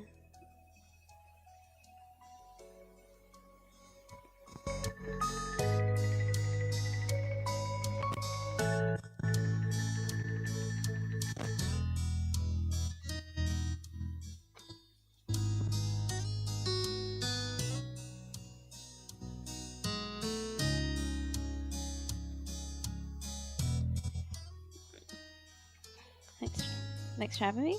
That's good? Okay. Of course. Of course, just make yourself at home. It's not my home, but I've been given permission to say that. Hey, Richelle. Welcome to our humble abode.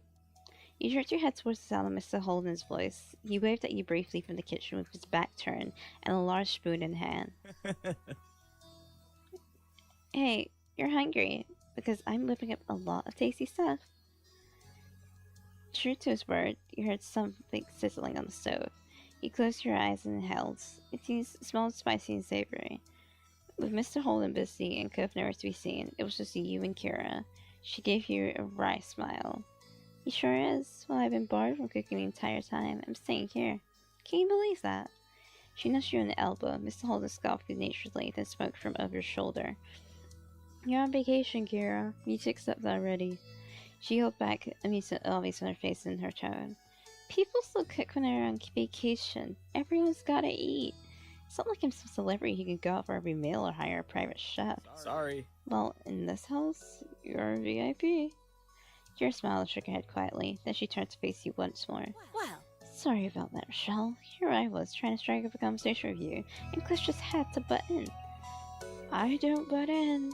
She eyed him, chuckling in disbelief. He wasn't exactly disproving a point with that.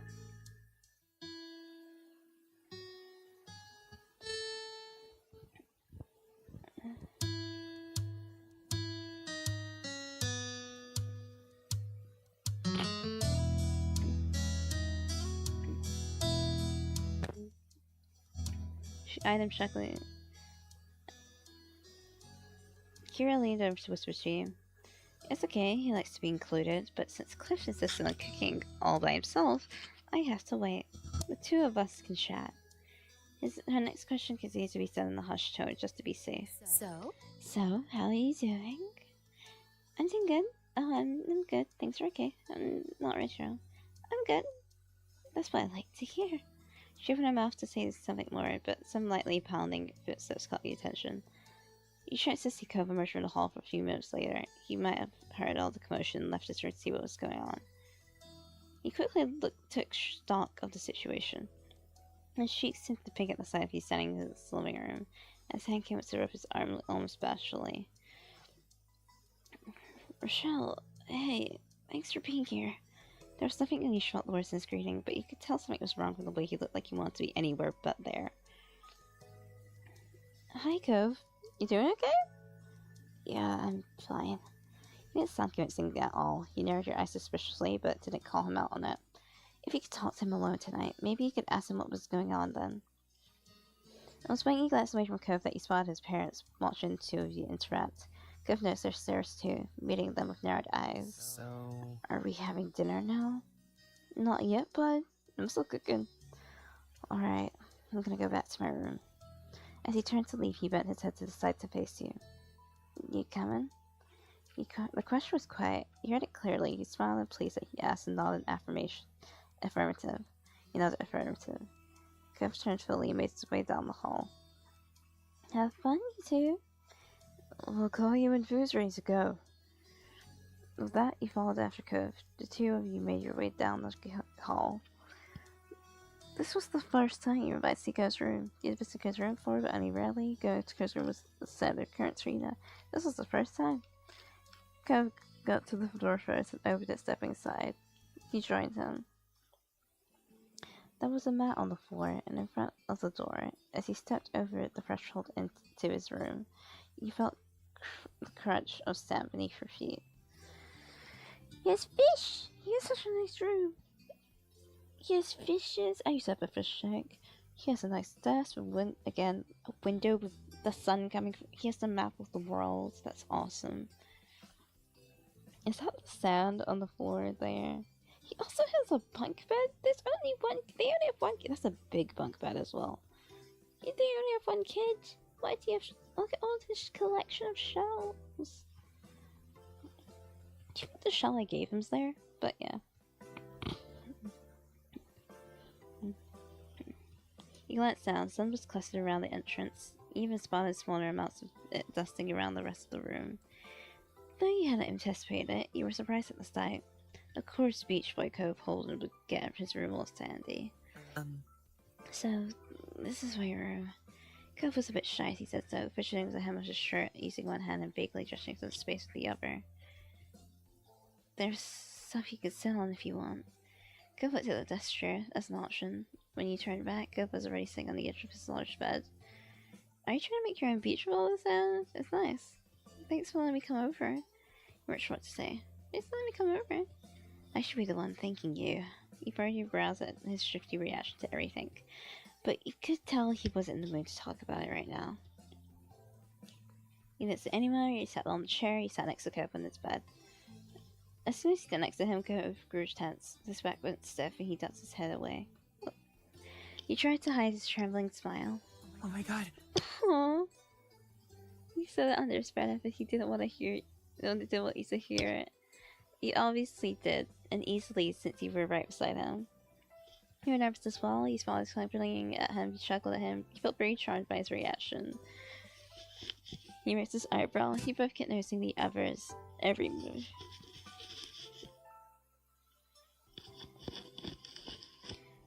He only shrugged back. It's nothing, don't worry about it. You're like an open book, you know. You're a sweet Kaiko. You're adorable.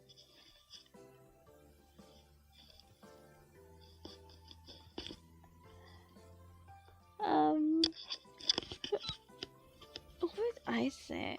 I would chuckle and then be like, you're an open book, you know. I'm not. R2. Would I say an open book? Would I ever use the word an open book? I would say you're so obvious. You're sweet, Kaiko. What? What?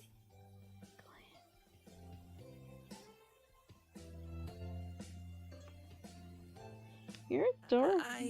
What? You're so cute. What? Clearly hasn't expected. I would say he's cute. Somehow his flesh grew worse, spreading all the way down his neck. He fumbled his words. I'm not. That's. He gripped the blanket underneath him and searched for something worse to say. Did you see my fish? I've got some in the tank right there. Go through both his hands right in front of him to direct your eyes towards his pets. He was trying pretty poorly to change the topic. That much was clear. He decided to show him mercy and allow it. He started to watch the bright fish swim. There were a bunch of them, floating to and fro in the space. They stood out starkly against the green aquarium plants. How long had you had those fish? I guess. My dad brought them for me not long after I moved here. I guess it's been years now.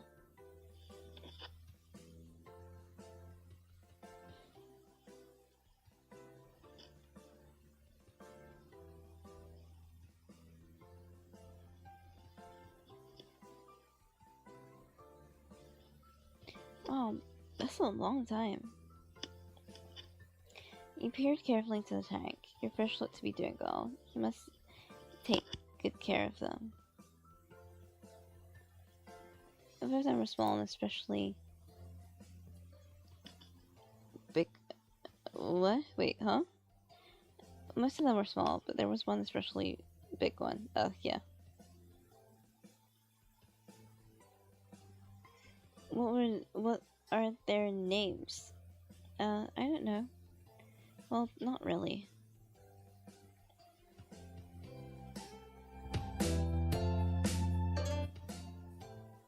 He lifted an eyebrow that he could take the explanation sheepishly. I mean... Most of you just call them things based on what they look like. Squirt for the small one, tangerine for the really orange one, that sort of thing. I've had a lot of fish and I'm not good at coming up with names.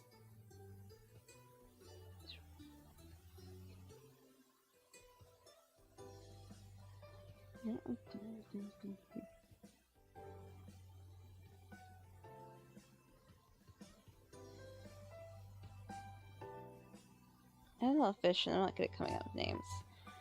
You're not funny, you found it surprising. You're not really. You found it funny. Who knew that a weakness of his? It was an entertaining revelation. Oh, a couple of them have other types of names. He pointed to a small orange British fish. It was minding his own business away from the others. My dad named her Dreamcatcher. My dad named her Dreamcatcher. Sorry, fishy. And that other one's Mark. Mom came up with that one. Go smiles to himself, his eyes fronting glow from the tank. You let other people name your fish? It's nice. Yes, nice. He then turned to tilting his head aside. There was a considering look on his face. Do you want to name one? Yeah, I do. His smile grew a little at your enthusiasm. Cool. There are a few who don't have names right now.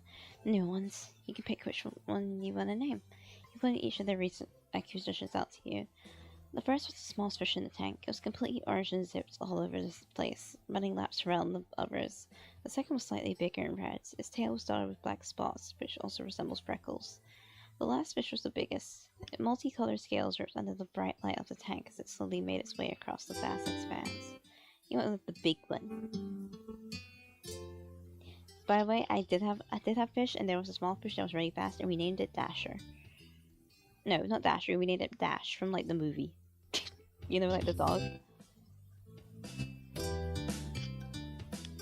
No, not the dog, from The Incredibles. Yeah, that's what we did. That was Bolt I was thinking about. Sorry. Go only nod at your answer when you need to decide on a suitable name. Frank Sunbeam.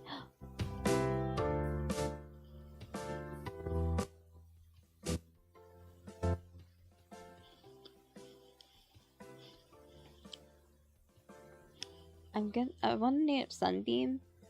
But what if I name it after myself? Well, I'm reversing your choice. I'll affection rather than insulting. What? You can't name it after yourself. Why not? Because I'm not gonna call you my fish that. But you still said I could pick it. Give a shook his up a bit smile. Call him Junior then. You can still call him Richelle.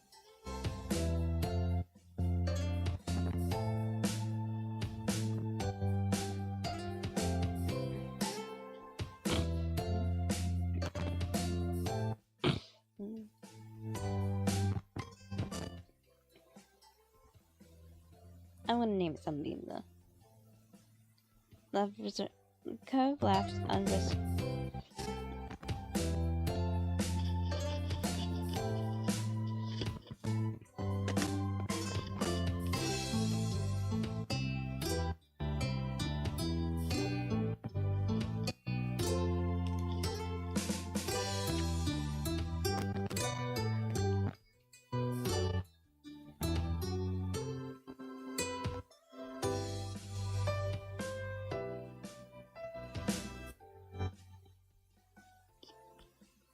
Cove laughed unreservedly at your choice. It was affectionate rather than insulting.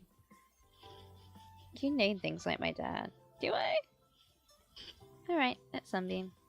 With that, his attention moved from you to the tank. He peered fondly at it and its inhabitants. He smiled proudly at Sunbeam, but smiled through the tendrils of the plants, disappearing and reappearing soon after. He noticed then that Cove was sitting close to you before. He must have scooted over at some point during the conversation. This close, your shoulders were almost brushing against each other. Your heartbeat picked up a little at the realization. You know, I'm not lots of pets in my house, not even fish. The course of Cove's lips turned up was at that. That doesn't sound fair.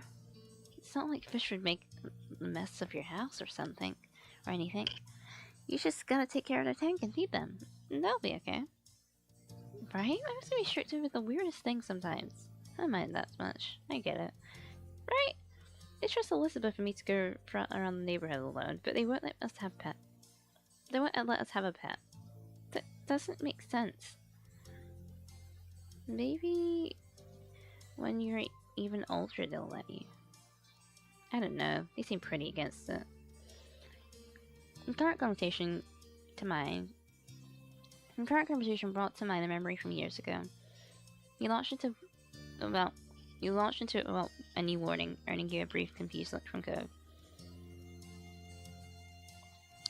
One time Elizabeth, came back from playing at the beach and just shut herself in her room. She only came back down for food. And then she ran upstairs straight after. It was kind of weird. And my mom didn't think much of it at the time though. But then that night, Mom went to her room and said goodnight and started screaming. Mom and I ran over to see what happened, and she had this huge lizard in her arms. Cove's eyebrows rose at that. He leaned forward in interest. Really? A lizard? Where'd that come from? Elizabeth said she saw it half buried in the sand, didn't know what it was. Then she pulled it out and got the answer, so she brought it home.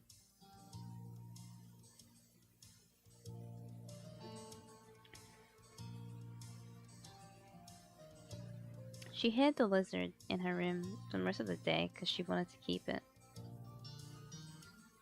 Both Mom and Mom were not happy. They were worried about putting it out during the night, but she was going to have to let it go in the morning. Lizzie was really upset. She did bring it back to the beach eventually, but she wouldn't talk to anyone for days. When she did get over it was almost like it never happened. He laughed and thinking back to that time. Elizabeth had always been stubborn, but when she was younger, she forgot grudges quickly. That wasn't easy. That wasn't so easy. Gav had been quiet for most of the story, apart from the real of the lizard, and the thoughtful look in his face. It can't even imagine what it would be like to have a sibling. He gave a serious fault to his statement. Afraid told him, "It's fun. They're up and downs. You look to be an only child. In my circumstance, it's a nice idea in general, but my sister's Elizabeth. Wait, no.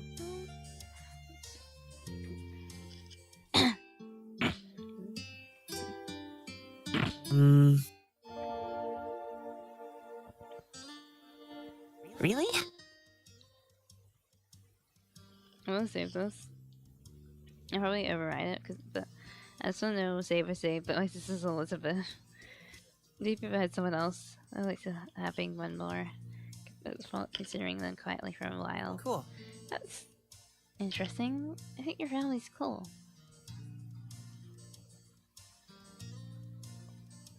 Ups and downs. Out with me. Cool.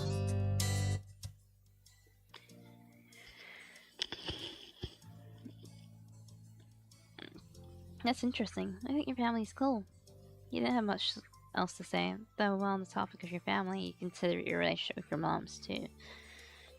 You were absolutely the best. They were absolutely the best. You got along with your moms, you thought your moms were okay, you thought your moms to be difficult to deal with. You got along. You had disagreements, but at the end of the day, you loved them and they loved you, and that was what really mattered. And a thought struck you and your attention suddenly sailed back on Cove. Yeah, my moms might not let Elizabeth and me have pets and stuff, but at least they had never tried to pay someone to be my friend. You grinned at Cove. It's been years since you found out about your first meeting with his dad. It was easy to joke about these days. Cove rolled his eyes so hard and surprised he did sit stuck at the back of his head. I almost forgot about that. Really? No way. No, not really. I'll never be able to forget that actually happened for the rest of my life. It's gonna humiliate me forever. I'm really sorry about what happened, Cove. And I'm sorry, since I'm crying, I'm gonna bring it forever. Yeah, I get why that'd be embarrassing. You laughed, you think, oh. I'm really sorry about what happened, Cove. Took one look at your almost face away for your apology off of a hand. It's okay. I mean, it's not, but I'm not sad about it anymore. It's just really embarrassed. Time passed and you didn't really notice. The two of you were busy making plans for the rest of the summer and chatting about your respective days. Eventually you heard a muffled holler from a different part of the house. You and Cove raised your head in unison. Oh. It's time for dinner. Cove watched the firmly shut door he had been locked behind for most of the night, but he didn't make a move to get up from the bed. You couldn't see his face, so you didn't know what expression he was wearing. I'm glad you came. Cove peeked back at you from the side. It's been awkward. I get that. It's been hard on you, huh? You felt sympathetic towards him. You didn't know what he was going through, but you cared about him. Cove said nothing else and remained sat where he was. Now would be a good time. Would be good at a time as any to ask him why his parents so suddenly wanted me to come over. Is there a reason they wanted me to come over tonight? You get quiet. Is there a reason? A reason? A reason. It hasn't been awkward just for me. Sometimes it gets like this when no one else is around, but now you're here. Yeah, you can't consider that, but it sort of made sense in a way. There was another shout from outside. Too muffled to actually know the words, but you can imagine what they were. Let's go. Cove finally got up, lumbering over his shoulders sagged. You followed after him. Together the two of you made your way back to the living room. As expected, Cove's parents were politely waiting for you in the kitchen table. Besides the windows overlooking the back of the house, food had been prepared and set. Mr. Holden beamed at you as as you and Co took your places. I hope everyone's hungry and cooked up a feast. Yeah! I know I am. Yeah. Co Mumble's response wasn't nearly as upbeat as theirs. His parents didn't notice, or they pretended not to. Mr. Holden instead looked at you, grinning. Thanks. Let's all just take a moment to thank our special guest for being with us tonight. I'm so glad you were able to make it, Richelle, and on such short notice, too. You thanked Co's parents back for inviting you. Did you think you felt awkward? You thanked them. I'm polite. I'm happy to be here. Thank you both for inviting me. Alright. Well, that's it. Everyone, please dig in. You can't help. You can help yourselves to the food. Upon this encouragement, you looked over to the meal spread out in front of you. There was a large garden salad in the center, surrounded by a variety of Mexican dishes. There was a lot of sides and optional sauces to add. You were happy about these options. You're happy about these options. You could work with this. You were exactly a fan. This kind of just surprised you. I can work with this. There's some Mexican food I like. You didn't mind Mexican food. Mom loves that you ate it as a family often. And when it made your first in it, the whole family felt a bit more normal. Utensils and plates scooped and playing together as the group began filling their plates.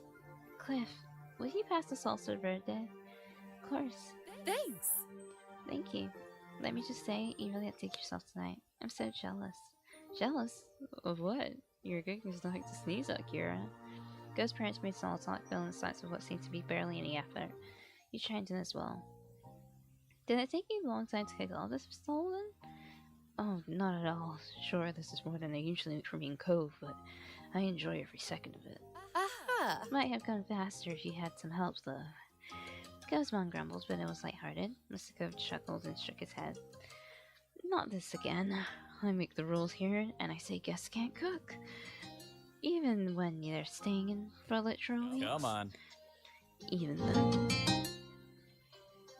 then. Brief silence interspersed the small talk.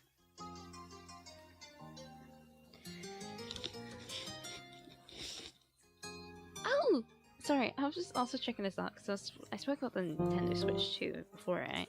And how I wanted to do a watch along with the Directs.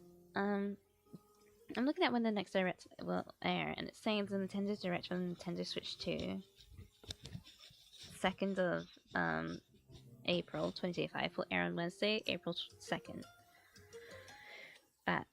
For the UK time, for me, it would be 2 o'clock, so that's when we will start. Offering a closer look at Nintendo Switch 2. That is on... What day is that? Oh, tomorrow. That's Sunday. Why did I ask that? Okay, so tomorrow for Sunday, we'll do a Nintendo... Tomorrow for Sunday, we'll do a Nintendo Direct watch along, and then later today, we'll do a Love and Deep Space stream. It'll probably be a bit shorter than this stream, by the way. Just a heads up.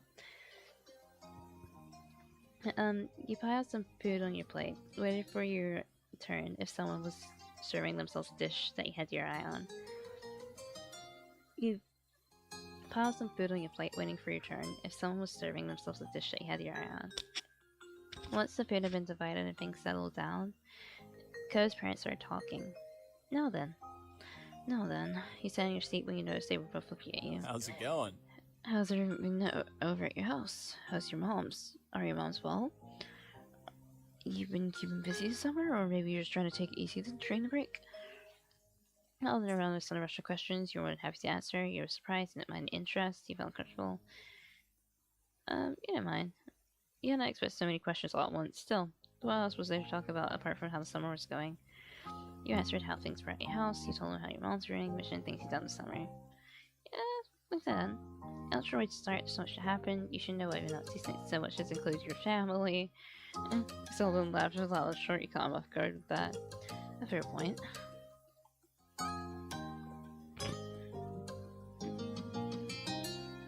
It's been good. It's been good. That's what he said be the minute. It's alright. It's not like great. I don't talk about it.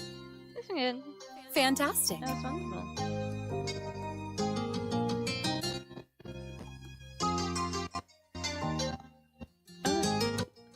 Oh, that's wonderful.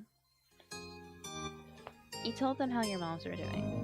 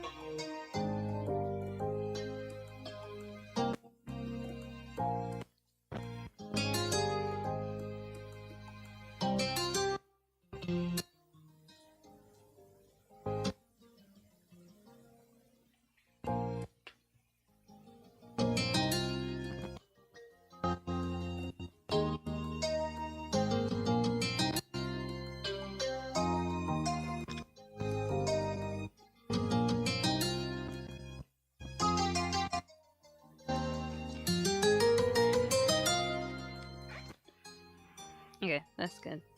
Sorry. Gosh, technical difficulties. I really need to get a new wire. So sorry, guys.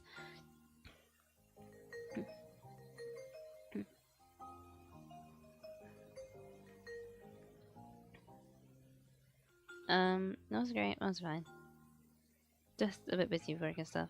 That's nice. They're doing fine that part.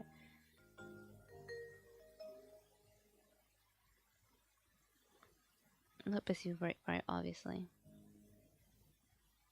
And that was it for questioning. Kira nodded along. You can tell she was actually listening to the words you were saying. She was trying to include you, not humor me.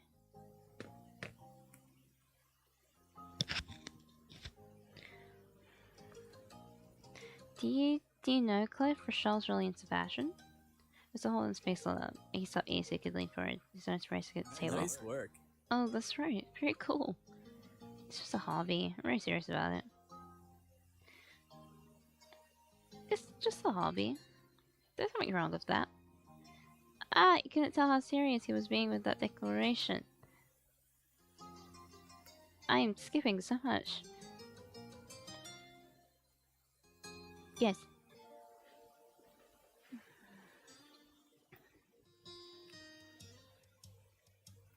Cool. No way. Oh. Thanks. All right.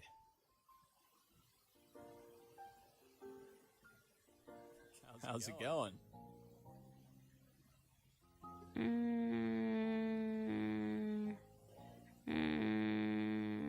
Fantastic.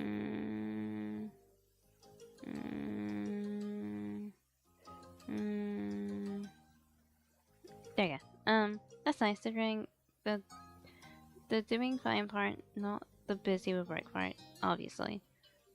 That was your answering. Yeah. Nice work. It's just a hobby. There's nothing wrong with that. It's a good thing to do things just for fun. Everyone needs a hobby. I've been thinking of picking up wood carving myself. You can't tell how serious he was about that declaration. Thanks.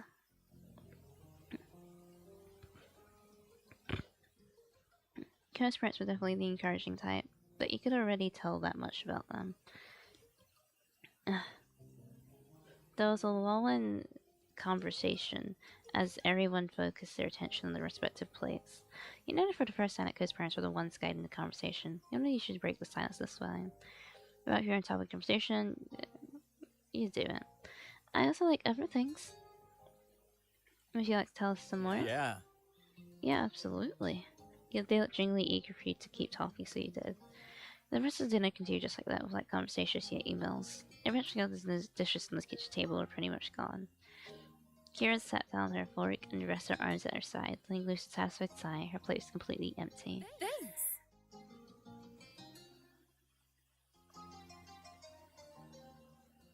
That was delish! Thank you for your culinary creations, Cliff. Mr. Holden was like a flower soaking up the rays of the sun. He beamed, flattered by their praise. Oh, he looks nice blushing. I like his hair as well. You ate way too much. You ate until you're satisfied. You tried to eat too much, even though it was good. You ate until I was satisfied. It's taking you some time to finish it all, but eventually cleaned your plate. Ko successfully kept his presence to a minimum for the full meal. He was slumped over, even now toying with his silverware.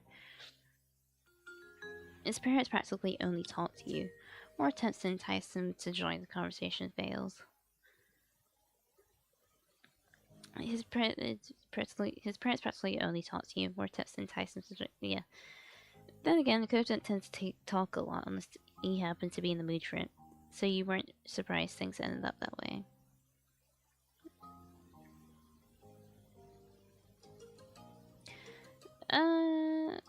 Then again, coincidences happen to be, so you weren't surprised things end up this way. You didn't get much to contemplate Ko's situation before your attention was taken by Mr. Holden pointedly clearing his voice.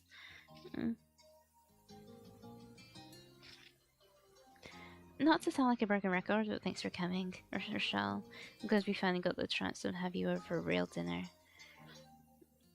Not to sound like a broken record, what am I doing? Why am I repeating things twice now? What? Did I hear that right? This is the first time Rochelle's ever had dinner here? Why in the world haven't you invited her over sooner? Ko was always the one going over to Rochelle's house until now. I mean, how was I supposed to reject the generous offer of the Moon family to host my kid? Kira shook her head, but the most smile she spelled until he that she wasn't actually mad. This guy, honestly. The three of you looked at Ko in unison, his small sound being more than enough to get focused on him after his silence. By now he'd stopped filling his fork. Would it be alright for Rochelle to stay over, like, for the night? He shot you a shy glance, then smiling a little. If you're cool with that. Mr. Holden's shoulders stiffened. He sat straighter, eyes starting back and forth between you and Ko. His mouth wide opened, but not a peep came out. He's like, nope. You never seen Ko's dad say no to him before, but this was different than the usual request. It wasn't so simple. And Mr. Holden was lost. Then Ko's mom reached out and took a hold of his shirt. She pulled him closer.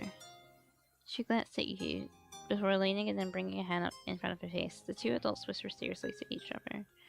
Ko's eyes widened. He leaned towards as if that would help him overhear his parents' conversation. Mr. Holden kept gesturing with his hands, but Kira made sure he didn't go too far away with all his movements. Even now and then, both of them would watch you and Ko out the corner of their eyes. It didn't seem like they were fighting to you. Those were like some kind of tiny sports team having a private huddle. After a bit, they broke the group up. They moved back to sit properly in their chairs. They snuck a look at the code. He stared at them expectantly. You were eager to hear their verdict too. Well, Kira and I think that should be fine, but... He lifted his fingers dramatically, his brow raising as he met Ko's gaze and then your own. I'll have to talk to Rochelle's parents to make sure they'd be comfortable with it. If they are, we can arrange for sleepers to have it a different night. When everyone's more prepared, if Rochelle's folks don't like the idea, then there's nothing you can do. He finished the mini speech before I struck, using his full arms. He also checked out Kira from the corner of his eye and gave her a crooked smile. She nodded approvingly and grinned back. You thought you saw her give him a thumbs up, but her hand was practically blocked by the table. Texo plated themselves over the answer, but they just passed the actual decision whether it was alright or not to someone else, namely your parents. If this was a sports game, they would have punted the ball away. Ko hung his head deflated. He'd been hoping he could stay over today, not some hypothetical time in the future. He gave some words of encouragement. You patted him on the back. Psst, I'll sneak the photo into my room tonight. Hey, you can always sneak into my room again. True, you can always sneak into my room again. Let's stick to my room again. Spark at the position. You wouldn't be surprised to have him knocking on your window sometime. Though he still would without the invite. And that dinner finally came to an end. Mr. Holden stood up from the table and began collecting empty plates. Ko was asked to help out, which she did with little fuss. Kira tried to lend a hand as well. However, Mr. Holden didn't let her. It seems she was barred from cleaning as well as cooking. You were allowed to chirp an eyebrow since you were there as declared guest of honor.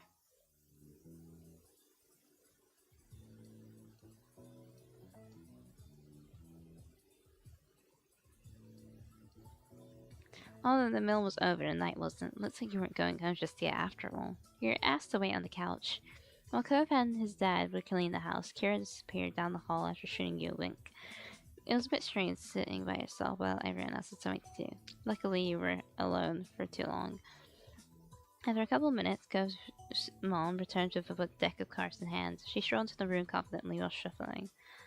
So, who's up for a few rounds? Cove and his dad looked over their shoulder at this question. They were mutually intrigued by the cards in their hands. She beamed at the expressions and stepped further into the living room. Ignoring the couches, she sat cross-legged on the floor by the coffee table. She turned to the interested at the space between her, smiling invitingly. You accepted?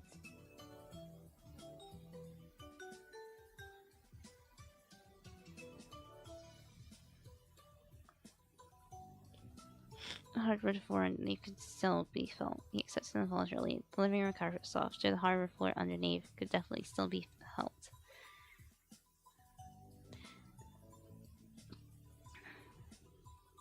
Kira did an overhand shuffle while she waited for the others.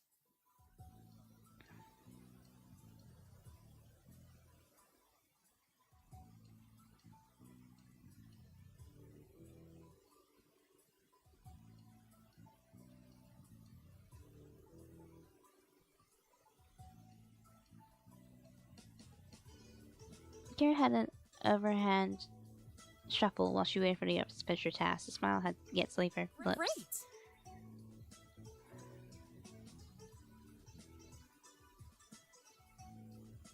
This is going to be good. You were excited, you were nervous, you were bored, you were kind of annoyed. You enjoyed her enthusiasm.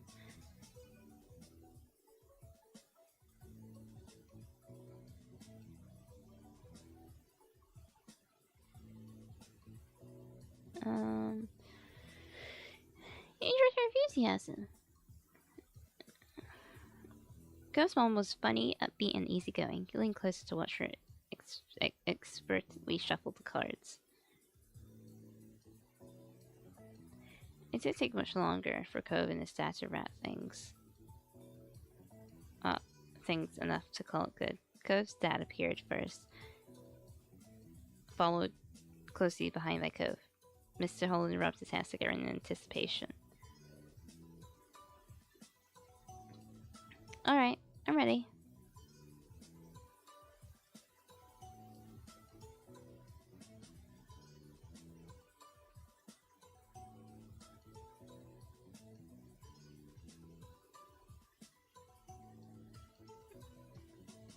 As he took a seat across from me on the floor, he noticed that Cove hadn't joined him. He went straight down the hall instead. Without a word, he stared on confused as he disappeared throughout his bedroom.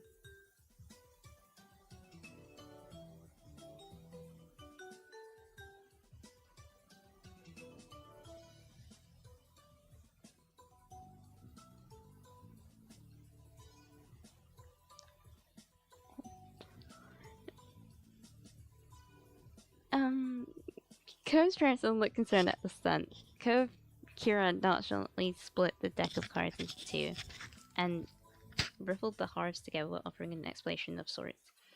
Cove doesn't keep his wallet with him when he's at home. He puts it away. What? Cove quickly returns to the living room, the black wallet in his hand. He took place at the foot of the table while you took place at the foot of the table with the rest of you.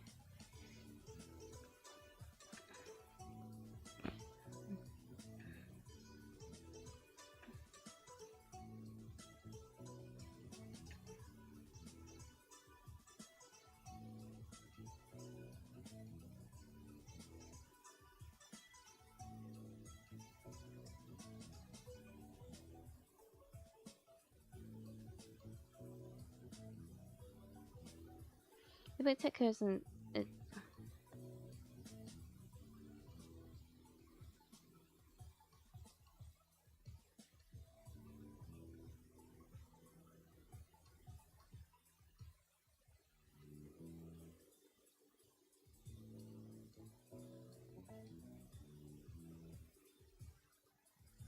you might take Cove and zips his wallet. You all use real money in card games with family? When you sat there, your hands idly in lap, the three shot look at one another and seized each side to each other up. That's right, $5 per round per person, winner takes all. Go big or go home. Oh, are you planning on kicking your shell to the curb, or do you intend to donate to the guest of honor spot, Mr. High Roller? Mr. Holden narrowed his eyes, leaned back against the side of the couch, completely at ease. No worries. If Richelle wants to play, I'll find your way in. Don't you worry about that. He rested his arm across the top of his knee that he propped up. Cove's dad was acting slick in a way he'd never seen before. He appreciated his offer. He joked he shouldn't be so confident. His surety in this was pretty appealing. You shouldn't be so confident, Mr. Holden. Are you sure? Adding me could be spelling your doom. Right you are, Richelle. Let me jack out that attitude. You know I can, Kira. Richelle's my friend. If she's playing, I can give her money for the round. Mr. Holden was intimidated by Cove's scowl. He only grinned, chuckling. Good kid. Alright, bud. I can see it's your mice of personality. Cove still looked a little sour, but he didn't protest more after getting his way. Well, you got your ticket. Interested in throwing in? He glanced around. This seems like serious business. In response to your consternation, Kira softened her competitive smile. Don't worry too much. We'll probably just do some rounds of Go Fish tonight. No biggie. Do you mind? What do you think? You joined in. I love to play. You just took a watch? Mr. Holden gave you a big thumbs up while Code nodded firmly back. Cove. You were really good at Go Fish. You were decent at Go Fish. You felt like you always bet. I was really good. Usually one. I'm really good at games, like real games. Like I get really competitive. Usually one when you play with your own family to the point everyone refuses to play that game with you anymore. Fantastic. I'll play for how long everyone wants to keep going, or until people start running out of cash, but I still refuse to quit while they're behind. Speaking for yourself, I see. The last Kira nudged using an elbow, then volunteered towards the abattoir in her chin. Don't be fooled by this soft faces. These boys are sharks. In reaction to her words, Mr. Holden smirked, and Cove's eyebrows became more angled. Kira's phrasing made you think back to when you were young, specifically Mr. Holden's favorite shark pants that he used to wear all the time. Perhaps they had been a fit for him in ways he didn't know. You could feel tension in the air. Cove and his parents glued their eyes to one another. Then all placed $5 bills in an empty space in front of them. Cove dropped an extra one for you, giving you a tiny smile after he did. After this was done, Kira began dealing out cards to everyone. It was time to begin. The first round came and went quickly, with the group getting into the groove of things. You won right away, which meant you had money to keep playing the second round. You're a natural. Nicely done. You're going to keep those wits about you for the next round, though. As night went on, so did the games. Mr. Holden would strictly shake his fist whenever someone other than him got a pair. Kira acted as if a news anchor, pointing every move everyone made by speaking into her curled fist. Cove was still one of the few words, but now it's because he was focused on the game instead of become with awkwardness. Most of the time, he even sported a smile on his lips. You won quite a few games to your light. Yeah, they have Team Money Bile on the side of your table. You must regret playing Richelle's way in now, huh? No way. Richelle might be beating me, but she's also beating you too. Cove turned towards you and smiled, looking pleased at your ability to match his mom and dad. You grinned at him and touched his sweetie comeback. Touch my sweetie comeback. It became clear that where the money went in the moment didn't really matter. They ended up giving it back to one another in other ways, not just through more rounds of cards. You sat back looking over the scene, a tiny smile growing on your face. Crow's family's pretty cool, you thought. You were glad you got this chance to come over and spend time with the three of them. Road trip, road trip. Even though you were awake, the sun had barely peeked its head above the horizon, and the sky above was still dark. For lightning by the minute. Lightning or lighting? Usually you wouldn't be so up so early, especially during summer vacation, but today was different. Today, instead of the lazy days you were used to, everything around you was a flurry of activities. As both your family and your Cove prepare for what lays ahead. Being parked in the street, just outside your house, was a massive RV camper. So big you could even see Cove's house behind it.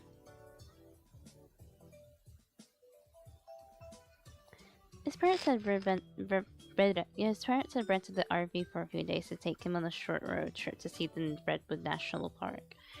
He glanced at Cove, who was standing nearby taking the scene in front of him. The prospect of the trip had been a mixed bag for him, but it's only 3 days, so it seems he was dealing with it as best he could.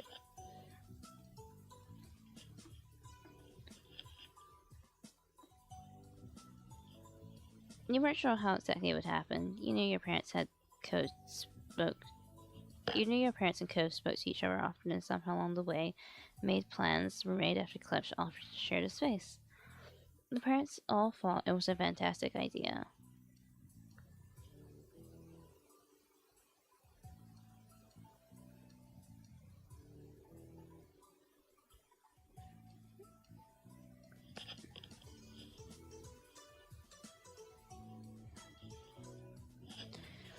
You had already gotten a good look inside while helping to load everything in, and you had to admit that while it was a really big car, fitting in that many people inside was going to be snug. Let's go. Move it or lose it, kiddo. Mom bustled past with a cooler in one hand and a large bottle of water under the other. She was upbeat for this early in the morning. Ma, however, seemed to be on the other side of the wavelength. She followed behind her wife, dragging her feet. Ma, you have I want that robe. Gosh, dragging her feet on every step. I'm going to need a whole jug of coffee once we hit the road. You could relate to Mom's way too early. Personally, you were raring to go as for your mom. You feel like you're in the middle ground. You tried to keep up and took in some deep breaths. The air was still a little damp from dew, but you didn't mind it. And then at the end of the train came your sister. She had a bone to pick before the trip officially started. Her rattling of critiques as in level normalcy to everything new going on. Ugh. I don't get why I can't sleep in my bed tonight. I don't get why I can't sleep in the bed tonight. Rochelle's the youngest, and I never fall asleep in the loft. I try to make things fair on everyone. If you want to play the older card, you should be offering to take the loft both nights. It's important for big siblings to make sacrifices for the younger ones. Elizabeth huffed, not happy without answering the slightest, and folded her arms, leaning back against the side of the RV. The trip plans had been nailed down prior. The sleeping arrangements included Elizabeth still held on to her objections with them. There was a main area of the RV with a couch, loft, and some floor space, and at the end of the car was a room with a large bed. Your moms were sharing a bed, Kara was on the couch, and father and son intended to sleep on the floor. The adults determined you and Elizabeth would switch between the small loft and the driver's seat, and sharing the beds with moms. You were fine. You were excited to sleep in the loft. You felt sharing a bed with your parents was a bit awkward. You were looking forward to sleeping with your moms. You weren't so happy, but didn't want to make a fuss. You felt unfair to go out to sleep on the floor. I decided to sleep in the loft. I was thinking experience already, sounds kinda cool.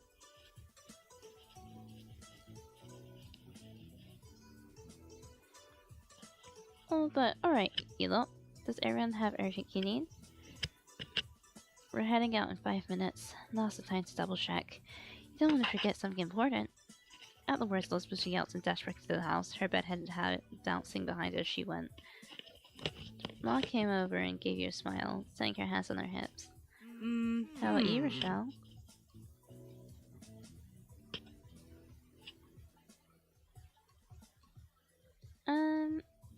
Do you have all your clothes packed, toiletries, deodorant, balls, anything else you could think of?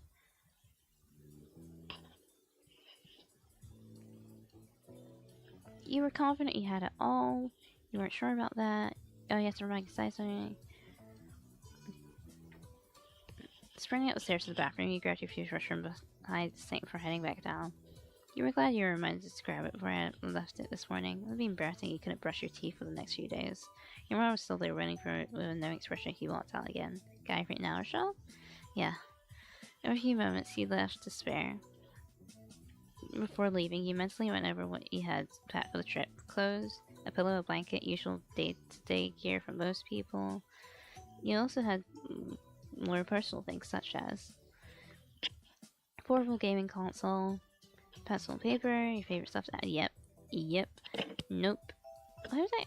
Yes, and yes, a couple things to me. The drive to the Redwood National Park would take an entire day one way. You wanted to make sure you had to wait to entertain yourself while traveling there and back. Pencils and paper, measure your stuffed animal. I have a lot of plushies. It's an issue. Can you tell that I'm mentally ill? About Vale, it also made you feel more comfortable whenever you went somewhere new. It was like taking a little piece of home away with you. I do always bring a pen with me, unironically. It was just a little pocket camera you got from your mom's, but you couldn't miss the opportunity to take some snaps. That's on paper. You wish you had to be prepared in case you saw something sketch at the park, or if you had to write something down, you needed to pass time just by doodling. Exactly.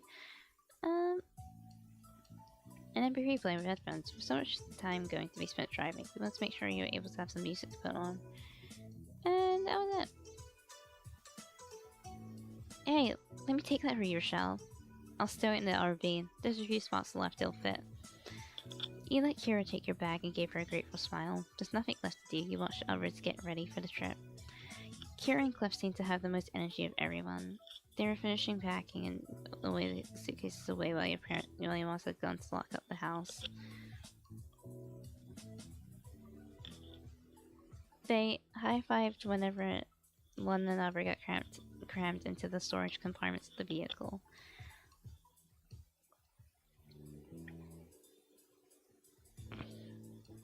Even though your own parents were more likely than Cove's, you could tell they were both excited for the trip. It had been a while since your family had been away anywhere together. Usually she wasn't the one to exit the confines of her room unless it was for TV or food or to leave her family behind to be with friends.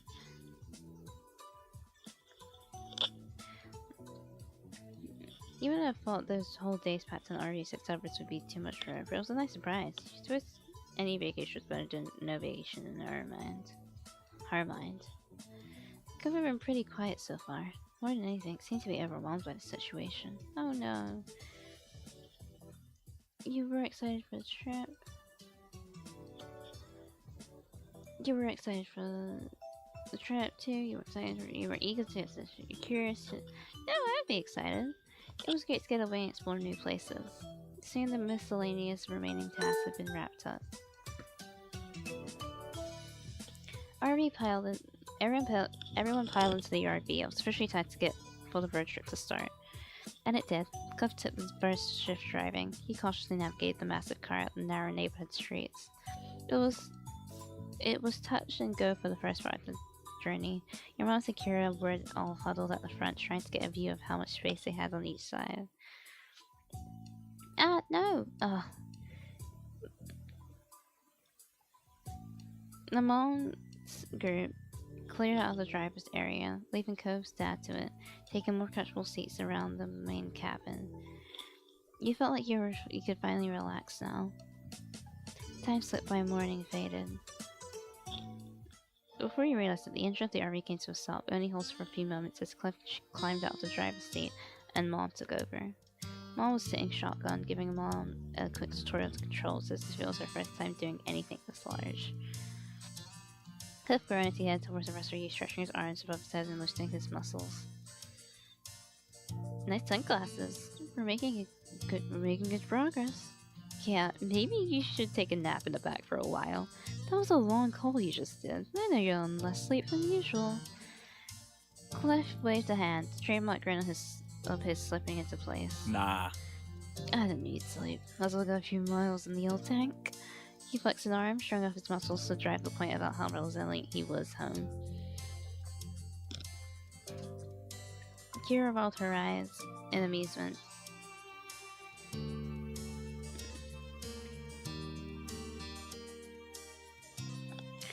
Dad, everyone has to sleep. Cove groaned at the tough guy acts. Cove simply chuckles and ruffles his son's hair. So? Are you going to be driving again anytime soon, Miss Alden? I want to know so I can prepare. Did anyone pack some rope? I might need it. There's just seatbelts here. Elizabeth calmed down from where she was lounging in the loft above the driving compartment. She was laying on her back, her hair flowing over the side and swinging around as the RV started up again to take off down the road. A bag of potato chips was placed in Elizabeth's stomach as she tossed a couple in her mouth. Bryce Cliff held a hand to his chest, pretending to be offended by the remark. Kira laughed lightheartedly. Don't worry about that. Lucky for all of us, we have enough adults to cover the shift today. You won't be driving again until tomorrow. You stayed quiet, you shook your head at the ribbing. Phew, that's a relief. Just enough time to write up my last will and testament. You shouldn't gag up on the poor guy. It's not his driving I'm worried about. Let's not forget how many times Mom has put a dent in our car. It was only twice, and that rest times was my fault. Thank you very much. Mom then shouted back in her seat, enjoying the conversation, a playful smile tilting her lips. What I'm more worried about is this old monster getting us there and back again before falling apart. It looks as though it was built in the early 90s. It might be older than some of the occupants. That's just the aesthetic of the core. It's not that old, I think. Did you ask what year the model was before you rented it? Karen got her nose involved. Hey!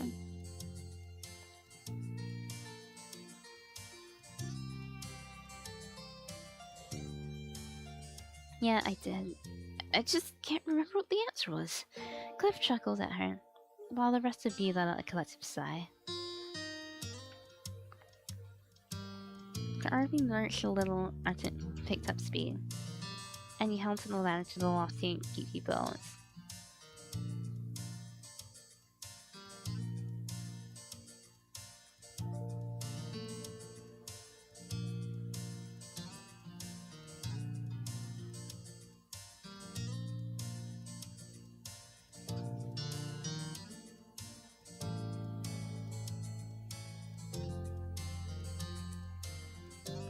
Felt something graze the top of your head before a weight settled in your brown hair. Until you turned out carefully to look, you heard the rustling of bag chips and realized Elizabeth rested the end of it on your head. You gestured to the opening, slightly offering to share a snack. And took a handful. Reaching 6 and chips after the weight of the packet left your scalp.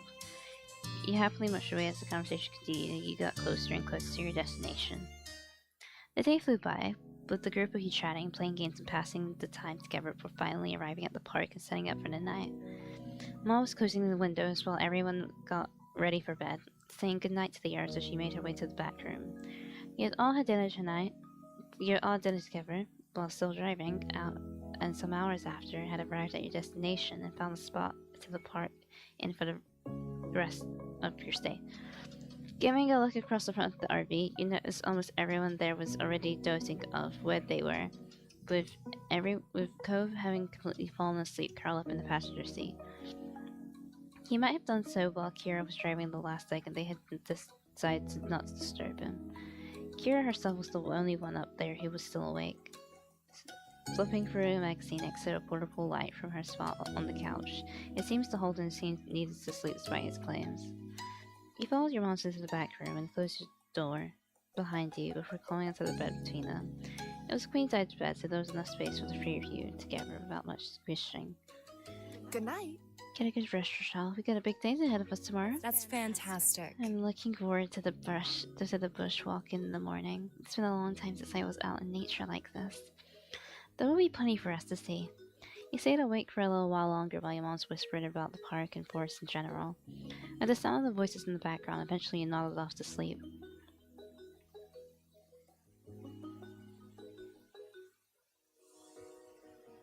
The next morning you were up bright and early preparing for the day ahead. You had slept well. You had an okay sleep. You slept terribly. You had an okay sleep. That's me you're talking about. I sleep okayly.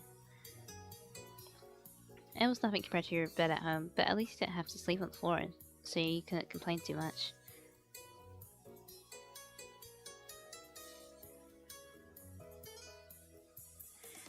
Mom whined a bit about the firmness of the mattress, but Mom had only encouraged her to enjoy the trip while she still can.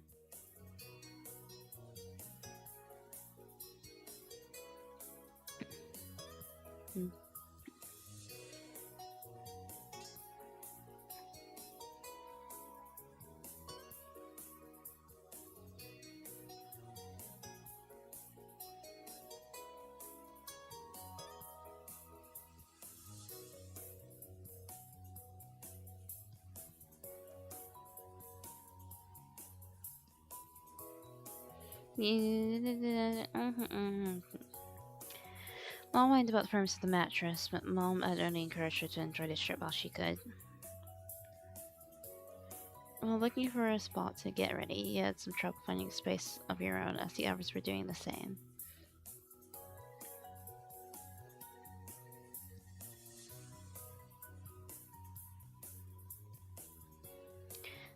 Cove was perched on top of the counter, brushing his hair, tucking away his legs every time someone wanted to move fast.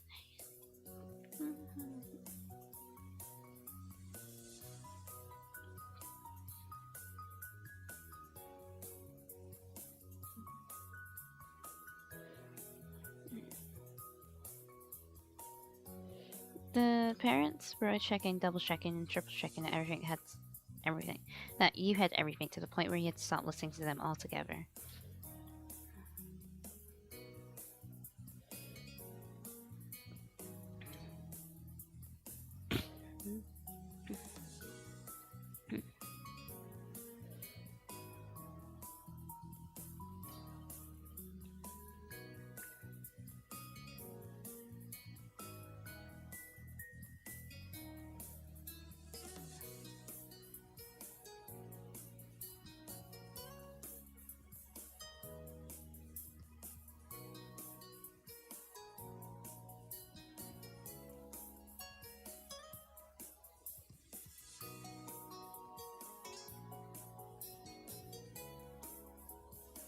No.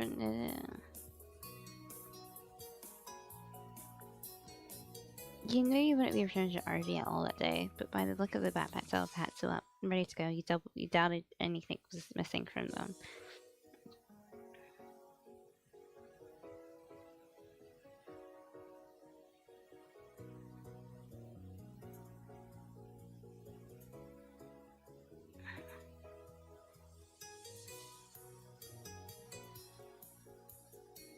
It didn't take much longer to get out of the RV and the bustle and headed into the Redwood National Park.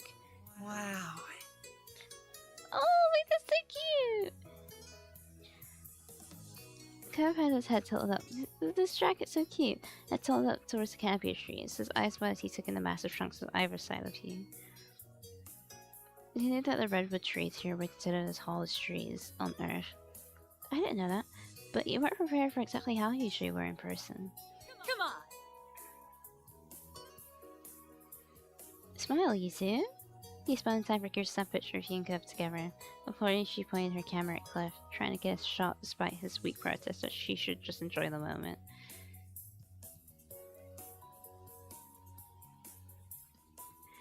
Your parents were walking behind the group a little, with Mom telling lots of information she had read about the park in a brochure.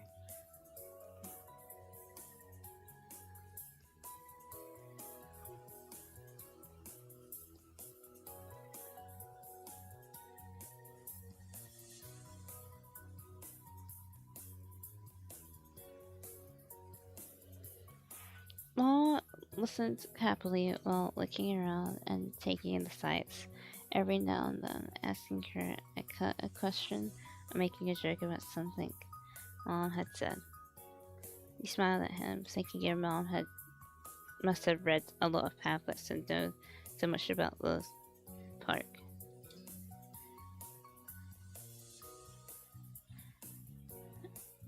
Maybe you should come and work here as a tour guide, if you know so much about the place. I was both teased, earning a squeeze on the nose from your mom.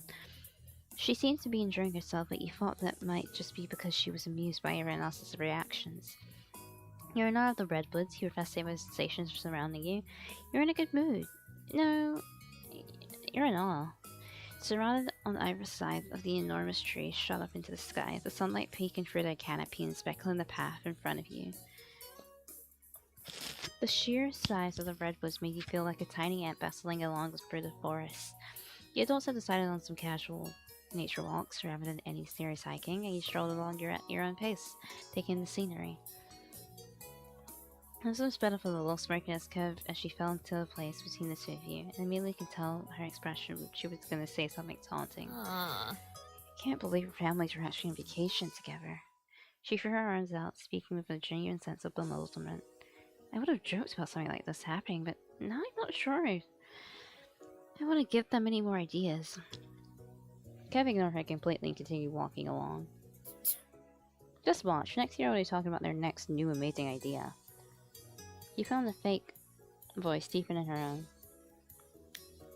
We should just sell both our houses and move in together. Think of how much we'd save on the mortgage. Miss Curtis Ellis was being sarcastic. Kev simply shook his head, not really bothered by her. He supposed he was used to it by this point. Just because they really do act like we're a single family, just because we live across the street from each other. No, but seriously, they really do act like we're a single family, just because we live across the street from each other. As the spooky viewing Cove a look, her eyes glinting of mischief as she looked at you. Yeah. Maybe one day we will be related. Legally, anyway. She said it as though she was a gossipy old lady. But she almost immediately dropped the tone and nonchalantly said her real thoughts. At least that's what Mom thinks. Go still blushes, which made Elizabeth smile triumphantly, as though that was her whole purpose for teasing him. Then he mumbled quietly, refusing to make eye contact with either of you. I don't know why you think you're so funny when no one else says. Damn.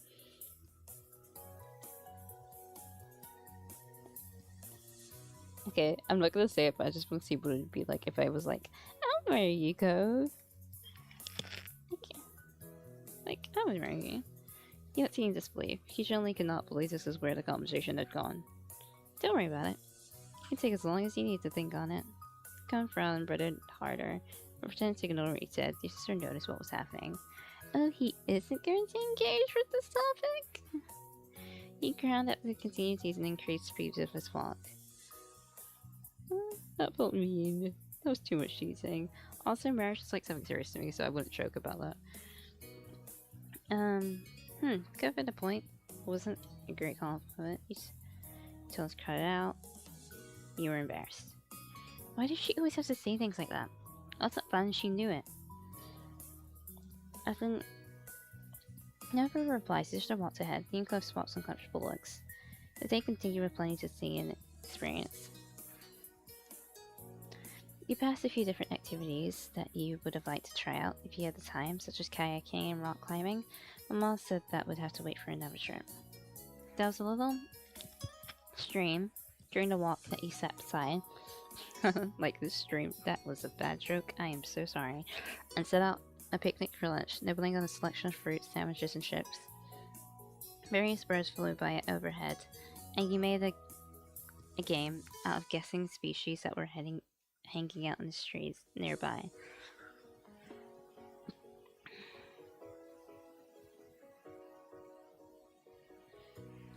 Including the kingfisher that you grabbed half of Cliff's sandwich. You were glad you got to do this in the end. You were disappointed. Even the long trip wasn't worth only one day here. No, I love traveling. I love traveling so much. Go cross country, road tripping, ferry. You're glad. It was definitely a special experience and one you remember for a long time. You smiled at yourself, committing the sights and sounds to memories. Your group made it back to the camp just as the sun setting.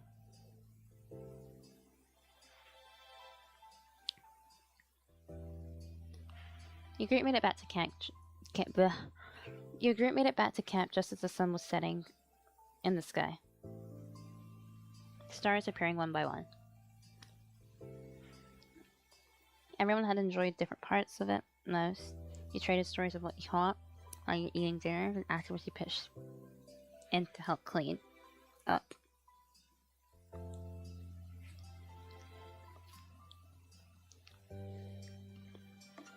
You along with Elizabeth and Code, head back to the RV early and spend some time together while the parents stayed outside longer. It was nice to have some space to yourselves after the camp journey. And while Elizabeth locked herself in the back room with her headphones, you and Code were left in the main lounge area. You had to relax. You hung out with Code. You might as well get comfortable. Who knows how long they'll be out for. You took a seat on the sofa while Code sat down on the other end, tapping his finger against his knee. Your cheeks warmed a little at that. Being close to him never fails to feel exciting. You've seen Cove nearly every day for the past 5 years, but seeing him in a jacket was still somewhat unusual. In Southern California, he could get away with that. It was a simple difference from his normal style, yet you couldn't help noticing the way he looks right now. It looks good on him. In fact, Cove always looks nice. When Cove cleared his throat, your eyes snapped his. He had an eyebrow raised and he had clearly caught you staring at him. What? Is everything okay?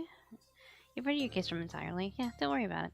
It looks nice on you. Yeah, everything looks really good. You nodded while saying nothing. It looks nice on you. Kevin immediately blushed at the unexpected compliment. What? He didn't say anything more than that one worded question. He decided to elaborate further. You know, I hardly ever see you wearing a jacket, especially in summer. Yeah. Oh, yeah, I like wearing as few layers as possible. It's easier that way. I'd rather be cold than extra hot. It's kind of a pain to carry extra clothes around. The parents made me bring this jacket. I'm the same way. I don't mind either way. I love wearing layers. I love layers and accessories. It depends. I don't mind either way. I just saying, like, I just dress depending on the weather, how I'm feeling. If it's hot, then I wear less, or I wear a bit loosely. If it's cold, then I wear a lot more. But also, I'm anemic, so I would still need to bring like a jacket of some sort. It would vary, obviously, like maybe a flannel jacket or a hoodie or my actual jacket, but you know, I'm. Ko smiled lightly at you and nodded. I've noticed. Oh, you were staring at that. He noticed you too? You changed the subject. You asked him what he likes to see others wear.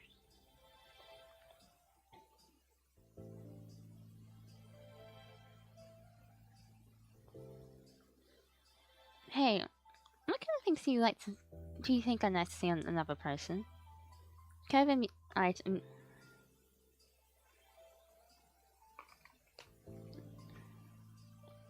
Cove's eyes widened at the question, and his defensive reply seemed to slip out before he had the chance to have a proper think about it. Nothing. That was funny. That's funny. It's like, wait, that's weird. Nothing. Gonna give you a dry look. Come on. That's not what I meant. You can post yourself as up straighter. All traces of lashes disappearing from your face. Answer with what you do mean, then. Is there anything at all you think looks good when you see it on someone? Cliff mumbled under his breath, but he couldn't quite catch the words. It was a topic that made him comfortable, so he let it go. He had a little fun. That's enough. He changed the subject. You're not very good at you're not very good at these conversations, are you?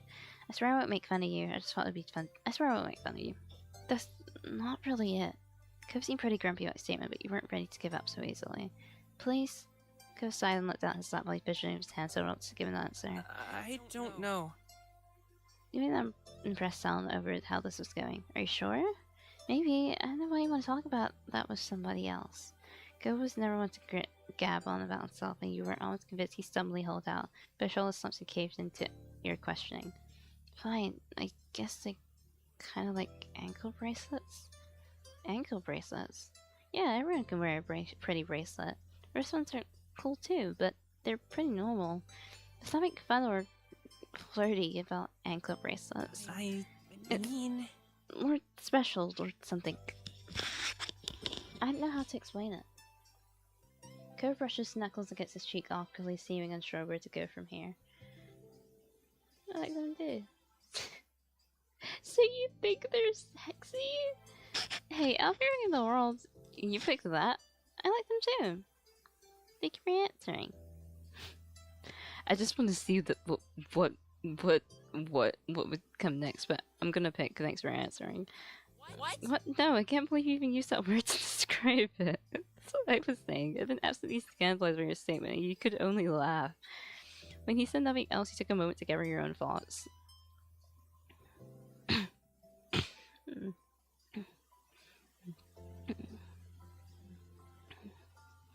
You had to get an anklet on ASAP. Maybe you'd wear your anklets more now. Maybe you wouldn't wear your anklets. You thought about buying an anklet. You were happy to hear more. I actually want to get an anklet.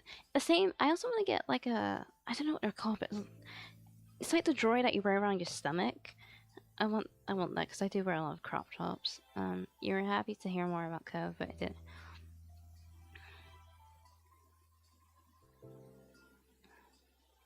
Buy an ankle of your own. It's up. You needed to see how Cove would react to that. Cove was away, feeling awkward about this. He came out and said, like usually he would start to smile at Nora, but not this time, and he stiffened more. He was surprised to see him like this, as he always bounced back pretty quickly after being flustered. Cove? Still, he won't look at you. Not even his breathing was growing tense. It began to click. He was trying to build himself up enough to say something hard for him. You waited for him silently, till finally he peeked your way through the corner of his eyes. You were fully attentive by this point for whatever he was going to mention next. That's,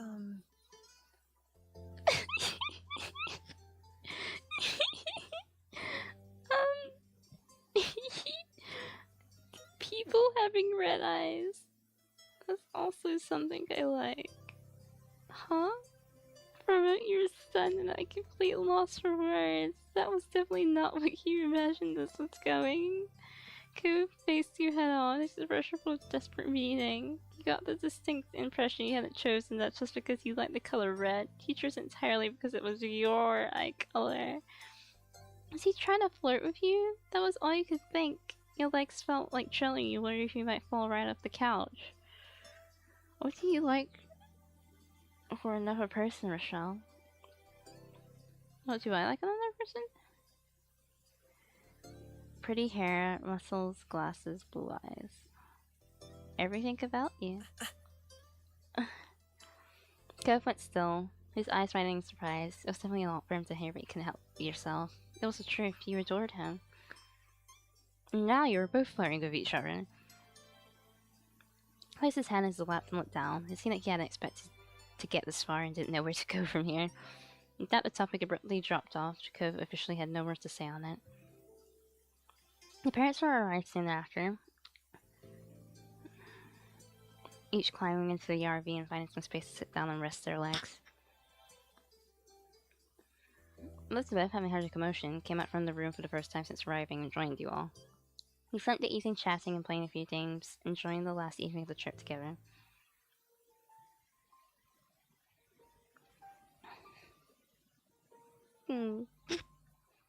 As the group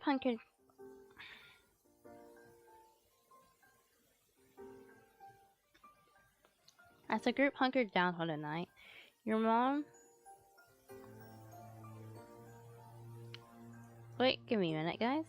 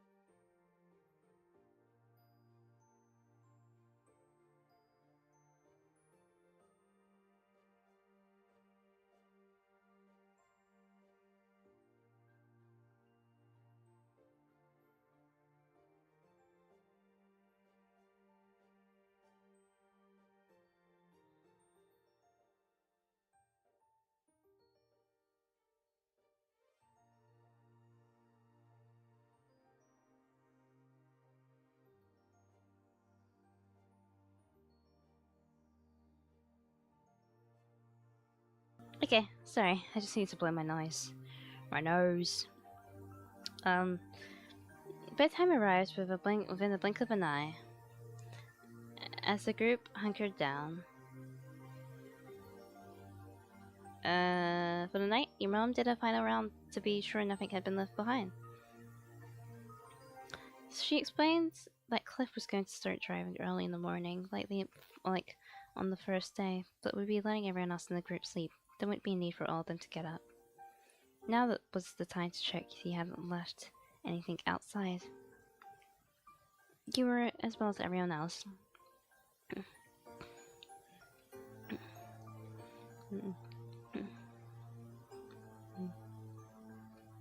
You as well as everyone else. You were confident you had it all packed up inside the RV, which meant it was time to get some sleep before the journey home tomorrow. Your moms and Elizabeth said goodnight, heading to the back room, while he climbed to the loft. Cove and his family got situated below in the previously set arrangement. You tried to get comfortable as a million thoughts running through your minds.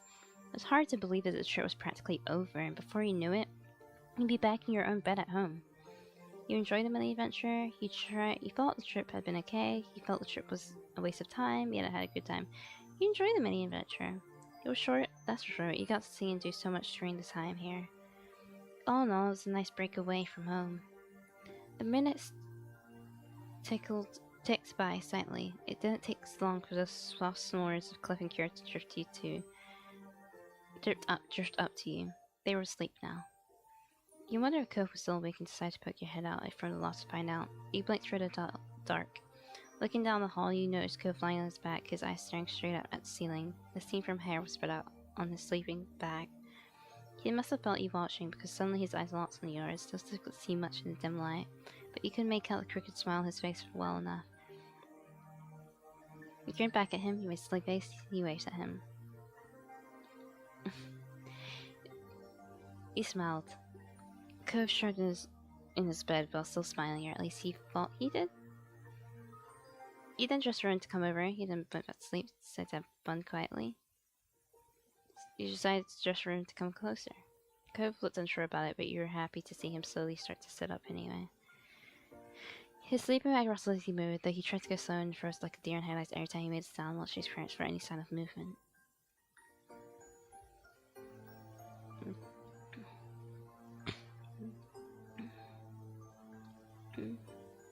Eventually, he managed to maneuver around his sleeping bag dad, and made it to the ladder. Standing on the bottom rug where he looked at you and whispered, "What?" "Hi." "Oh, it's nothing. Good night. How you doing?" He invited him up to the loft. "Do you want to come up?" His eyes widened just so. You could only tell because he had come to where you were. Cove glanced behind him quickly as the sleeping parents were turning back to you. "Okay." You broke out into a grin and scooched back. As far as you could.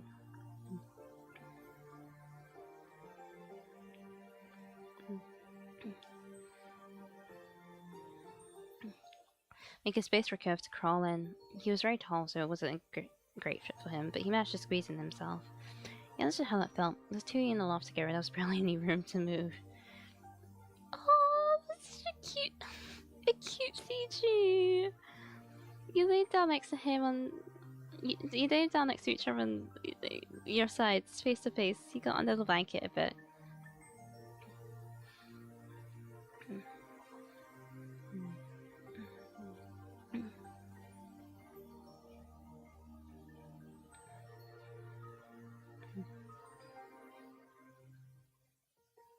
One of his arms were nestled under his head for comfort. The other had nowhere to go and was rested alongside his chest on the floor of the loft. Cove spoke to you softly. What am I doing here? I don't know. I thought we could hang out. You can sleep here instead of the floor. If I can hang out, I don't know. You can sleep here instead of the floor. Cove raised an eyebrow, not having expected you to bring that up now. I'm not sure about this. Cove swallowed loudly, you noticed he wouldn't look you in the eyes anymore. You were feeling the nervousness too. You felt comfortable being so close to him. Is Russia made you happy? You felt a bit nervous too. The two of you had gotten really close over the years, but this was a different kind of closeness. I would be nervous. I feel nervous when a boy sits next to me. I need you guys to notice that. You couldn't really fully explain how you were feeling, but you wanted to continue getting closer to Cove. You thought back to early in the evening, where you and Cove had been talking alone on the sofa. He had definitely been flirting then, and now you were here.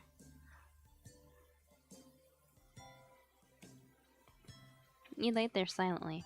You tried to ease things with conversation, you nudged Cove. Oh? Oh!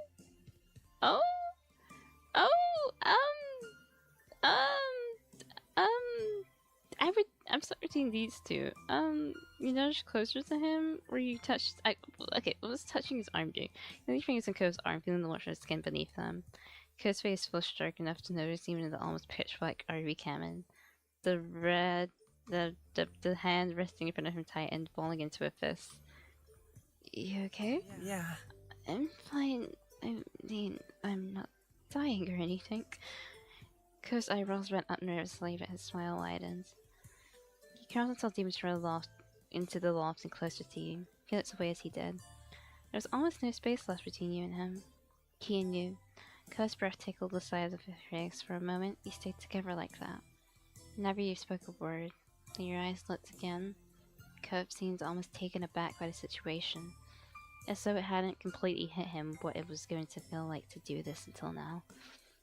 He opened his mouth to say something, but shut it tight before anything came out. You went to sleep how you were, he moved back, he snuggled against You leaned in to kiss him? I'm torn between these two again. Oh! I'll kiss him? You moved in even closer, eyes half closed as your lips inched towards his slowly.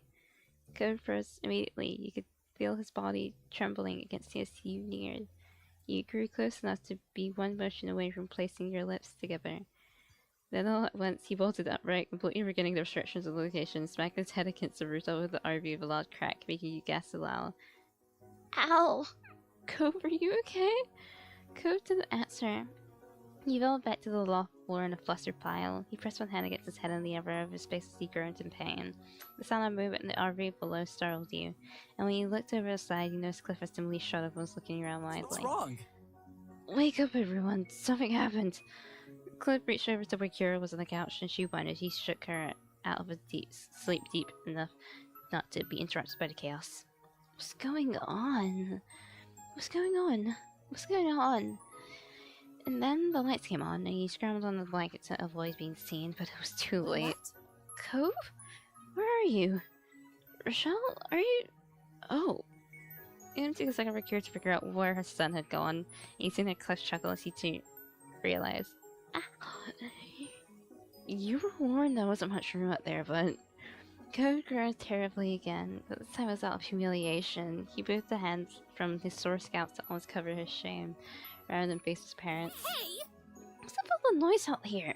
To your horror, the door at the back of the RV opened and Elizabeth, as well as your moms, peeked their heads out into the hall. Is everything okay? Sorry. It's nothing! Sorry for waking you up.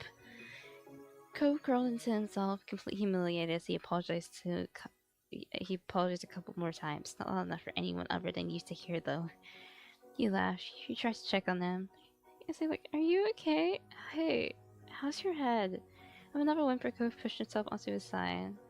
I should probably get Mom to look at it. Yeah, because he's done with a concussion.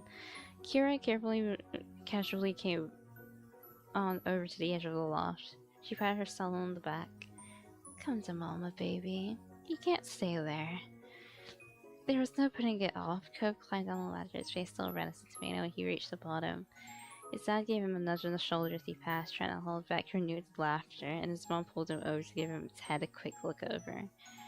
After announcing it wasn't anything more serious than a bump, Cove shuffled back to sleeping bag on the ground. Oh, gosh, this is so embarrassing. I'm so sorry. I feel bad. He collapsed into it, not caring if he should be more cautious with his head right now. Sure. Alright. Show's over. Let's all get some sleep. You can hear the snickers in the back of the RV from your moms and Elizabeth. They really been watching this unfold like it was a piece of entertainment. But at that, they quickly said goodnight and headed to bed. Without more than you could do, you lay back down as the lights went off again. You stayed there completely still until sleep finally overtook you. When you woke up the next morning, it was to the rumble of the RV as it traveled the long journey home. Blinking the sleep from your eyes, it peeked over the edge of the loft, slowly trying not to be seen. Ko was sitting on the couch with his mom, two of them talking quietly together. His head was hung low. You blushed when you remember what it was like last night, just the two of you up there in the loft together and the way you almost kissed. Kira slowly looked up and caught your eye, and your face grew even hotter. though she simply smiled at you. You know it's gonna be a long, long time before either of you live this down, if you ever did. Soon your moms and Elizabeth emerged from the room, dressed and ready for the day of travel. They spent most of the day hanging out together in the RV, savoring the last few hours of vacation. Kira suggested a few different travel games she used to play with Cove when he was younger, and you all had a great time competing against each other. A little later in the day, you tried to talk to Cove about what happened and lost, but he simply apologized and changed the subject. It was a bit too much for him to try speaking on, especially now. You understood. While the RV finally pulled onto your street, it was once in the night, and you were looking forward to crawling into your own bed after the last few days away. Everyone else must have been feeling the same because it was mutually agreed that unpacking and cleaning the RV would wait until the morning. Once home again, you went straight up to your room and dropped into your bed, shoes and all. That is gross. Take your shoes off me. Your shoes should be off from you when you walked into the room. I don't care how tired you are. That's disgusting. And I'm wearing my outside clothes too? Oh gosh. You were happy to be in your own bed. It felt weird to be alone. It felt good to be alone. You wish you were still on the trip. You miss being near Code.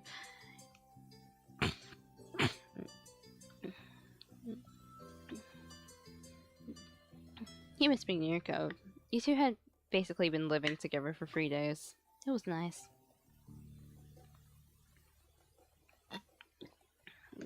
But you knew that it wouldn't be the last time the two of you would spend time together, and that thought comforted you. Ah! What did it say? I should... Wait, let me look at my live stream so I can see what that said.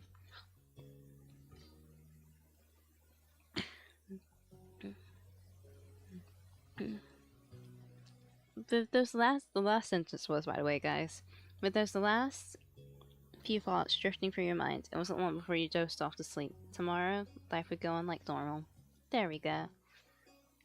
Now we're done step 2. We will read the epilogue, I guess, of this section. Then we'll probably change our character, and then I'll just end the stream there. And then I'll set up the next waiting room for the 11 Deep Space stream, if I find out how to stream from my phone. But thank you guys for joining me, though. And let's get to the final part. And then the summer ended. Yep.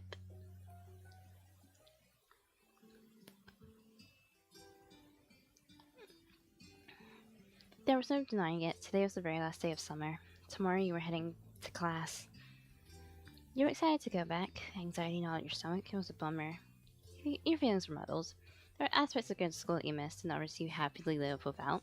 And if only you could pick and mix between bits of summer and school. Got dressed, not investigating the day before you, but contemplating what laid ahead of you tomorrow. Life was going to be difficult. You had come to think of the summer vacation as the norm. But school sucked.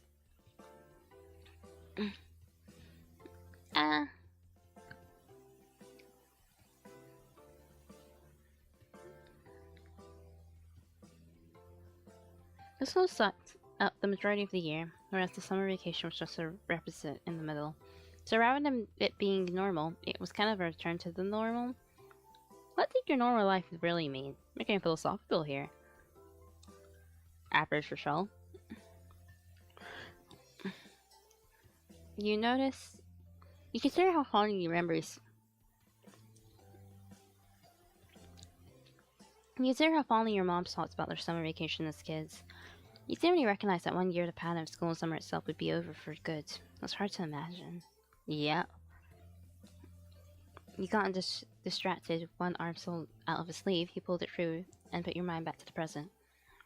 This season brought about plenty of changes on its own, like Kira's visit, though too was coming to an end today. No, Kira, you're so cool.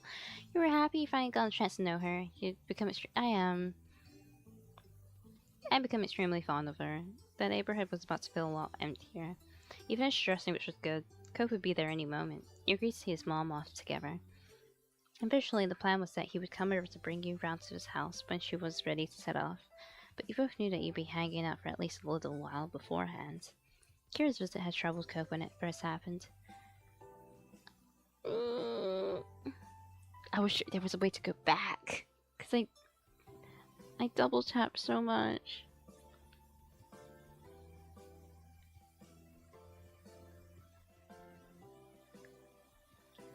Officially, the plan was that he would come over to bring you around to his house when she was ready to set off, but you both knew that you'd be hanging out for at least a while beforehand. You returned to your desk where the box containing accessory you recited. You'd gone out on board an anklet. You'd gone out on board several. I bought several. I'm insane. Guys, listen, when I like someone, is this a bit insanity in my part? When I like someone and like they tell me something that they find attractive, of course don't like change yourself completely for someone else if it isn't you. But like, if it's like an accessory that I find attractive, I'm gonna start wearing it. Like, I remember I really liked this person to the point that I bought a ring. Not like a wedding ring, don't get it twisted, I'm not that insane, but just like a normal ring. Which I still have, and I still like, by the way. Which is, I don't even think about that boy anymore when I think about the ring, because honestly, lately I've been wanting to, because I don't regularly wear jewelry like that, but I have a jewelry box that I got for my birthday, and I want to buy more rings. I just want to have like a bunch of rings in my hands, because it's just, it looks super cool in my mind, the aesthetic of that. But yeah, your eyes bar into the box. Should you wear any of for Co's visit today? Yes. You put on one. You're not gonna wear several, you're gonna wear one. Your heart pounded as he slips the hoop for his glass and fastens it.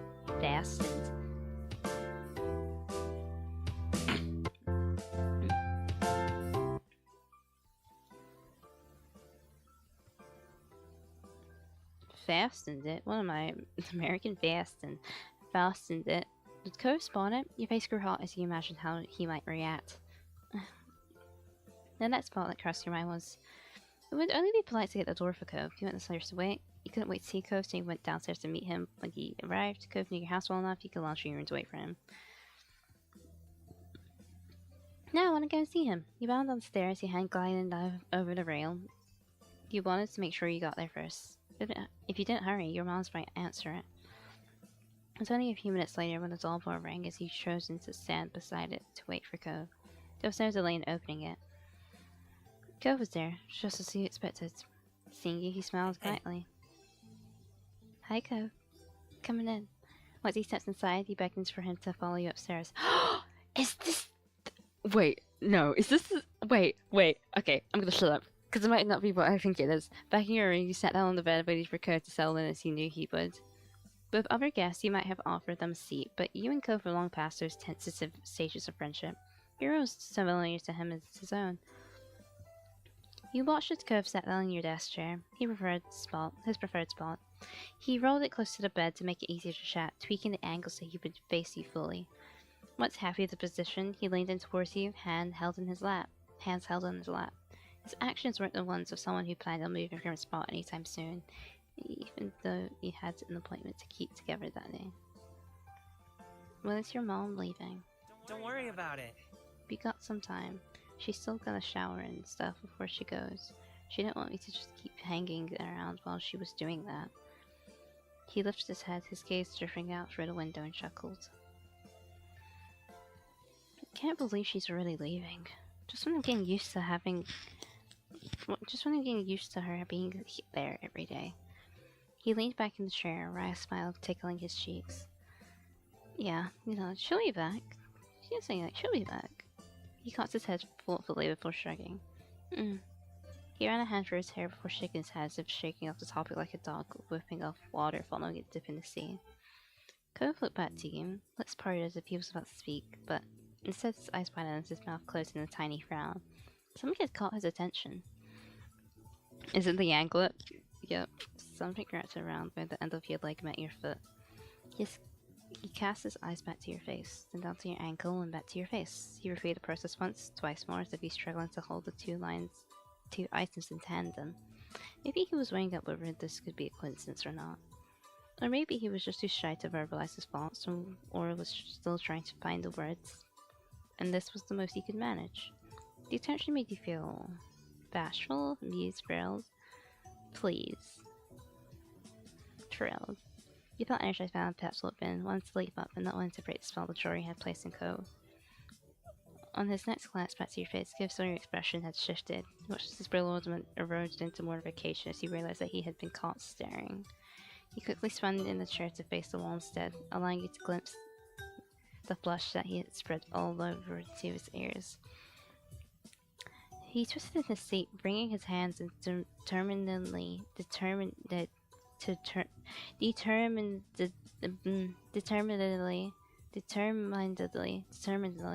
avoided looking in your direction again. It seemed like he decided against saying anything at all. Does it look good? You say quiet. What's the problem, Cove? Sorry. Does it look good?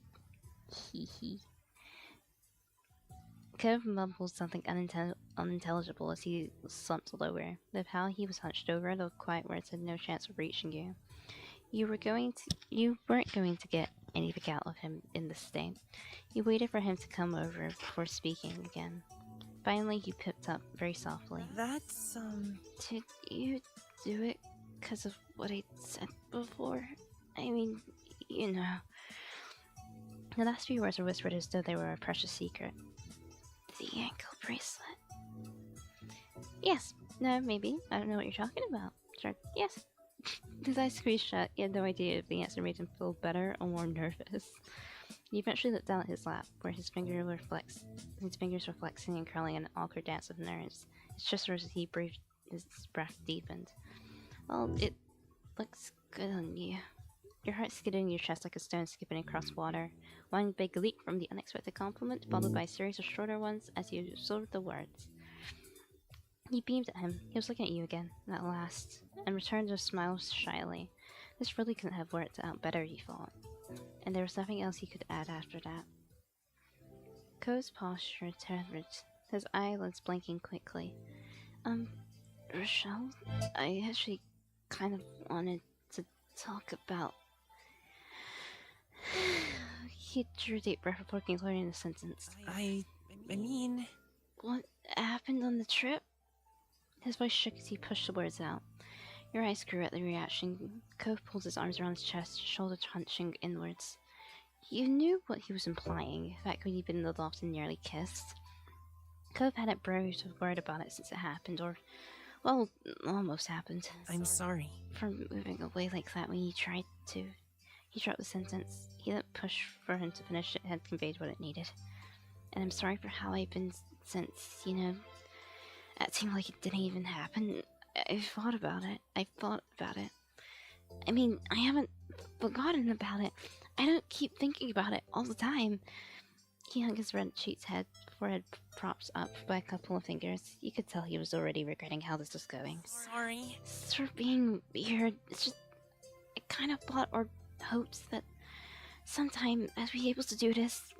Me talking about everything. Everything? There's more? He nodded ever so slightly. Your face felt a lot hotter after that. Cove brightened a little at your positive reaction. His explanation continued. I, well, could sort of picture how it might go. How it'd be like with you and me. But just the first part, I can't ever imagine anything that'll come after. And now it's actually happened. We're there. It's... You took another deep breath, stuttering on the exhale. That's, That's... makes things different. Things don't have to be different. This is hard for me. Should we find a crystal ball for answering? This is hard for me. It doesn't have to be different. He gave you a wan smile. Thanks, but I don't think that'll work. I can't just forget. I definitely can't. His wide eyes met yours as he looked at you, less burdened from the anxiety that had built inside him. How about a do-over? Oh? Do you want to try again? Oh! He slightly gently. Oh! He smiled gently. Oh! These are also... Do you want to try again? No! The word shot out reflexively. He couldn't help but immediately cringed at himself. Do you really mean that? No. I mean, I do want to. I want to try again if you still want to. You were scared, but kissed him. But you couldn't do it, actually. You kissed him. You attack yourself in your resting position, still not realizing your intent to actually go for it. Cove straightened up in the chair, his hands coiled together in his lap. As you moved towards him, you noticed his knees knocking together as he trembled. His decision not to rise from the chair made perfect sense. If he was that shaky while sitting down, there was no way he managed to stand without at least one of you falling over. Your legs brushed against his quivering one as you came to a stop in front of him. Cove was staring up at you. As you leaned towards him, he echoed the motion and towards you. Once you were close enough to feel Cove's breath on your face, you closed your eyes. The last thing you saw was Cove quickly doing the same.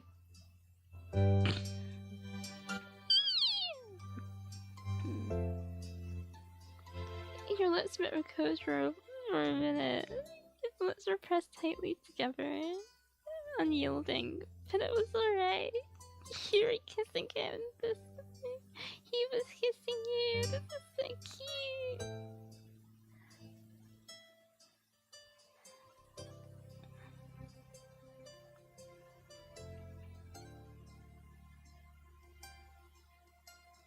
Your stomach somersaulted. You couldn't believe it was really happening. In that moment, it felt Lauren, and it felt nice, and it felt right. He drew back, and Cove slipped down in the chair. The knuckles of his hands pale after gripping so tightly. Thinking that he could do with some space to breathe, figuratively and literally, he took a step back. Cove shut up, his stance rigid. Oh, he's embarrassed. Cove passed her hand over his mouth, his eyes shut tight. His back then became bowed, shrinking him down. You could only just make out the few words he'd managed to summon. Oh my god, oh my god!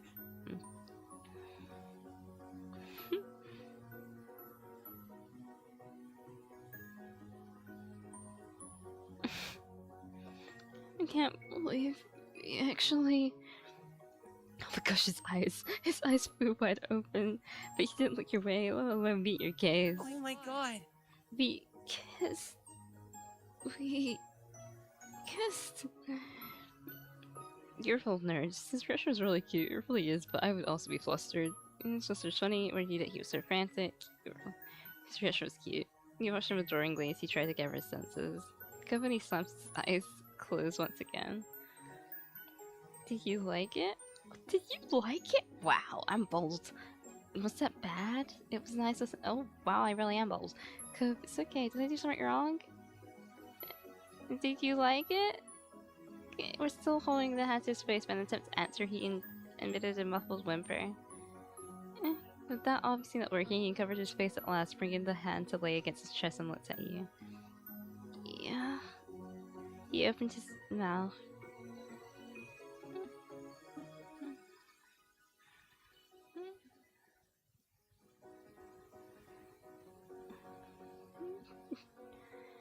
If his mouth poised to speak and pressed his lips as his words failed him. On his fourth or third attempt, he heard what he had to say. I did like it. I'm just glad that we, you know. He swallowed, seemingly not able to speak the actual word. Kissed? That we kissed? Yeah. Cove shook his head but nodded. You got the impression that he was grateful that you finished the fault, but you direct bar to pierce his Achilles heel.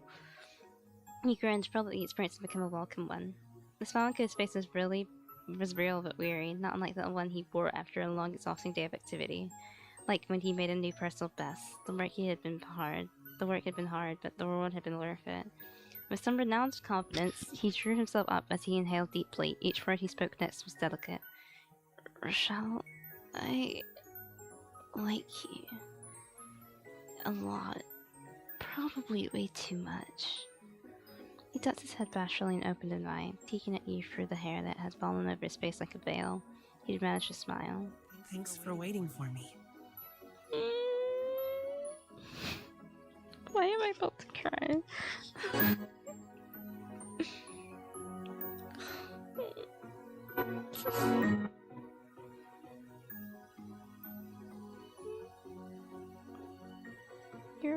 His eyes sparkled just looking at you.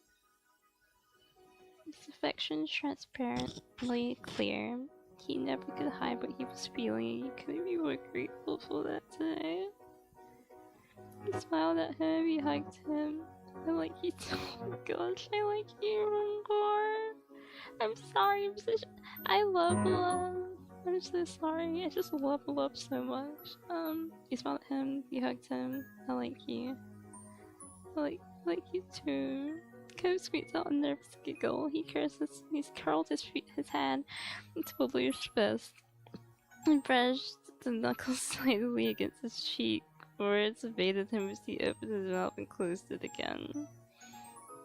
I don't... He gave up on finishing the sentence, instead just smiling again. He rubbed his eyes with the heel of his hand. It was an action usually reserved for much later in the day, but at this point it already felt like a long day. Cove then pressed a hand to his creased forehead. Oh my god. Does this mean I'm your boyfriend or something now? Should we tell our parents? I don't know what Dad and Mom would do. There was a lot of concern in there. He honed in on the simplest. There was no way your moms would let you have a boyfriend. Yep. Even though that were just opposed with Ko's name made your heart race.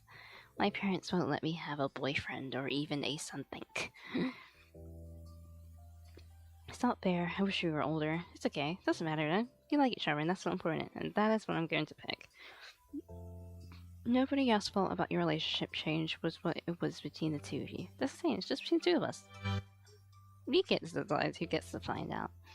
Cove lifted his head from his chest and reached towards you, halting halfway, then slowly, cautiously, puts his fingers around you. Aww.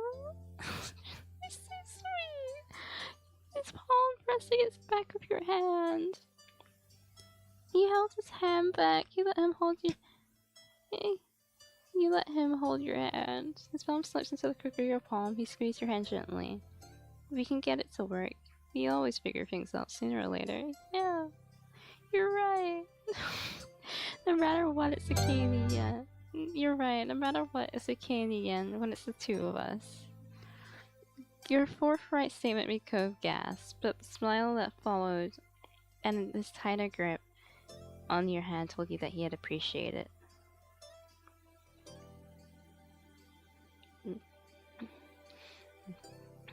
Richelle, Cove! The sudden call from downstairs caught you both unaware. You'd nearly forgotten the world outside your room. From the guilty look in his face, Cove had done the same. Just for the call. Cove's mom is ready to go. If you're quick, she might keep the mandated motherly smothering to a minimum.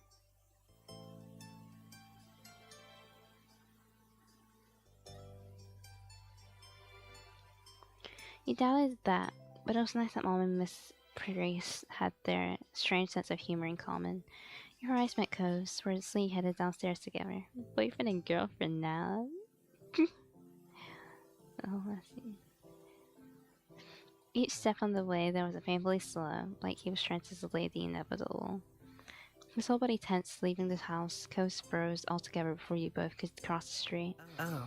The door's open. Dad must be taking her stuff out. He swallowed hard. She's really gonna leave. He smiled at him reassuringly, gave his back a pat. He rested your hand on his arm. This isn't the last time you'll ever see her. He smiled at him reassuringly. You weren't sure what to say or how else to react other than be there to support him. Coast bottom lip quivered and he turned away. Aren't you gonna cry? Thanks. At that, some of the conflict warning on his face eased a bit, wearing on his face. Together you went across the street and inside his house, finding his parents in the living room surrounded by his mom's pet things. Hey kids.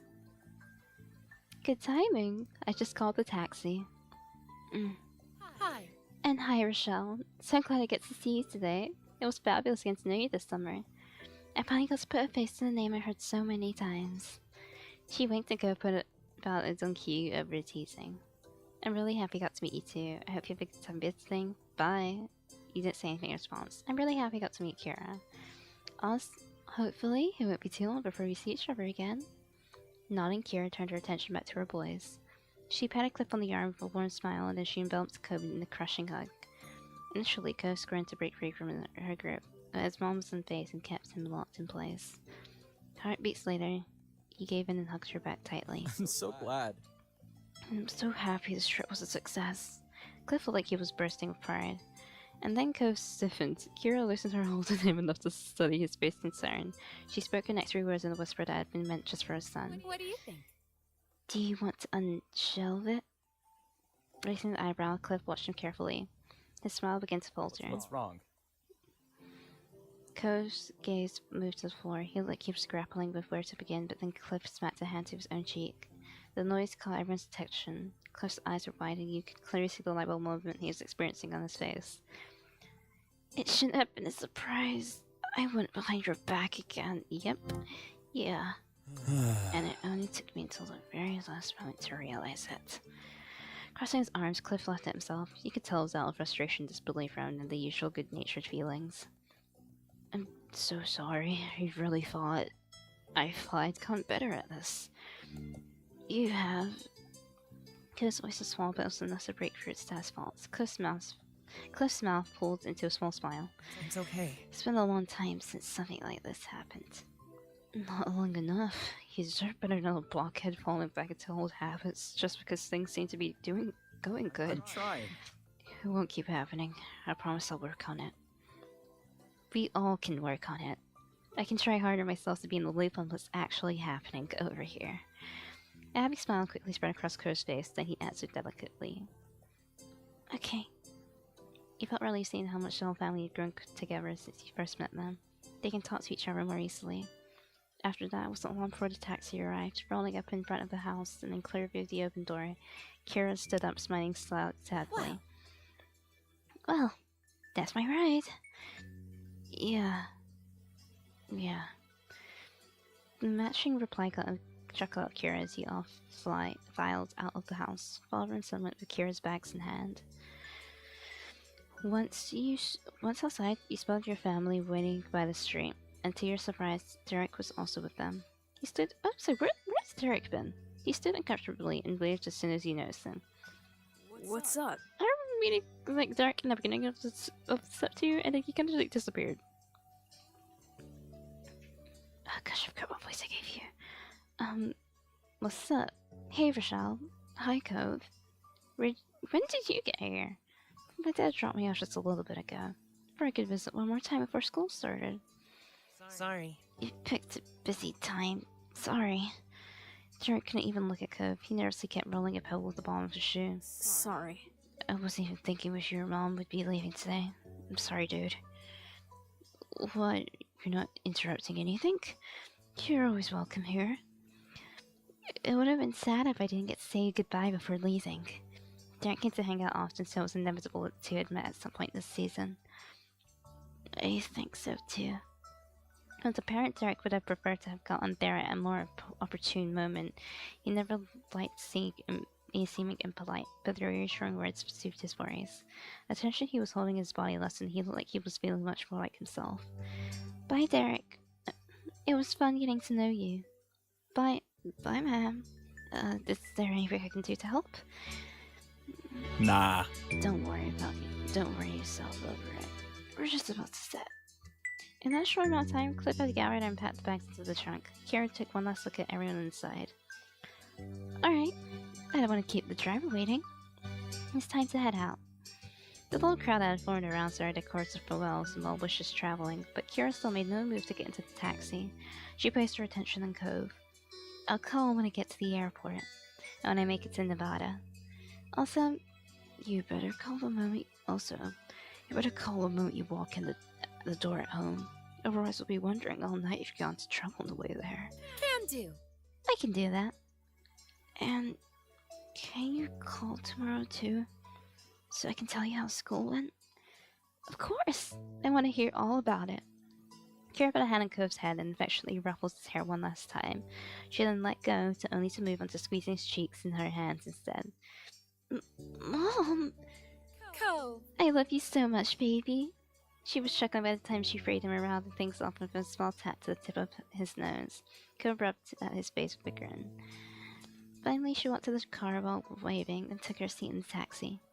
Cliff hooked an arm around Cove's shoulder and kept him close as it began to pull away. For a moment, Cove looked up at his dad and then wrapped an arm across his back. Bye. Bye, Mom. Bye. Travel safe. Kira rolled down the window and stuck her head out of it. She waved again with blown kisses at Cove and Cliff. See you again! Before she was out of sight, you decided to call out with your family and hers, wave goodbye, watch quietly. Call out! As he added your voice to the elves, Kira's smile grew louder. And Gav turned down another road and completely disappeared from view. Cove let go of his dad and took a few steps out onto the empty street, still looking in the direction his mom went. He smiled quietly, deeply in thought. You got the impression Cove was feeling better when he was earlier.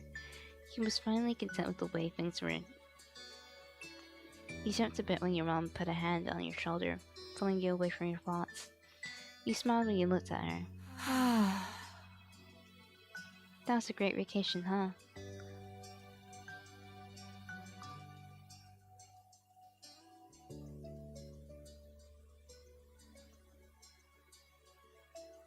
Huh.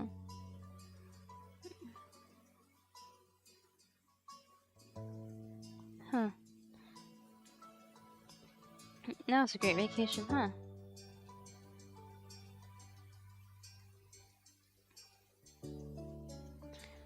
Yeah, I think so. You know, in agreement.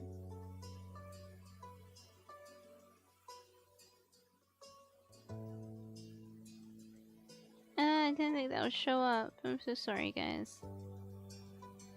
I just wanted to see if it was work, you know. But, yeah, I don't think, you know, in agreement. You should. Summer's isn't over. I don't know. Yeah. That's what I was hoping to hear. Cove walked back to the group. Still genuinely happy, Derek grins at him welcomingly. Everyone else there smiled at him, even Elizabeth. Well? Ma clasped her hands together, bringing everyone's attention back to the present. It's almost lunchtime. I think I've packed something special together. Her eyes sparkled with a plan and Mom smiled. I bet you could use some help with that. That'd be absolutely wonderful. Derek clasped his eyebrows forward. Is there something I could do? Your mom exchanged a fond expression. Mom shook her head. How sweet. That's very sweet, Derek, but it's alright. It's not your job. Technically, your dad left you on the cuffs watch. You're meant to be taken care of by him, not doing chores from the neighbors. Mom asked a little over her own joke. You watched Derek look away, discouraged. It's okay. I don't mind. He was a little bashful about it. He wondered if Mom's joke had just reminded him that he wasn't initially meant to be invited to lunch. It was getting a little awkward. Mom grinned sympathetically. Her comment was meant to lighten the mood, not bring it back down. Mom tried again to get things moving forward. Why don't you kids go have fun? You can all come back in about an hour. We'll make enough for everyone. Mom nodded in agreement. Sounds good. A never-setting idea, Lonnie. Thanks. Thank you. Yeah. That sounds like a plan, then. I don't want to cramp your style. I got some stuff to work on, so I can be out here this afternoon. You should come by later, too. Everything should be the odd man out. Mom seemed assured as Cliff rubbed his neck nervously. He grinned unwavering, but pleased smile. Thanks very much. I appreciate the invite. He looked over the assembled crowd with knowing glances. I can help, too. With as many people as you're feeding, it's gonna be a lot of food. Didn't you hear what we told Derek? It wouldn't be fair to make you cook when you were the ones who were inviting you in. Mom raised an eyebrow when Cliff waved it off. Come on. I insist. Derek would be missing time with his pals. This would be a break for me. I'm quite the chef. Mom and Mom exchanged fervent glances between Mom, before Mom shrugged. True. An airtight argument. If you're sure, we'll be happy to have you, Chef Cliff. Cliff's grin widened and seemed more hyped than he expected for him to be about helping lunch. Cliff shook his head, a fond smile on his face. Then all of us grown-up people will be heading inside. I assume the rest of you kiddos are staying out. Maybe not all of them. Mom tilted her head. A silent question for Elizabeth. Your sister for a moment. Alright. I'll stay with the kids. That's fantastic. That's great. Both of your moms smiled at her while Derek and Cliff didn't seem to appreciate her phrasing.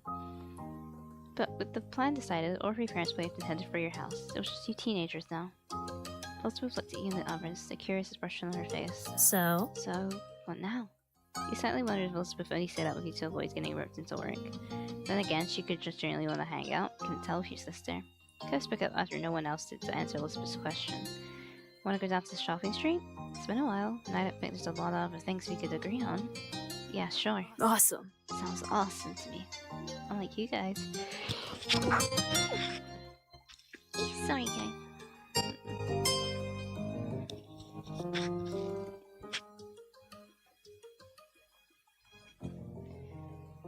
Sounds awesome to me. Unlike you guys. I haven't been there a thousand and one times. It's new to me.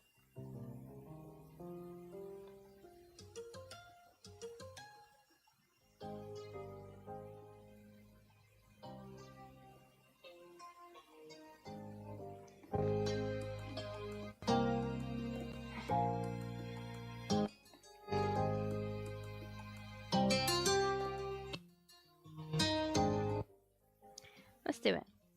Okay, if you guys really want to. There's nothing else to do. If you guys really want to. You stroll across the road as a group down to the beach, then to the left. It took less than 15 minutes to arrive, one of the conveniences of Sunset Bird. Before he looked around at the familiar shops, trying to see if anything caught your attention this time. Derek was the most enthusiastic. He checked out every stall of his eyes. Wide wonder, Elizabeth and Cove were in good spirits as well.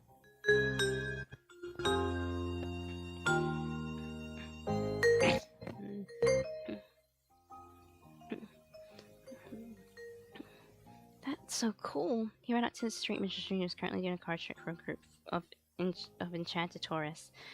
Derek clapped when the magician showed a middle-aged man his card. Derek turned back to the group with a curious gleam on his face. What does it take to perform here anyway? Do you want to ask somebody, or do you just show up and start doing stuff?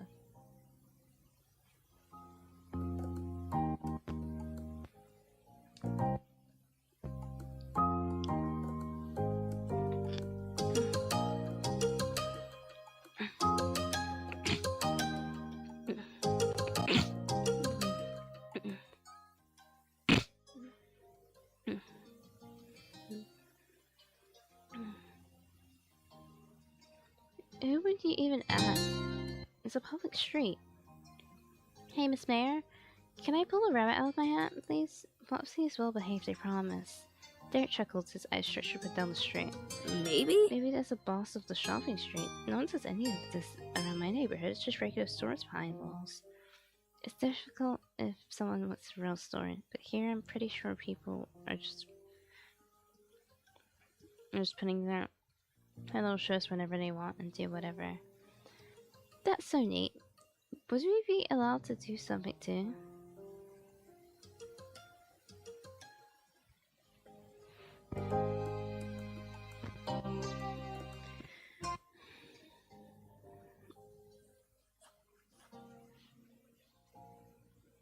That's so neat.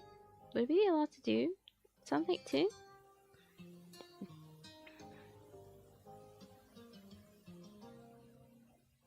Cove laughed and Derek began almost vibrating with excitement. Elizabeth rolled her eyes. What would we do? What would we do? Well, I don't know. Not yet. I mean, it's a possibility, you know? But there's gotta be something. You know, cool stuff. I'm sure if we think about it, we could plan a show that really get a crowd pumped. You thought it would be a great idea to be a part of it. You felt like you could try this idea on its own. Derek needs to event that used that. You gave a look to the other two. Kurt continued to brainstorm out loud with different potential opportunities while he glanced over at Coven and Elizabeth. I mean, I could bounce a soccer ball on my head. Last time I tried, I got 8 bounces before it fell. It wouldn't bring a ball. I would bring a ball here. Why? Why not? Coach just was everything around the stalls, people, the colorful chaos that made up the shopping street. Would you want to chase the lost ball here? And what if it hit somebody? Even if you're good, someone else could bump into you. That's true. Derek thought about it some more, then he watched another performer, one doing tricks with 2 small dogs. One was still fluffy, creamed colors, while the other was cool gray.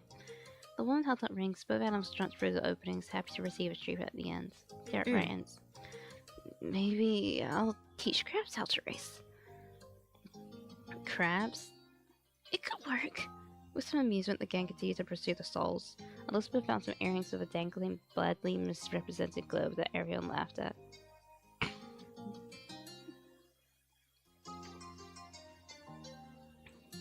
Cove picks out a blob as Iceland. A blob, yeah. But Derek thought that it had to be Greenland. Mm-hmm. You know, this is a world with what looks like 9 continents. I think you were both wrong. You said Cove, you backed up Derek, you grew his sister, and now it's Australia. You still... I'm gonna back Cove. It looks like Iceland to me. I know. Right? Suddenly Cove froze. He stared at him and tried to see what caught his attention.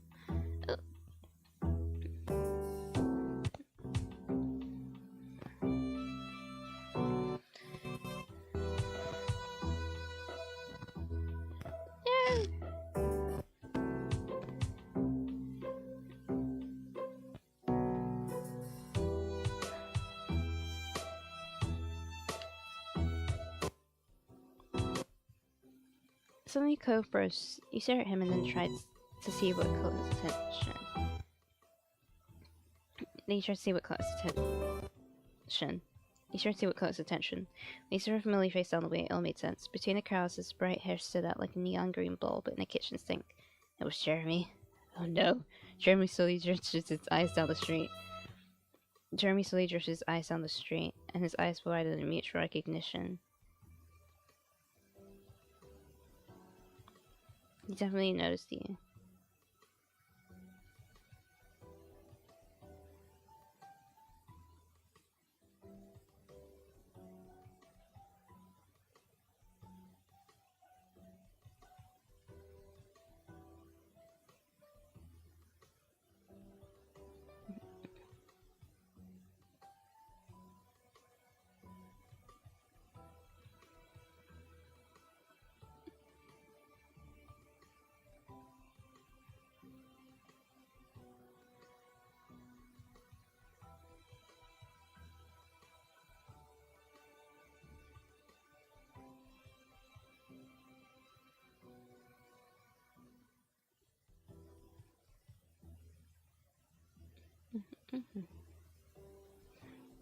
Derek frowned and Cove sighed, never then were happy to see him again. He stopped there shocked. He glared at Jeremy. He waved at Jeremy. He tried to smile at Jeremy. He looked away. I'm gonna glare at him. Hi. He did not wave back. Also raised an eyebrow. Her gaze swept over Jeremy without a hint of a clue. Has she never seen this boy throughout this entire summer? Lucky. Jeremy simply scoffed to himself and wandered deeper into the crowd of people.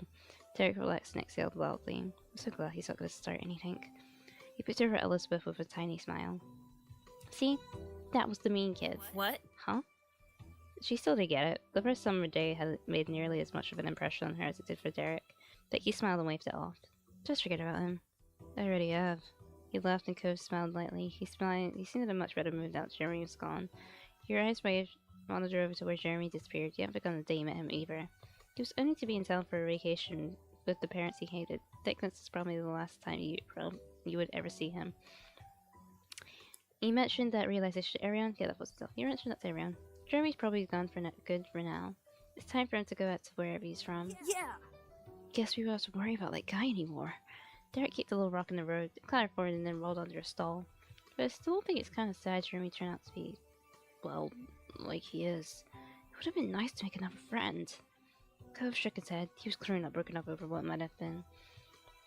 Good riddance. I think I might want to see him again sometime. Maybe I'll become nicer in the future. I know he's over. Stay quiet. Maybe I'll become nicer. Cove rolled her eyes at the strange roll to the odd boy. Not interested in the slightest. She clearly understood his impact, and at this point she didn't want to understand. You couldn't help but wonder, though. What could have happened if you had integrated with Jeremy more? Jeremy was unlike anyone you'd ever met before. You thought he was horrible, you thought he was weird, you thought he was stupid, you thought he was kind of pitiful, you thought he was kind of okay. He's a bit sad, because, like, obviously something's bothering him. It's very evident. I guess pitiful? You and the group moved on from the storm from January. It didn't take long for Aaron to return to them. I feel like pitiful's too harsh.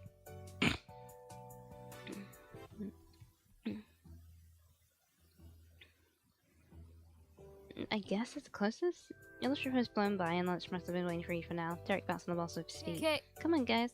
Let's get going so we can eat. I'm starving. If you have to, get my... Phew, I've had enough walking around. enough walking around. Go stretch one of his arms lazily. Let's go then. Looked at him appraisingly. He asked us to carry you back to the house. Carry me. Hey, Cove. Yeah? Can you carry me back home? What? What? Cove's turned red, obviously flustered. You're my boyfriend now, right? You explain you want to video it, Craig. You don't want to walk back. You don't know it's a special occasion. Said to look at. Okay, when I say special occasion, what the hell do I mean? I think the special transportation makes sense on such a big day. Cub sat and shook his head. Whispered it became a chorus of laughter. Come on, Cub, it'll be fun. Alright. Cub stood up over you, like he couldn't believe what he was doing. He looked correct to a large smile. Oh yeah, thanks! He carefully crouched down in front of you so you could climb on. It wasn't hard to hop on. He slipped his arms on your legs and he did his best to lift you. It was wobbly, but he managed to stand up all the way up. Elspeth watched him with a smirk in his face while the laughed fell harder. I was afraid to say that your antics were entertaining. You were glad Cove went with it. Cove carried you home, but he seemed pretty bashful at the situation. He struggled with how much to grip around you, whether or not he should try to reposition things. But along with all that, you also seemed to feel some pride to be carrying you. It was a pleasant walk home, and in no time you made it back. Derek got to the front door and held it open for everyone as he reached Moe's inside. Moe's inside. The three parents were still in the kitchen. They looked up and waved. Welcome back, everyone. You made it just in time. Hey! I hope you're hungry. When Cove had brought you inside, the parents couldn't help but notice the odd conveyance. Your mom's run unsure and Mr. Holden raised an eyebrow. Everything okay? Did you pull something or something? I'm okay. Aww. Cove, you got in so strong. Good kid. And reliable too, what a guy. Cove rolled his eyes at the commentary, then stopped walking to your couch. You bent down and you let yourself plop back onto the couch. Thanks for the lift. Cove exhaled lightly and shook his arms. You just seemed relieved that he made it.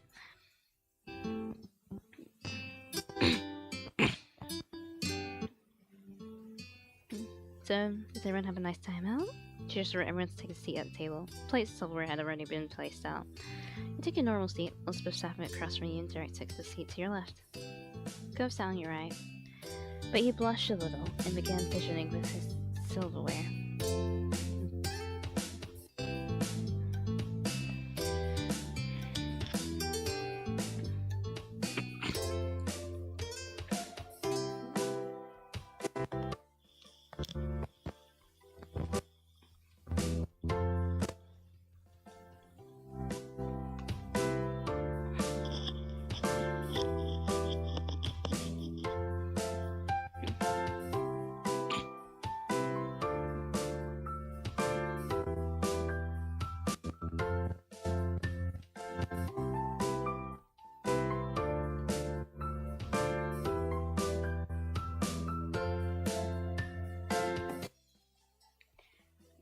But he blushed a little bit before positioning with his silverware. His dad was the first pick on this extra awkwardness, but your moms weren't far behind.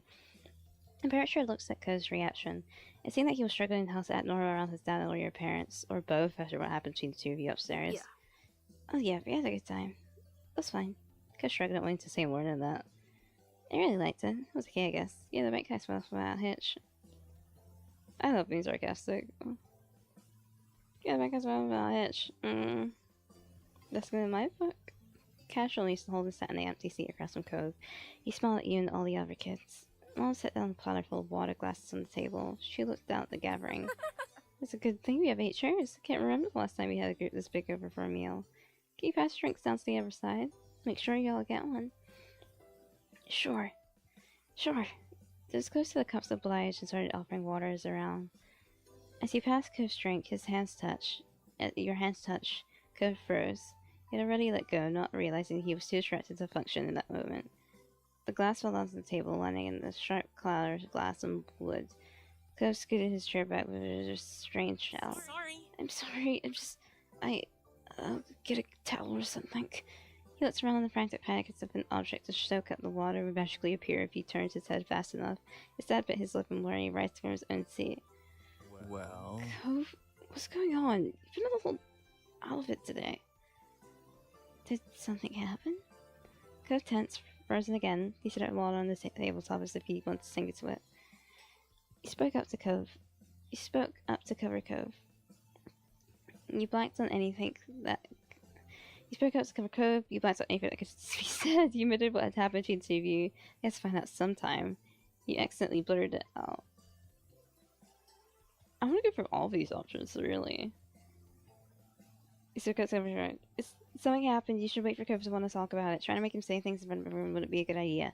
But someone knows something. You see the Lord after another look at Cove. He smiles sympathetically. Right. Lots of Richelle. I'm here when you're ready, son. Of course. Of course. Cove said it preferably shot you an apologetic look. You don't have a cover from that.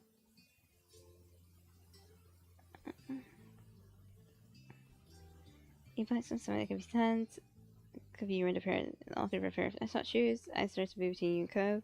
Sure, size was deafening, but the unsuspecting looks Cove cleared his throat. What's not a problem? Don't worry about that, bud. Yes. You're just worried, but you don't feel any pressure. We have best our private and personal. It's a good side, but everyone went back to pass the drinks around.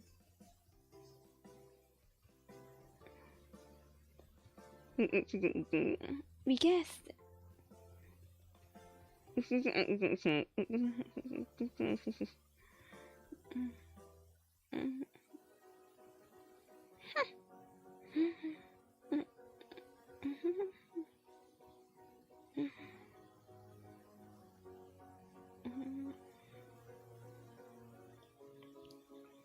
So shook her head, you can hear her. Can you believe this? Line in the motion. He really is your special boy. Derek grinned at him and Cove. Even if he couldn't see, he at least was happy for you. Not seems you knew this is coming sooner or later. I thought you could wait a couple more years, but what can you do? No. It's a wonderful thing that you both like each other, but Mom is right that you're both wrong. You're both young. You just have to chaperone you if you ever want to go on dates. Nice work. I'll be happy to help with that, too. Whenever it's needed. Cove creakily fell back to his seat. His hands hadn't moved, but his expression was unreadable. The color of his skin had reached extreme red. Oh no! He crashed forward, his head smushed to the table surface, something curling up even more from embarrassment. Isn't that still wet? No response was given, at least with his hands there. His face could be somewhat protected from the water. You were also extremely embarrassed. You felt bad for putting him in a situation. You felt good to tell your friends something so important. You didn't know how to feel. You were annoyed that you were making Cove more. Not bad. I'm sorry. This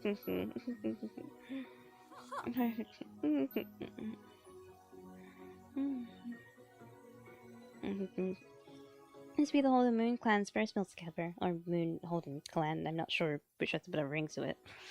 Derek's eyes were wide and he kept shooting furtive looks at the door. Apparently the girls were making this too much for even him.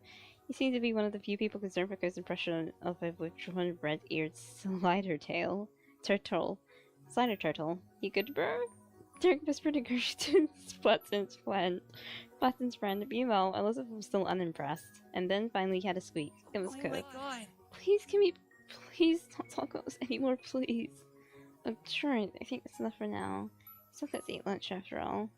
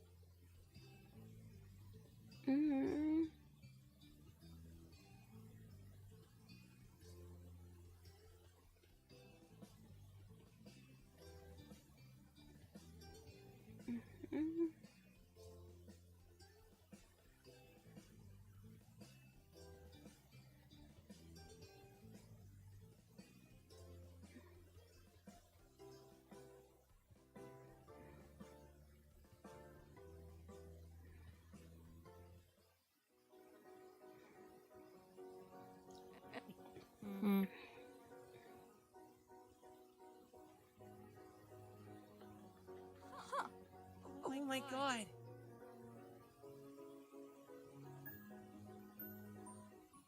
No. And you shouldn't slouch. She played to Mr. Holden, who was leaning forward with both arms on the table. Oops. Mr. Holden seemed unsure about all the sudden attention and carefully rearranged his posture to something suitable for fancy dinner. He smiled sheepishly at Ma. Alice rolled her eyes and Ma gave a bewildered look at her. You shouldn't be impolite to a guest in the house either. Elizabeth groaned, long suffering. Ma giggled and Mr. Holden chuckled. Not I bad. thought he could learn a thing or two from Derek. He has the best manners here. Derek blushed, but it was true. His posture was upright and formal. He even held his foot gracefully. His table manners on top of all his attempts to aid your parents made him the model of meal attendee behavior. Aww. It's nothing. It's true, though. You've been a lovely guest. I've noticed that, too. Always nice when you stay over, Derek. It's always nice when you stay over, Derek. Derek smiled and sat a little taller in his chair. And do you have anything good to say about any other guests? She looked deliberately at Cove with a teasing smirk. Or is there nothing to say? Well, Cove is my number one, but he does still clean his hands by wiping them on his pants. Cove. Cove frowned at that and absentmindly brushed his hands on his pants legs. Your mom laughed quite lightly. There. Elizabeth, you should know, after all these years, Cove is hardly a guest anymore. Cove smiled awkwardly. Thanks. Manage manners. Who cares? I don't think it's that big of a deal. He teased Cove for his bad habit. He complimented Derek on his politeness. He drew Derek was basically an adult. He kept quiet to go back if you read it. Who cares? I want to praise Derek, but I also want Cove to stop that bad habit. You complimented. But yeah, Derek, it's cool that you know how to have all this manners things. Oh, thank you. He seems more embarrassed by getting a compliment from a kid his age. Everyone ate their meal together and continues to hang out for the afternoon. After the food, you and the others played a couple games and talked about plans for the upcoming future. The time passed by quickly, and soon it was time to part ways. Mr. Holden talked to your moms, and Cove drifted over to you, knowing that as soon as his dad finished up, he would be leaving. It'd be cool to stay, but we have some stuff to do before everything closes today. Okay. Yeah, bye. Can you move? I need the phone. Cove raised an eyebrow and Elizabeth impatiently gestured behind him. Cove realized he was standing right in front of where the receiver was placed. He sidestepped out of the way and shook his head, clearly thinking Elizabeth was rushing too much. His sister made a beeline for the phone and started dialing the number of what he figured was one of her friends. Knowing Elizabeth, she was going to be on there for a while. You and Cove and Derek shuffled close to the door. It seemed like Mr. Holden was wrapping up his conversation, so everyone started saying their various farewells. Talk to you later. See you later, Cove. We gotta do this again sometime. Yeah. See you. Cove started to you and smiled slightly. Bye, Richelle. You hugged Cove behind. Goodbye. You patted Cove on the back. You nudged Cove's shoulder. You ruffled Cove's hair. You waved. Check in.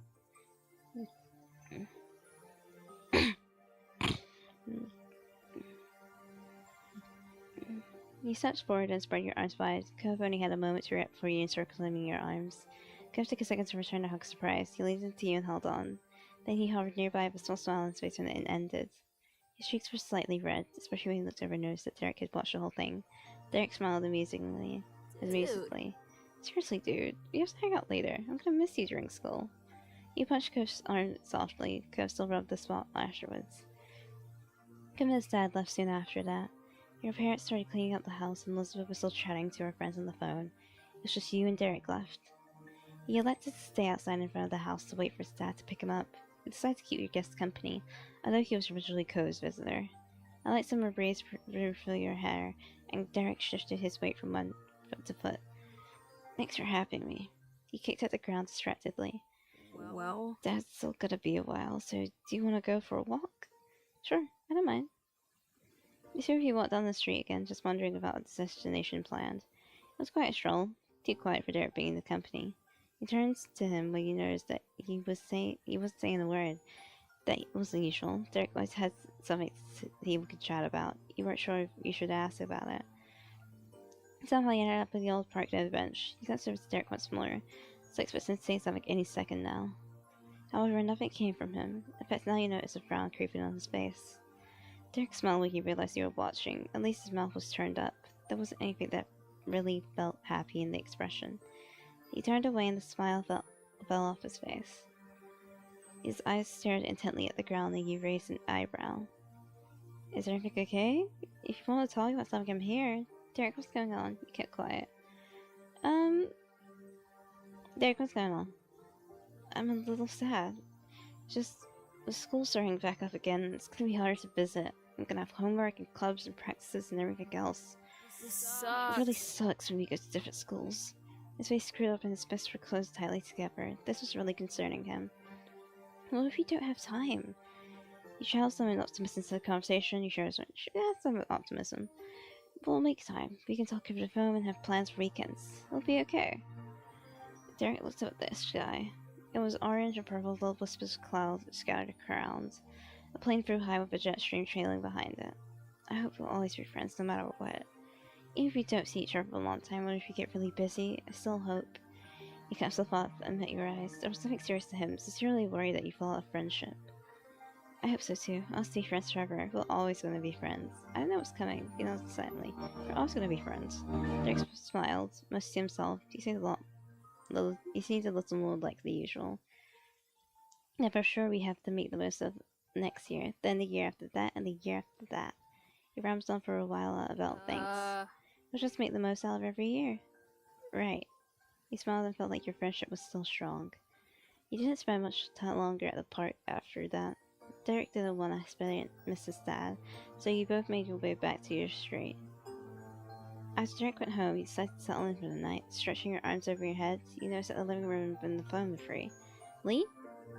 You called Lee. He picked up the receiver and quickly punched in the familiar number while going to take a seat on the couch. Soon enough, after explaining the situation to the housekeeper, Lee answered. Hey! Hey, Lee! Can you talk? Definitely. We're practically have to. My gosh, can you believe it's almost time for school to start? What happened to our summer? School starts first thing tomorrow for me. Boo. And I felt sorry next week was bad enough. Enjoy your last week. Oh, I will. I hope you'll survive your first day. I think I'll be okay. School isn't too bad. That's true. Maybe it'll end up being a really good year. Or at least summer was nice while it lasted, right? We were busy. Yeah. Well, Lee wrote about all the best memories you made this summer. Lee was there for some, but there were so many you hadn't filled her in on. You reminisced about the moment of the summer, you moved on to talk about her. Let's talk about Lee. What was your big high of the summer, Lee? Talking to you was always the best part of my summer. Even though it was a phone call, you just knew that Lee was winking at you. You laughed, you shook your head. Come on, tell me. Good, I'm glad you fixed it right. Come and tell me. What, you didn't believe me? Lee? Alright, so, okay. So, high point for me was when I took that trip with my parents to Europe. That was amazing. You and Lee continue to go over adventures until you both were going to each other over the phone. Before you go, there's one thing. I told Cove about our crush on today. Before you go, there's one thing. I kissed Cove today. You knew worried about what would happen when we get to sleep, but you didn't want to bring it up now. I kissed Cove today. There was a pause of silence, knowing your cousin decided to pull your ear away from her phone. As if it said the screech loud enough for you to still make it clear from the distance cracked the speaker. When you felt it was safe, you put the phone back against your head. Lee whistled gushed to herself, though a little less loudly. Why didn't you say so sooner? He had to kiss you back, right? You two were the most perfect pair ever. Tell me, please. You used the precious little time you had to try filling her in as best as you were capable of in that moment. But as soon as the pressure took her, you became too much for you to ignore, despite how excited the both of you were. After you said it was time to say goodbye for now, you did have school to wake up for in the morning. Bye, Lee. Bye. Night, Richelle. Talk to you later. You left the phone on the side of the table for now. Looking at the clock on the wall, you saw that there was only about 10 minutes till your moms would be insisting you had to go to bed, so you could be rested enough for school. You stretched your legs out on the couch inside the feet, watching the minute hand change 1 minute closer to bedtime. You rearranged yourself, feeling restless, and looked out the window. Startled initially, you spotted a figure out in the hills. It was Code. When the surprise faded, you realized it wasn't that much of a shock after all. It was exactly something Code would do. You went outside to meet him, you went out to go see him, you left him alone, you spat the window to get attention, you opened him to call out.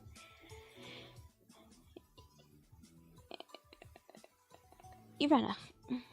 Sprinting, you reached the front door in record time. You didn't think you would see Cove again that day. You had to go to him. Oh, the fireflies! When you arrived, you noticed how many fireflies were out that night. They drifted along lazily, barely minding your presence as you wandered through the reach to the top of the hill. Cove turned towards you as you approached, so you noticed right away that Cove looked happy to see you. Hey. You had a bounce in your foot. You had a bounce in your step. You weren't sure how long you'd go before your mom roped you back inside for bed. Hey, what are you doing out here? Nothing. Nothing really. Not really. He shrugged, seeming unhappy with his own answer. He sat here waiting for it to continue. Well, I guess I was feeling kind of weird about stuff, so I'm getting some fresh air before bed. You really should go to sleep. I know how you feel. I feel good. I feel better. You shrugged back. You nodded. I'm sure. I feel better. He pulled his mouth pulled into a bent smile. Cove let himself fall back onto his butt and then all the way out, so he was laying on the back. He looked up at the sky. You lay down yourself, you sat in the grass, you sit there. I just want to see what the hell that would look like. Why would I sit on his chest? He made himself a pretty available seat, but the way he was down, he planted yourself square in the middle of his torso. I'm so happy, I'm so sorry. Oof. Richelle. He felt surprised that he couldn't get far with you and top. He flopped right back into the grass. About half you just gave up on being shot. Fine. He took it in a self-satisfied way. You had been lost in thought and maybe waiting to see you situate yourself. They started speaking unpromptly again. Thanks for telling me about my dad and the money he offered you to be my friend. I don't want to sit on his chest. That feels super weird. I'll lay down there.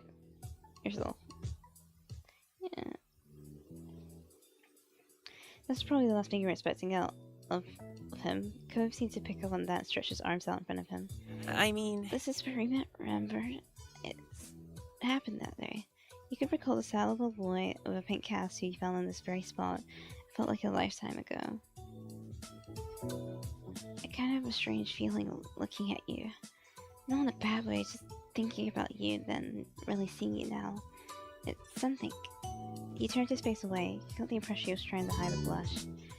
It was almost unbelievable how much of an impact he made on your life just by moving in next door. You couldn't even imagine what your days would look like in a world where you hadn't met him. Cove glanced back at you, waiting for a response, and he had no idea what to say. Then, still about a word from you, Cove shook his head strongly. What? It's you. Huh? He took it before answering. He looked fairly amused with your reaction. That's what you do all the time, so I'm being you. Uh-huh. You do that all the time too, so there you go. Your son didn't even notice to take a note. No need to argue, you accepted, felt bashful about it. I'm sorry you noticed. There's no response to that you could give, but you noticed she was smiling softly at you. He wasn't trying to be mean with it. Honestly, there weren't many people you could think of who could tease you about something like that. Returning his smile, you realized there was no denying that the two of you have been around each other for a long time. Cove broke the quiet before it could fully settle. Okay. Hey, yeah, see you then. With a final wave, Cove headed for home. But he stayed there a few minutes longer. Your mind kept going back to the simple statements. See you tomorrow. No matter how much was changing around you, there was some things in your life that was always going to remain true. The hills felt smaller to you that night. Before you knew it, you were getting comfortable under the covers in your room. Your mind couldn't help but still be buzzing with the thoughts about the future.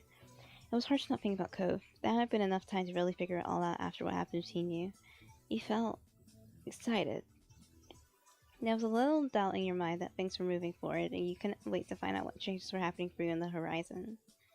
Slowly your eyes grew heavy as you drifted off to sleep, your mind spinning with wishful thoughts. No matter what happens next, you could only hope that you would make the most of it. You were ensnared in a dream when the noise from the outside world joy stood to you. Your eyes snapped open, noises happening, you tried to get out, you started to get your eyes shut. Your eyes snapped open. The light clatter continued. Now that you were more alert, you could distinguish it as a tapping sound, quiet, slow, but persistent. Each beat was like being poked. You couldn't ignore it. You lifted your head from the pillow and looked for its source. Not much work was needed to puzzle it out. It was from the window. With that, you knew exactly what it was. When the color of the light filtering into your room was too early for anyone to be awake, including the sun. It barely held itself over the horizon, but that didn't stop some people, it seemed. You sat up in bed and opened the window wide. Cool air, not yet warmed by the day, tickled your face as it pushed into your room. But just as you expected, there was your neighbor crouching down the windowsill. He was fully dressed though, not for school. Coat, did you just go to the beach? He was wearing a swimsuit and a shy smile. Hi, Richelle. He stared back, blinking. So technically we won't be back to school for a few more hours. His voice is delicate yet deliberate, each word a careful explanation. Classes haven't actually started yet, so Do you want to hit the beach dream on this summer? Always. Here we go again. It's way too early, Cove. You're crazy. Cove, you're so cute. You're just, I said, you're crazy. Always, you're so cute around me. You're insane. But always. His smile widened affectionately. He rushed to get changed to something suitable when Cove climbed back onto the ground.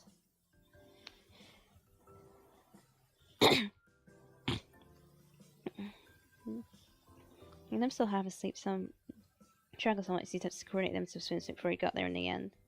Somewhere while you tiptoeing out the front door, clutching the towel, Cove was already there to greet you.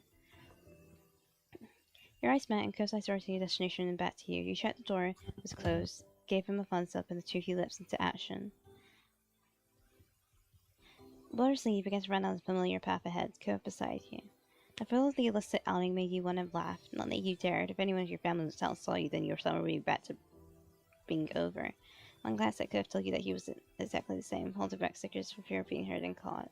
The towel streamed out from under your arm like a cape. You were running so fast downhill that simply keeping your balance and not tumbling down was a real threat.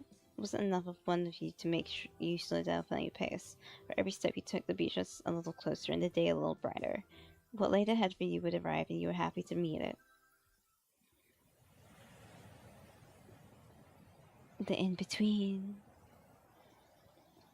That was super cute, that ending scene, by the way. Richelle Rouge. What was he? Where are you? Young adults now? Okay, so...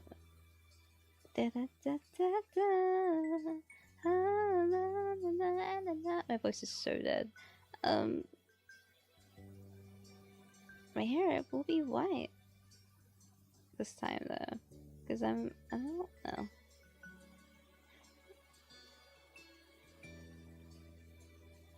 Or should I make it grey? No, by the code. White hair, baby.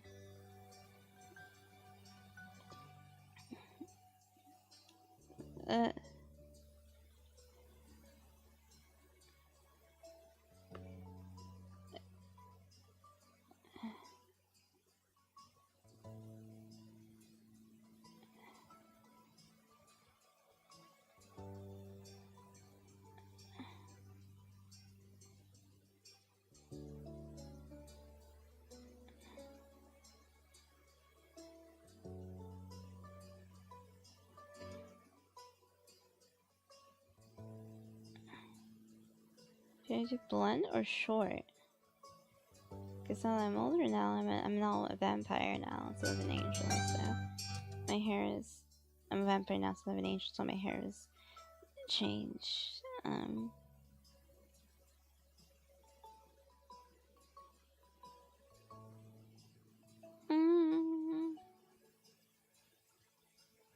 think it'll be blunt. This is too short, yeah. I think my hair would be blunt at this point. Yeah. Change pages. Birthmark. Do I have scars yet? Actually, okay, it's not a scar per se, but I do have like a dent. Is it still there or is it gone now? Well, I think it might actually be gone now, but there used to be a dent in the, like, my eye, near my eye. Freckles. I don't have freckles. I'm still very slender. I don't want to wear my glasses. Even though I do wear glasses, I don't want to wear them. I don't wear earrings. My ears are so blah. Birthmark, scars, chest, freckles, braces.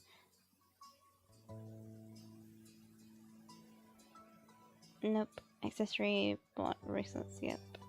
If there was rings, I would click on this. Shirts and skirt. Pants and shirts, still, yep. Ring? Okay, there we go. There's ring. Jewels, pattern, plain. No, there is a jewel on my ring. Headscarf? No. You know what? I have long nails, and it's just genetic for me. Even every time everyone sees my nails, like, your nails are so pretty, they're so long, and they're like, how do you get it that way? It's just genetic. My nails are plain, but I do paint them sometimes, and then if I paint them, they're red and black necessarily. So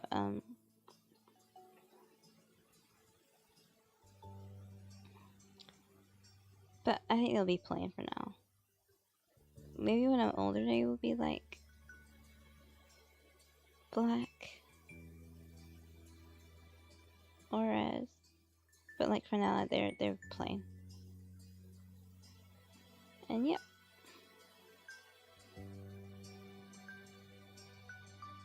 I am in love with Cove. And this is where we're gonna be.